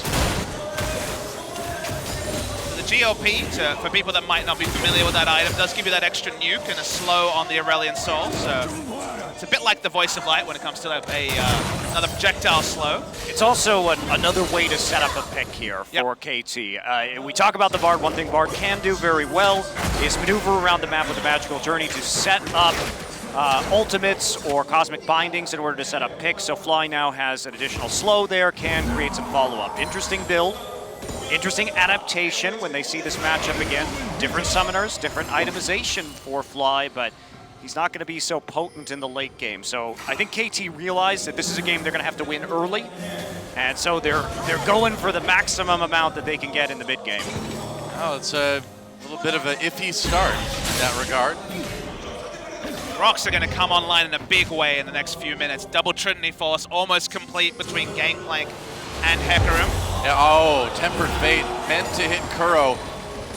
He doesn't get hit by it though, barely gets out of range in time. Well, he was standing next to the wall, so he actually had the rock surfing passive up, so a little bit of extra mobility there to help him dodge out. Certainly helps. Either way, an ultimate use for not a lot of gain from KT. Someday comes up to clean out this wave. He's in trouble though. We'll see, Peanut coming through. They can't see anybody in this lane right now. Peanut and Smeb sneaking through the brushes. Smeb gonna show up. He doesn't know the Peanut's there. Peanut has not been spotted yet. That was Someday very coming up. sneaky. Oh, there he goes, and Someday GPL dropped immediately. Gonna try to get away, and Score is right there to help out. Peanut has to ult back over the wall to escape, and Smeb on the run now. He's got his flash. He's gonna use it. Will he live though? Fly, and Kuro coming up the mid lane. Peanut on the run though. Voice of Light used to push Peanut back, and here comes Gorilla popping that ultimate on the Taric, and that's going to keep them safe. But man, what a tense fight.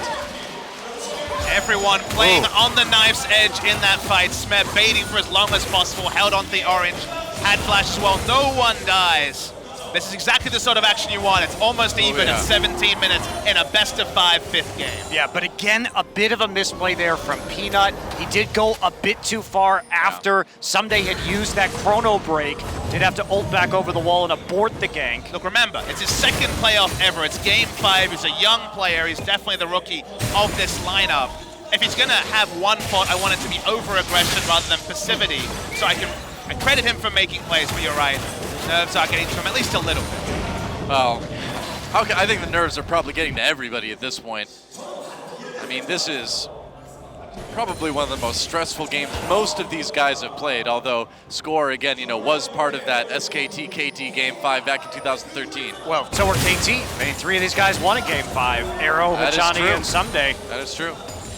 2014, so... And the Rocks Tigers have been to a lot of finals. And this is the first 5th game that is, of course, not a draft, not a blind pick game. It's draft mode once again, so that's true. It's a little bit different. Of course, the blind pick games had a lot of action, but they could lead to some really weird edge scenarios when it came to summoner spell choice. You didn't know if you needed a cleanse, for example, so... They usually ended up being very one-sided very early on, so this one will be a closer game in the end, most likely.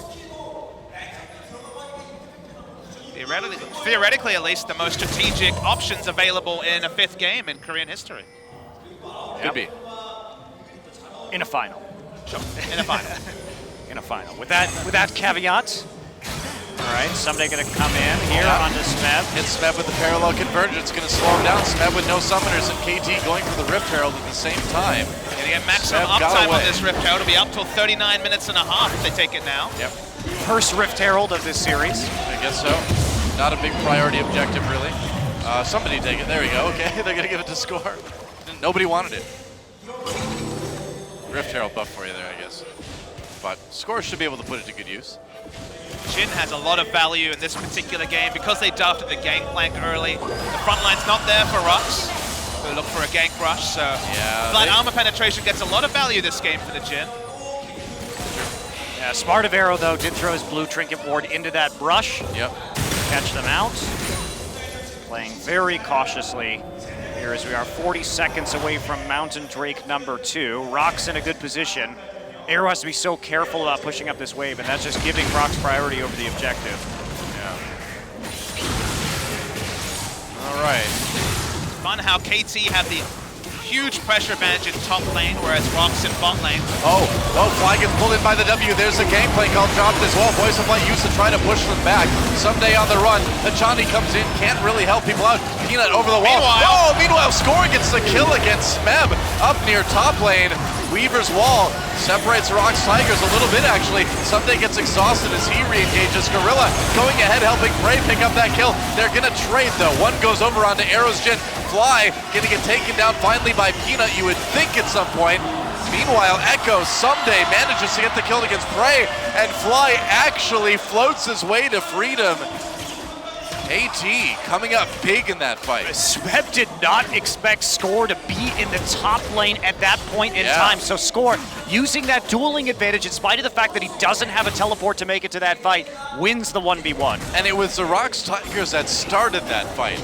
They tried to make the pick on Fly, and it went terribly wrong. And now we might have 3 people on the side of KT that can take the gangplank in a split push. This is Score, just some Smeb walks up. Just didn't know he was there? He had no idea that there was that. I mean, you can understand it's a jungler being. Yeah, you never expect the jungler to be there in a million years when that Drake is coming up in 20 seconds. Yeah. Arrow gets free time to channel the ultimate, no pressure onto him. Such a close fight. Kuro goes aggressive, nearly takes out Fly. Yeah, Someday cleaning up Prey on the backside of this was really good too. Prey actually, I think, panic flashes right there. There's really not a way he's going to get away from Someday. I think you're right. So he does use his flash unnecessarily. That may come back to haunt him, but I think KT's going to find an opportunity to take this Mountain Drake too. Yeah, Score can do a lot of damage to it. Just mano y mano here. He's going to grab it, so we will even up on Drake. And look, he's changed his item build. It's going to be Trinity Force from the jungle on the Kindred, so a bit more burst coming through the trades. Obviously, when he has his W and Q up, he does have the easy way to proc the Trinity Force passive multiple times. All right, well, still a close game, but KT grabbing a little bit of the momentum back. They're trying to play the pressure game. They want the game to now enter the 1-3-1 phase because we've already established that everyone can kill Smeb on the gangplank, which shouldn't be too surprising, but they're playing around it with the core really smartly and just getting the kills and getting the pressure around the map and stopping Rox from getting safe farm and scaling. Yeah.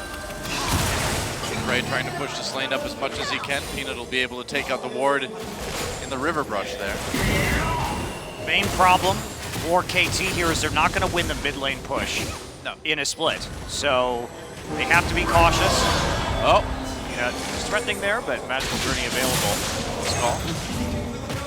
Stealing away blue from Taliyah is pretty significant if they can get it, but they're collapsing on Someday. That's right, Someday slowed down by that barrel that dropped the GPL too. You know, Someday does not have any summoners right now. He does have his ult, and he can just run away too, I suppose. Yeah, nobody was there to really help Smeb in that engagement, and Someday not going to use that Chrono Break back in, but now they've abandoned the bottom side of the map, so Fly may get one for free. Yeah, Smeb going aggressive there forced Taliyah to at least walk towards being in range of the Weaver's wall, and that gets KT the free objective. They've been trading up 2 or 3 skirmishes in a row, but the scaling of Rox still may come up trumps, and the gold lead is non-existent for KT Rox.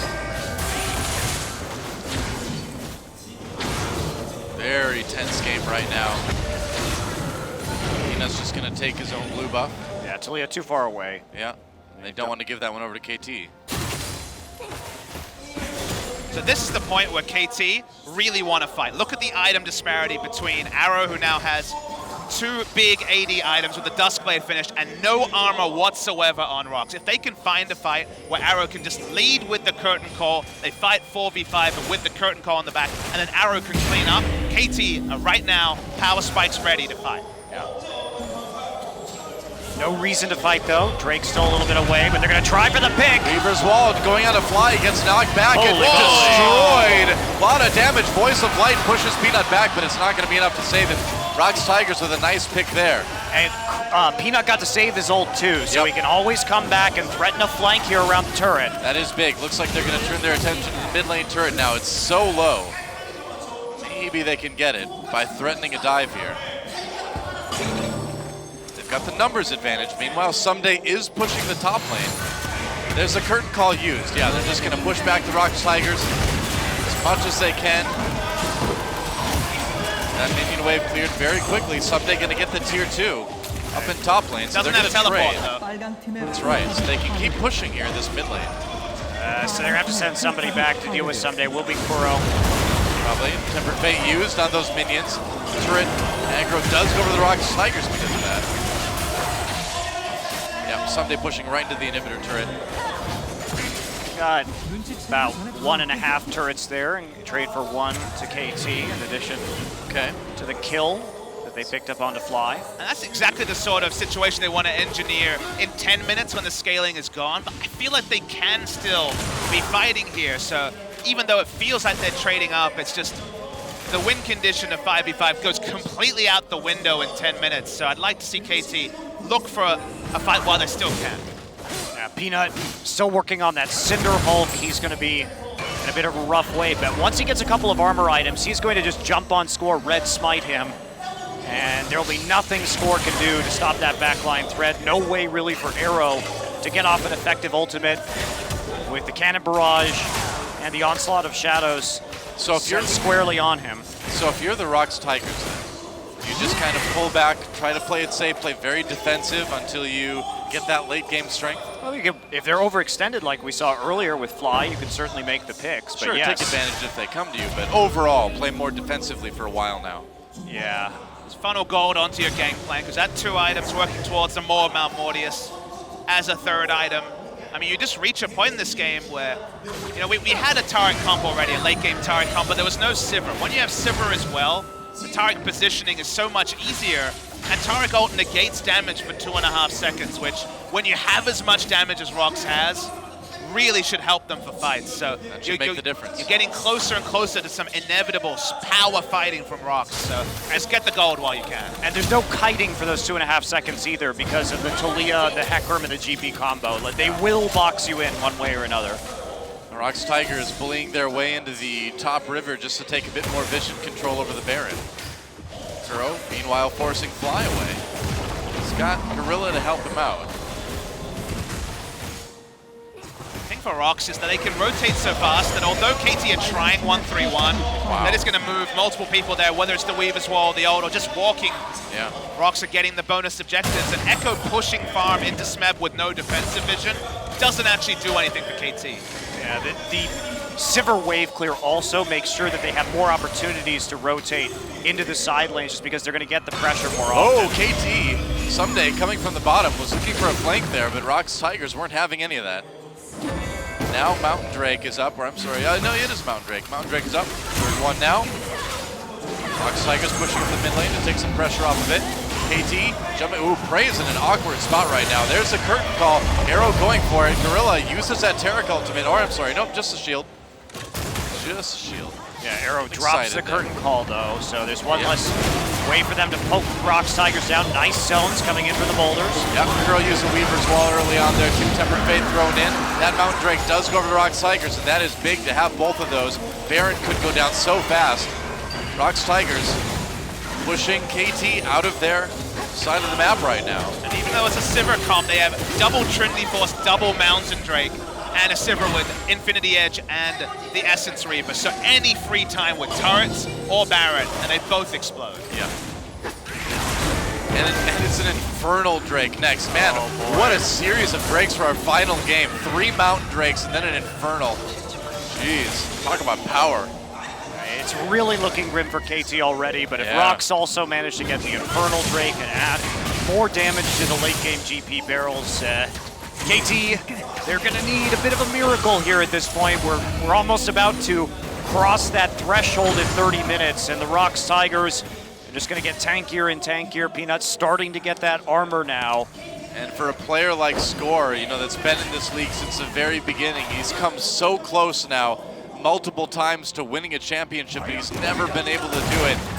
It's got to be a heartbreaker if he can't finish this one off in favor of KT. And it's not even a guarantee to go to Worlds either. No. They lose this final, they will be at the top of the gauntlet. SK Telecom will be advancing on circuit points as the 2nd seed. The circuit, the gauntlet itself will be Jin Air versus Afrika. Winner plays Samsung, and if it is KT Rolster, winner will play KT Rolster in a best of 5 for that world spot. Right. Same 3 teams as last year, potentially. KT trying to set up a fight here. Gorilla, Gorilla kind of on his Way out of own. position. What was he doing? Just walking right into KT. Had to burn the flash to stay alive. Whoops. Just consider the fact that the team with Echo versus Gangplank, the team with the Bard support and attempted to kill lane and bot, has lost both Drakes this game. And the most consequential Drakes of all, the double mountain into Inferno. Yeah. It's worrying stuff. The Rox was able to pick up any Drakes. They should not have had the pressure on the map. That should have just been free food. And normally when we saw these Kindreds after the change to the Blood Razor effect, when the Devourer was changed, it used to be just free food, taking those Drakes soul. All right, easy turret taken by the Rox Tigers. Do they want to fight? Maybe, not quite sure. Peanut has to use the ult to get away. Flashes to avoid the Tempered Fate. Curtain Call used. Gorilla trying to avoid it, but here comes Someday from the back. Tempered Fate thrown in again. Prey trying to back away. Someday forced out. GP Ultimate doing big work in creating a zone for Rox Tigers. That parallel convergence for Someday nearly caught people with it yet again. All ults down on Rox Tigers, Yeah. both summoners on the mid lane. Almost nothing expended from KT. Only the Bard ultimate, and I guess you could say the Curtain Call as well. So, is a window here for KT to play aggressively. Might be able to. Window to win this game, though, is rapidly closing if you're KT Rolster. Yeah, Smeb just getting a bunch of free farm once again in the bottom side of the map. Able to catch up on that. Someday actually going for the Deadman's Blade as a second item here. He is just trying to hit the back line as hard as he can and hopefully take out Prey. Right. The other thing it does is that with turrets down, GP has less places to farm because Echo cannot be kited at the best of times, and a Deadman's Blade means he's gonna get that first auto attack in and really confirm the chase. We already seen Kindred chase down that Gangplank, and I'm pretty sure that with 2 slows now and the Voice of Light, you can expect the same from the Aurelion Souls. So really targeting the Gangplank as much as possible. Peanut from behind, they're trying to make a pick on the fly. He's trying to fly away, no pun intended. Weaver's wall knocks him back. Peanut can ult over the wall anyway. Score in a little bit of trouble here. Peanut, the one getting blown up. Smeb gets into the back lines. Rox Tigers trying to escape. KT turning it around. Tempered Fate onto Kuro. This might be it. A double kill for Score. KT may have found their opportunity. There goes Kuro. Smeb on the run. Prey can't do anything right now. He's trying to do the damage he can. Oh! Boomerang blade nearly kills Fly, but he lives with just under 100 hit points remaining. A minute 30. GPL comes down. They kill Fly. Smeb with a clutch ultimate out of that Gangplank. And they needed that so much because there was certainly threat onto the Baron, level 16 now on the jungler, so small reprieve, but Rox Tigers, Peanut especially, overdived like crazy. They couldn't even get the Taric ultimate up. They have an engaged combo and they didn't use it. That was entirely Peanut's fault right there, because he came in, the Banshee's Veil was already down, used his Q to clear the Veil, but Fly was already past the wall by that point. You just have to give that one up, reset for the next fight. Instead, Peanut overcommits, dies instantly in the 1v1 to Score. Let's check this fight out again. It's a pretty straightforward comp. You pop Sivir, you get the Hecarim galloping in, you have the Taric ult prime, but they had none of those variables together, so Peanut literally gives up his life for free. He's not tanky, remember. You only get Trinity Force and so tanky from the jungle on a budget, and then it's just 3 kills chasing down the members of Rox Tigers. Yeah, it was nicely played. They did land the Deadly Flourish and had that single target damage in order to finish it off, but man, Smeb was the real hero here. He maybe saved this game by killing that Aurelion Soul, because if Fly gets to recall, they may in fact just lose the Baron right there. They don't even lose their outer turret. That's how low the members of KT were. Oh, Rox Tigers caught though. KT going in yet again. Peanut on the outside. Someday the one taking a lot of hits. Gorilla a bit low though. Curtain Call gonna try to finish him up. Peanut ults away from the fight. Curtain Call still coming through. Fly gets killed. KT turns immediately on the Baron. Can they take it out though? It's still risky, even with Peanut down. Gangplank ult is up, remember. Rox Tigers fighting for their tournament life here. Fighting for perhaps their team life. Baron taken. Oh, it's taken by Smeb. Smeb stole the Baron. Smeb stole the Baron. They're going after Fly now. And Rox Tigers turning it around. Hachani so low. That's 2 kills. That's 2 kills for Smeb. Unbelievable He Baron did it. steal. He did it. And KT on the run. It's 2 for 3, but Rox Tigers, they have a chance to turn this potentially into an inhibitor. Score has his smite up. He didn't get to use it. The barrel steal is insane. They might even lose an inhibitor turret. Smeb has absolutely saved this game What for a the monster. Rox Tigers. What a monster. They might be able to push it further. They're going after the inhibitor now. There's still 10 seconds left. No, better to just leave it there. Better to keep it safe. But Smeb, what a hero already, and they can take the Infernal Drake off of this as well. Yeah, that's the big play here. Just get the inhibitor. You still have a late game advantage. Peanut, he's really trying. He doesn't look like he wants to win this game, but Smeb, he is saying, no, we are going to win no matter what. Man, guys, it's game 5 when you can have this right now. 2 HP! Oh my 2 God! 2 HP on that Baron, the cannon barrage. Holy crap! Unreal. That was not Insane. even a bad smite by Score at all. 2 hit points. 2 hit points, How and then the one close fight. has Score come to winning a title, and then 2 hit points is the difference between actually registering the Baron that could win them the game. What a nightmare. That was not like a bad smite at all. I mean, that was so close to a perfect smite by Score there. And it's just 2 HP. And the cannon barrage takes it. Absolutely unbelievable. Rox Tigers now with about a 5,000 gold lead. They are firmly in control of this game with the Baron. And just to talk again a little bit more about Smeb, I mean, this is a guy who, Monty, you and I called the worst player in the tournament back when he came out. He was a terrible top laner on Incredible Miracle. We gave him the Long Panda Award, if you guys remember what that is. But man, I have never seen a player go from that level to this level. Smeb is a LoL god now. Well, there's no question, Noah. There is no other player in the history of this game that has gone from maybe worst top laner in his position in Korea to potentially the best player in the entire world. Rox Tigers pushing up this top lane now with that Baron buff that Smeb stole away. KT trying to hold on. Score gets chunked out big time by that GP barrel. I mean, KT earned the Baron that would have actually staved off the 5v5 disadvantage they had, but Rock's picking it up. God, it blows open this game in so many different ways. You know, and now Rox Tigers have the Infernal Drake too. They're moving in. They've worked so hard for this guy. They did, still with a chance, going after the turret. Score chunked out yet again. Where can they go? Now GPL drop, they're going in. Big ult from Peanut, they're gonna dive. There's the Taric ultimate, keeping everybody safe. The top inhibitor goes down. Arrow using the Jhin ultimate to try to force the Rox Tigers away, but they'll be content to just take perhaps another objective. Or no, they want it all. This band of misfits, this band of rejects, KT fighting for their lives though. They're gonna try to turn this. Maybe I spoke too soon. Jhin with a kill early on. Arrow keeping KT in it. What a tense game.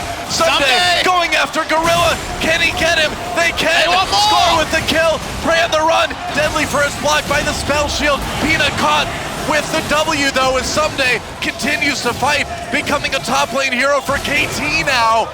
Backing to the Raptor pit. Oh, Peanut! Raptors helping out there, and KT has to turn back around. Simmerald again. That's right. They're trying to rush it. KT backing. Arrow chucked out again by Smeb's barrel. Oh boy, Kindred ultimate. KT, everybody's so low. This game is not quite over yet. It's been a wild finish though. Kuro dying there. Rox can't quite push it forward. They don't have a TP, even though they do have the Weaver's Wall to get across the map. We're gonna see a bit of a reset right here. A grand final with 2 stories that are both so sweet. Maybe the Rox one, by a hair, is the more compelling, coming from nothing. The story around Worlds last year. I don't know, but man. KT's comeback and Score in particular, the man who has never won despite being a top player in at least 2 positions, and of course being around since the start. And 40 minutes into game 5, and we still don't know who will take it down. Man. Well, Gorilla playing it a bit risky, maybe being that far up by himself. Has a little bit of vision though. Smeb pushing the bot lane yet again.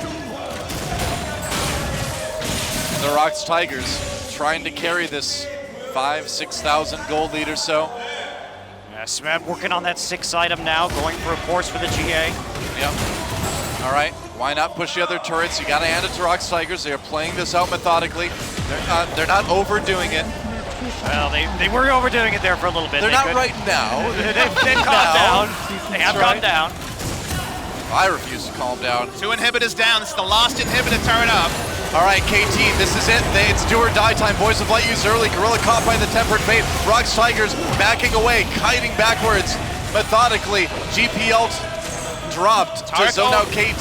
Peanut working on that mid inhibitor now. Turret ult wasted. It's down now. Yeah, that's right. That's dangerous for the Rox Tigers. They might have to back off again. Well, KT's down 3 ultimates, Maybe so not, Weaver's though. wall just to zone him off. Yep, that's right. They get the inhibitor turret. Now they're going towards the inhibitor. KT turning it. They don't really have a lot to fight this with. Score, ooh, risky. Getting very close to getting picked by Kuro there. Why coming in? They caught Ajani! They caught Ajani! They got him! There goes the inhibitor now, and this may be it. Rox Tigers moving in. It's a 5v4. They're going to get the final inhibitor, and now this group of players that had either retired or been rejected by other teams comes in. No big sponsor, no big team house. It's not necessary because they are going to win LCK Summer, and they are going to get a spot in Worlds again. There it is. Rox Tigers take it. GG. It's about time. And that is it. 3rd time is the charm in Korea for the Tigers. They finally overcome their curse. First place is theirs.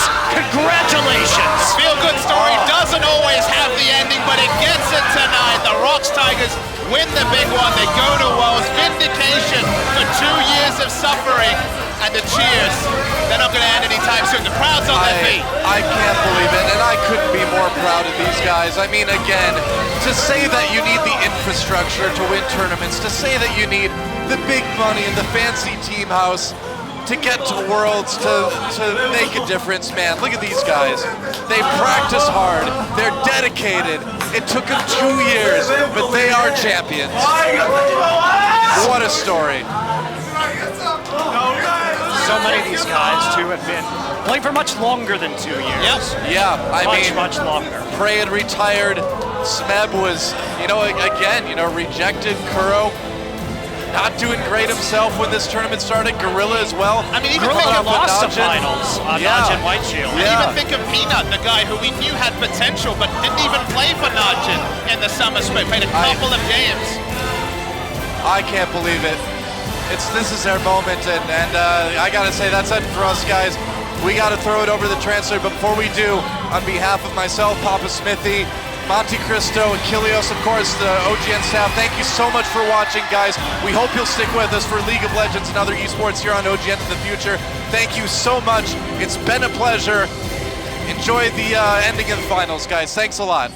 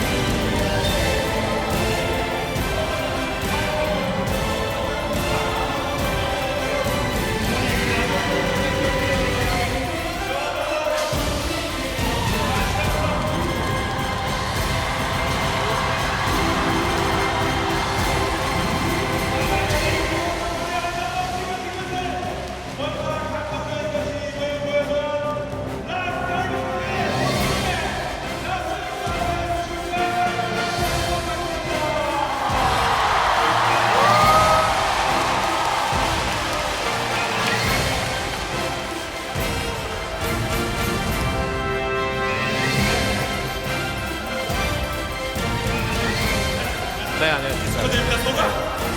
아, 네, 정말 이렇게 제가 인터뷰를 하게 될 줄은 몰랐는데 너무 Now they're going to moving into interview booth 사실 제가 이제 with the winner of today's match, Rock Tiger, and now Caster John's talking with a coach for Rock Tigers, Coach Nope. And Nope says he's really honored to be in the final match right now, and he's really happy to win the final round. It was a pretty tough game, but we keep talking, we keep conversing with each other, and I think that will really make as a team. And because this kind of conversation, what really kind of I feel really touched for today's match. And I'm really happy about winning today's match.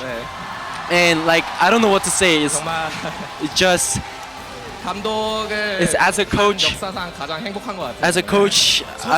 I'm really happy for winning for today's final because it was a tough year and we did it. And now Caster John moved his mics to Cry. Although he didn't play for today's match, but he have shown a great performance during the summer season. So any comment? And then Cry said, I don't know what to say for the final. Cry saying that although I didn't come out for the final, but we have practiced each other, and I'm really happy to win as a team, as a Rock Tiger, and I'm really happy today. And now the next interview is going to be a smack. The final set. So Caster John want to ask about the last match.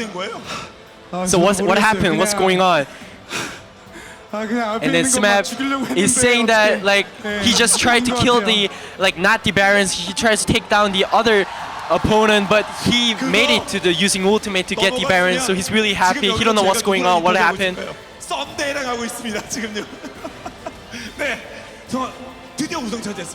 Now Caster John is saying that you finally got the winning for the LCK.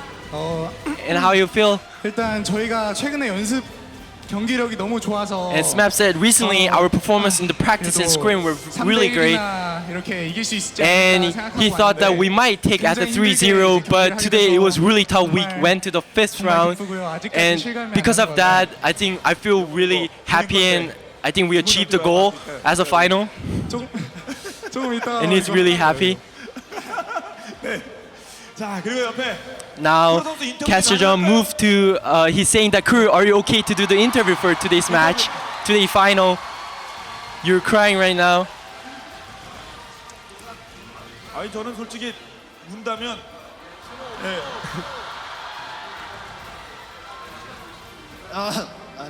저는 운다면 So Caster John asked him, how do you feel? 잘 안 돼서 잠깐 쉬었다가 복귀한 프레이가 울 줄 알았어요. 근데 Caster John thought that the Prey might be crying, but Kuro is the one who cried very loud. Now Kuro is saying that I've been in the final 4 times in Rock Tiger. We've been in 2nd place for 4 times, and he was very stressed out and he feel very hurt, really bad. But he did it today. He's really happy.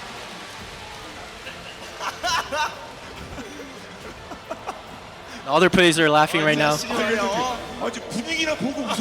Now Caster John is saying, oh Prey, stop laughing. You have to look at the situation right now. Crew is crying and you're laughing. So Prey is saying that Crew cried really loud right after the 5th game. And Prey was really touched right after the Crew cried, but still now I don't cry that much as what Crew do, but I'm really touched overall.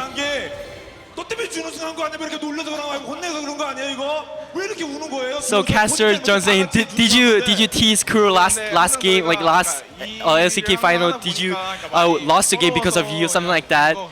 And then Prey is saying that maybe the Crew were kind of hurtful in the previous 4 final game. So the mic is back to Crew.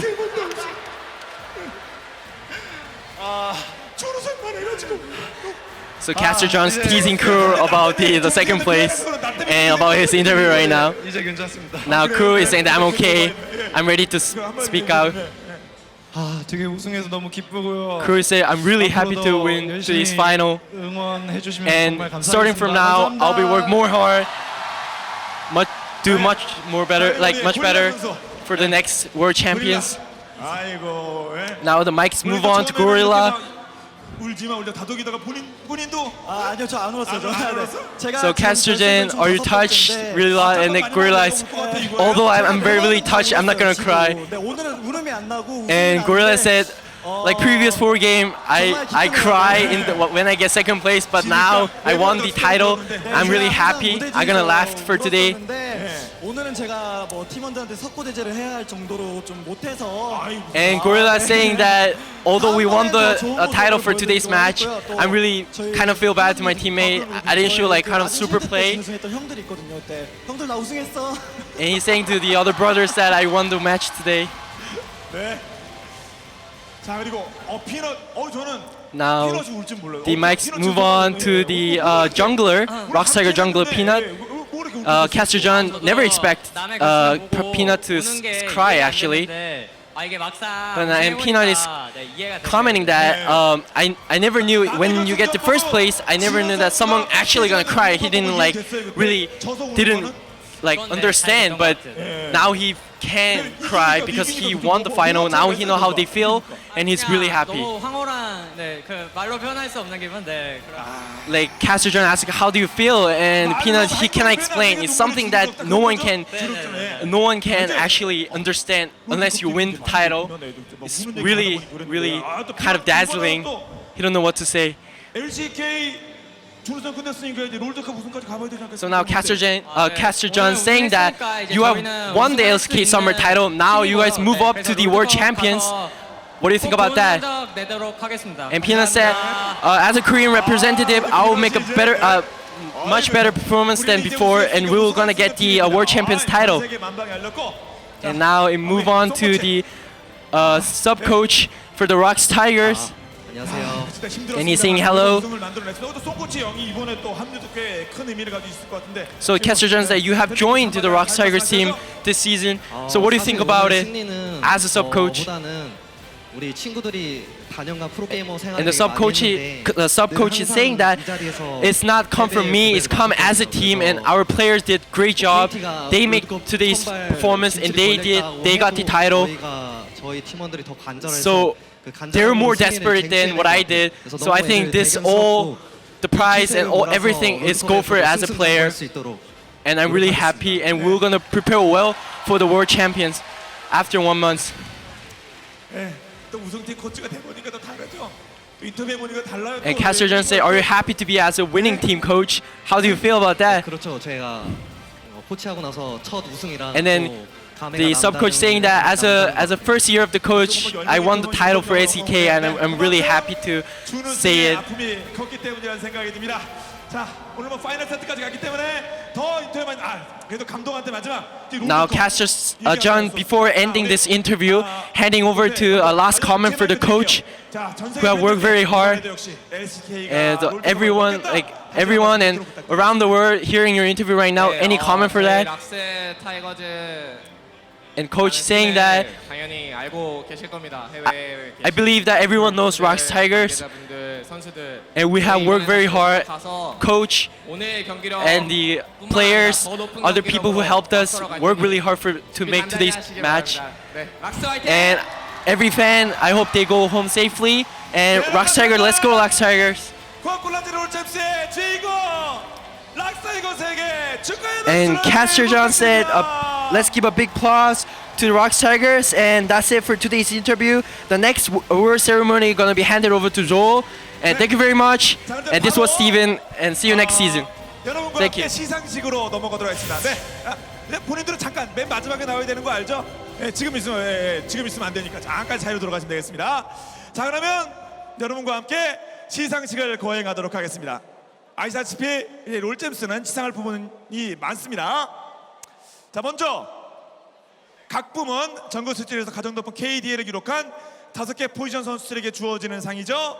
자, G스킬 KDA 시상입니다. With the conclusion of 자, KDA 2016 시상의 Coca-Cola 항상 Zero League of Legends 보여주시죠. Champions Summer Korea, 이노베이션 팀 위에 we will 이광재 we will be now presenting the awards for outstanding performance shown by players and teams alike. And the first award is the KDA award given by President and CEO of Innovation Team U.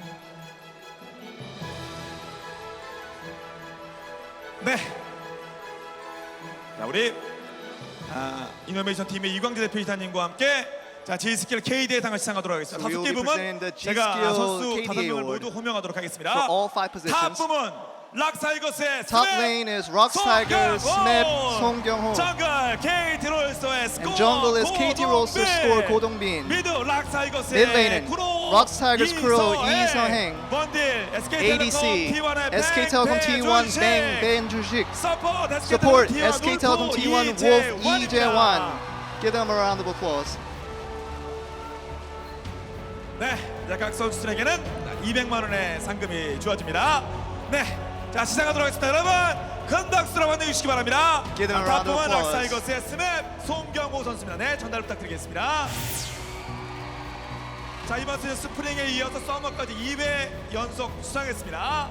자, 그리고 정글 He's received this award for the second consecutive time since spring of 2016. 정글러로서 가장 높은 And for jungler, it's KT Rolster score. 고동민 선수입니다. 그리고 미드 Mid lane, 락사이거스의 크로 Rocks Tigers Kuro, Lee Seo-haeng. 선수는 4회 연속 수상에 This is his fourth time to receive this award from 2015 spring and summer and 2016 spring and this summer. And for ADC, SK텔레콤 T1 Bang. 네, 배두익 선수 다시 한번 축하드리겠고요. 그리고 서퍼. And for support, 배두식의 SK텔레콤 T1 Wolf SK텔레콤 T1 울프 Lee Jae-wan. 이재환입니다.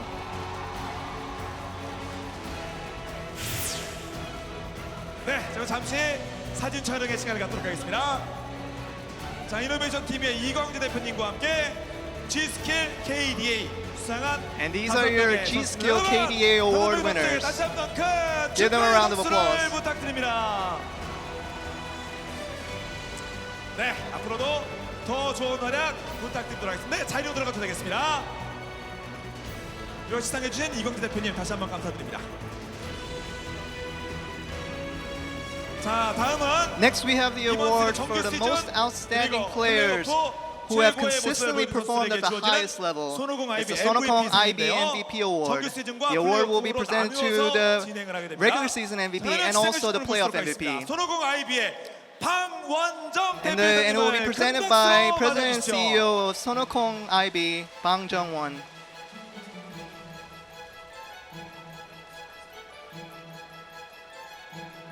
네, 방 대표님과 함께 자, MVP 시상을 하도록 하겠습니다. 두 개의 부분인데요. 자, 정규 시즌 First off is a player who has consistently shown the highest level of performance throughout the season. It's the regular season MVP award. 1200점을 달성하면서 압도적인 편찬하였습니다. He has received 1,200 points, receiving his second consecutive MVP. It's Rocks Tiger Smep, Song Kyung-ho.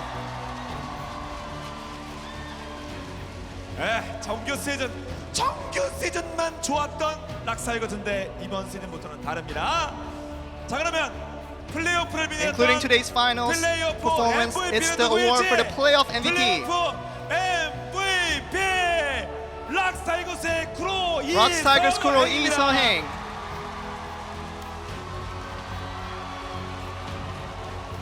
지난 시즌은 KDA 탑업 MVP 차지하고 있어도 Last season, he has dominated the KDA scenes, but he has received this playoff MVP this season. MVP 네 부탁드리겠습니다. 1,200점에 빛납니다. 각 선수에게는 500만 원의 상금이 주어지는데요. 여러분 큰 박수로 축하해 주시기 바랍니다. 저희 유튜브 Give them a round of applause. These are your MVPs for this summer season. 자, 다음은 플레이오프 특히 오늘 Today was an emotional game for him. It's the playoff MVP. Rocks Tigers Kuro Lee Seo-haeng. 네, 잠시 사진 촬영 시간을 갖도록 하겠습니다. 정규 시즌 MVP 락사이거즈 스맵 송경호. This is the regular season MVP Rocks Tigers Smep and the playoffs MVP Rocks Tigers 여러분 다시 한번 두 선수에게 Kuro with the 큰 축하의 MVPs of the 박수를 season. Give them a round of 부탁드립니다. applause. 네, 자리로 돌아가도 되시겠습니다. 네. 그리고 수고해주신 우리 강원영 대표이사님 다시 한번 감사 말씀드립니다. 자, 이제 개인상 Now 시상에 we 이어서 will 본상 proceed over to our main 진행하도록 awards. 하겠습니다. 3위 First up 준우승 그리고 is the 우승입니다. award for 자, third 3위 place. 시상은 자, CJENM, 자, The award will be OGN의 presented by Director Headquarters at CJNM's OGN, Kang Hun-ju. Give them a round of applause.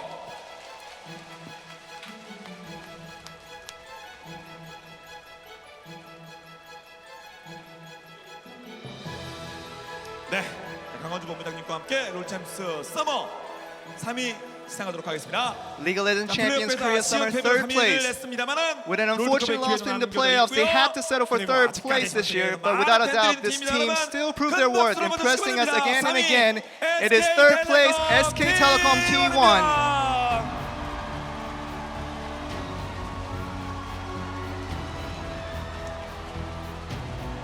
네. 아, 플레이오프 승승패패 아쉬웠습니다만 그것이 SK텔레콤에겐 They had the unfortunate loss, but they still proved their worth as a team. SK텔레콤에게는 This is SK Telecom T1 winning third place. 오늘 결승전 경기 결과에 따라서 롤드컵 직행 티켓이 주어집니다. 네, 잠시 사진 촬영의 시간을 우리 강원주 본부장님과 나누도록 하겠습니다. 3,000만 원 상금과 함께 롤드컵에서 SK텔레콤을 만날 수 있습니다. 여러분, 다시 한번 3위 차지한 And you will see them SK텔레콤의 again in World Championship, SK Telecom T1. 네, 롤드컵에서 그리고 다음 시즌에서 더 좋은 모습으로 We hope to 돌아올까 see a better 하겠습니다. performance from you in the World Championship and in next season. CJENM OGN의 강원주 본부장님 감사드립니다. 자, 이어서 본상 Next is the runner-ups, the award for second place. To present the award, we have the Secretary General for CASPA, Jo Man-soo, to help present the award. 여러분 큰 박수 맞으시기 바랍니다. 한국 e스포츠 협회 정병헌 회장님 모시겠습니다. 큰 박수로 맞아주십시오. It's going to be actually the president of CASPA, Jung Byung-hun, who's going to be presenting the award. 네, 자, 우리 회장님 모시고 네 영광의 준우승 시상을 하도록 하겠습니다. 네. And we will not present the award. They were so close, and we can't help but feel they could have won it all. But nevertheless, they have shown great resilience all throughout the season. League of Legends champions, Korea Summer 2016 runner-up. Give them a round of applause. It's KT Rolster.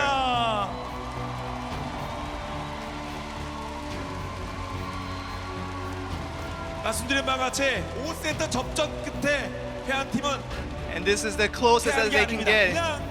Dragging the game all the way to the fifth game, and unfortunately losing a close game to get second place. 멋지게 잘 싸워준 But they fought hard and they fought well, 이상의 and they are very deserving of the second place. 감격을 만들어준 KT 롤스터에게 준우승 Give a 시상을 round of 보여드리도록 applause. 하겠습니다. KT Rolster. 상금 6천만 원이 수여됩니다. 그리고 다들 아시는 것처럼 이제 국대 선발전, 국가대표 선발전을 통해서 And they will be in the World Championship qualifiers next week, 북미에서 펼쳐지는 롤드컵에서 만날 수 있게 되길 한번 기대해 보도록 fighting their 하겠습니다. way into their 자, 그래서 qualification set 한국 into the World e스포츠 협회 Championships. 회장님과 함께 잠시 포토 타임의 시간을 갖도록 하겠습니다. 여러분, 준우승 차지한 KT Give a round of applause to the second place, KT Rolster. 다시 한번 큰 축하의 박수를 부탁드립니다. 네. 오늘 브라이 선수는 39도에 가까운 고열에서도 투혼을 발휘했습니다. 네. 자, 아시겠으면 다음에 더 좋은 모습 보여주면 되겠죠? 네, 자리로. 네. We wish you better luck next time in next season's 좋은 LCK. 모습 보여주셨고요. 조금만 기다려주세요. 우리 또 엔딩은 또 준우승 팀은 같이 하니까. 자, 이제 영광의 And last but not least, 하겠습니다. 아, 그리고 시상해주신 한국 e스포츠 협회 the 전병헌 kings of LCK, 거듭해서 감사 말씀드립니다. they have seated themselves on the 자, 이제 highest throne, and the 우승팀 presented 시상하도록 will be 하겠습니다. by 영광의 representative of 왕좌의 Korea for Riot Games, 팀에 Lee 대한 Seung-hyun, to help us present the award. 한국 대표이신 이승현 대표님을 모시도록 하겠습니다. 여러분, 큰 박수로 환영해 주십시오.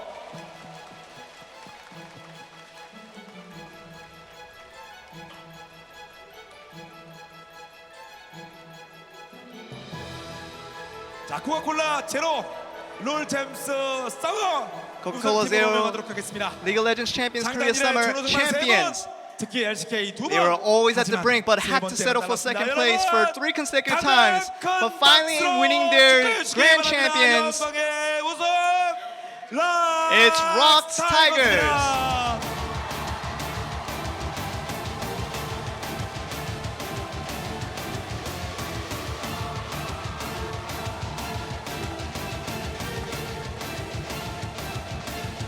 네, 정말 감격의 무대 포기하지 않았습니다. 특히 It's such an emotional win that they never give up to the end. 사냥을 쳐다볼 때까지는 어떻게 될지 몰랐는데요. 하지만 We never knew who was going to be the winner at the end, but in the end, the winner is Rocks Tigers. 상금 1억 원이 수여됩니다. 그리고 롤드컵에서 더 멋진 플레이를 보여준. And we hope that you show us a wonderful performance in the World Championships. 힘 좋은.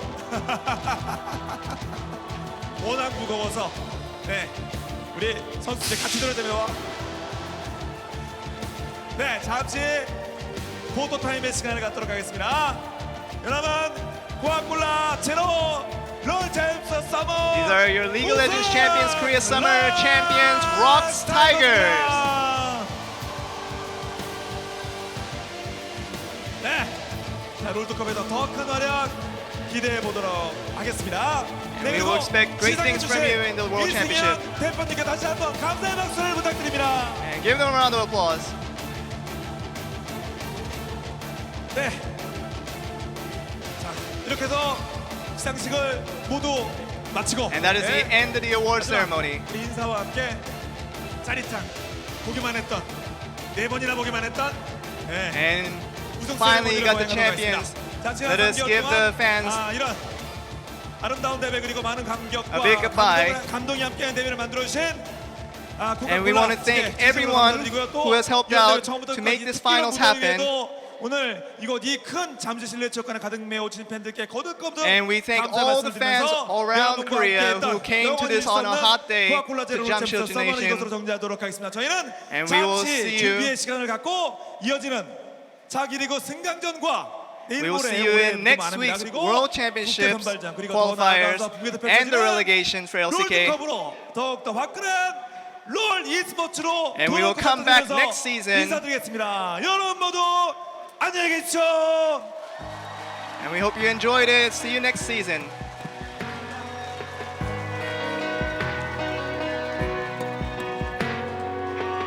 I know I should let it go, take a different road when I'm driving home, but I don't want to.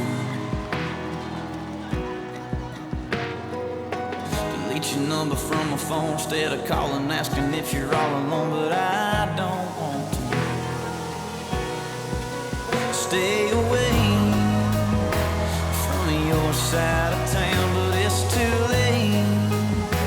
Yeah, I'm in your drive right now.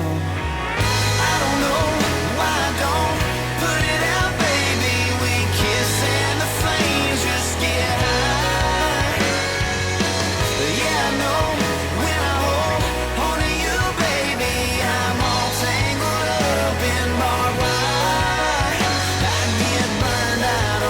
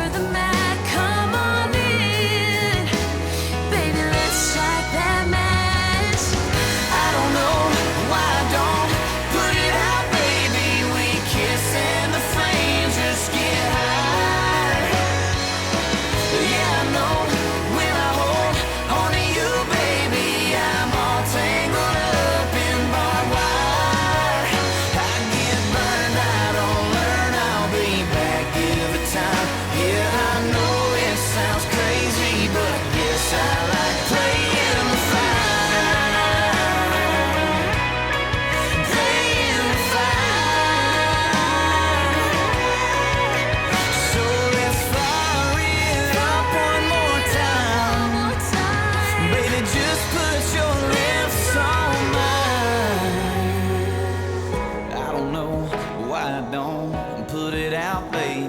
We kiss and the flames just get high. Yeah, I know when I hold onto you, baby, I'm all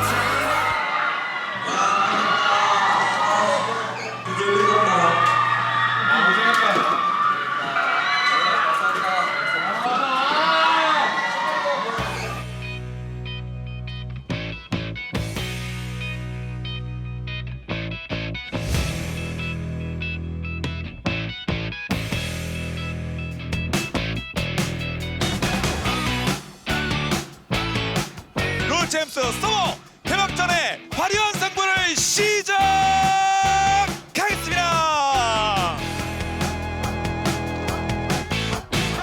오늘 임방유와 함께하는 저희의 첫 합방이잖아요. 그렇죠. 합방이요? 예. 지금 넥서스가 파괴됩니다.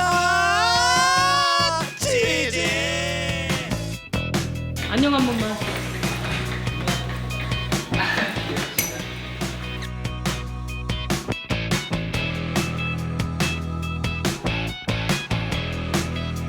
그리고 김동준 해설이 나왔습니다.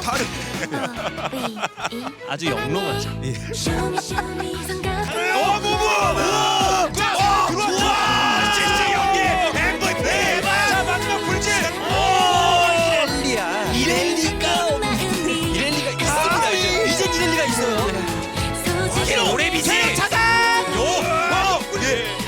스카이와 연계를 찾았어요. 안으로 들어가서 아니라서 오늘 또 롤챔스 데뷔전을 진행이 되네요. 근데 이런 선수가 무대에서 감 잡고 캐리하기 시작하면 그때는 진짜 대형 신인이 나왔다라고 얘기할 수 있는 거예요. 그렇죠? 친구를 만나느라 샤샤샤샤 만나는 샤이의 우직한 방망이질이 시작됩니다. 더블킬입니다. 104일 만에 선발 출전하는 뱅기. 마오카이가 왔죠. 크레이버 물렸고요. 와, 이거는 대패입니다. 그가 돌아왔습니다. 깔로즈. 많은 분들 사이에서 이미 가시된 선수예요. 확 달라진 경기력입니다. 아예 다른 팀 같은 경기력. 깔끔합니다. 나는 니네랑 같이 경기하니까 좋다는 느낌 박박 드는 것 같아. 그렇죠. 진짜 잘했어.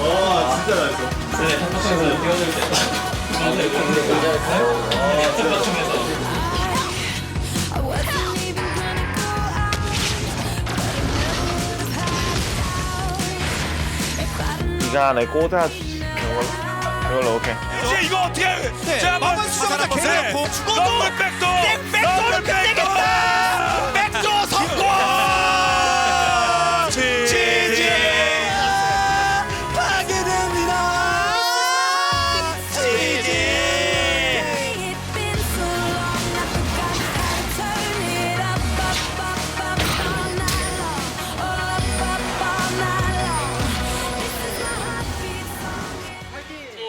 감이 어떻게 해요? 해야지. 아 귀여워.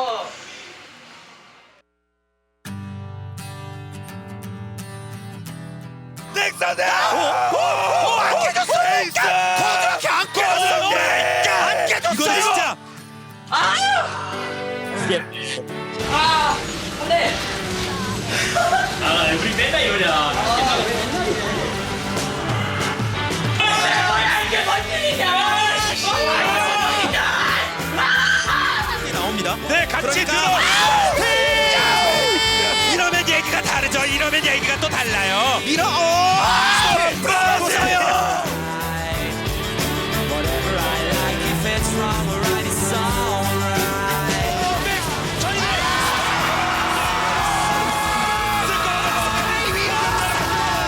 내가 엄청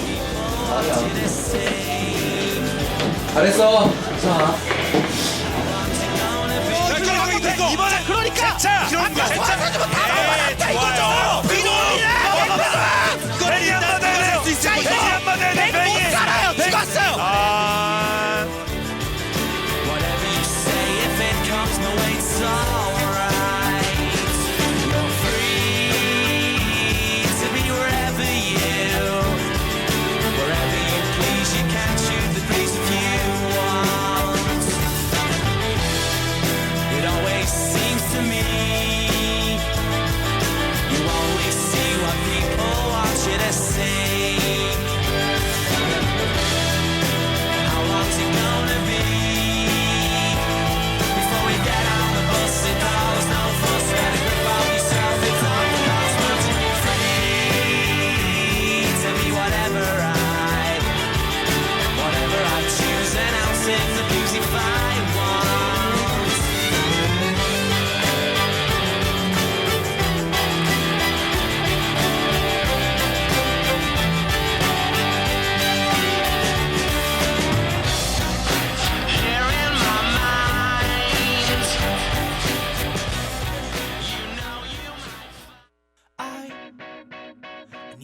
fight.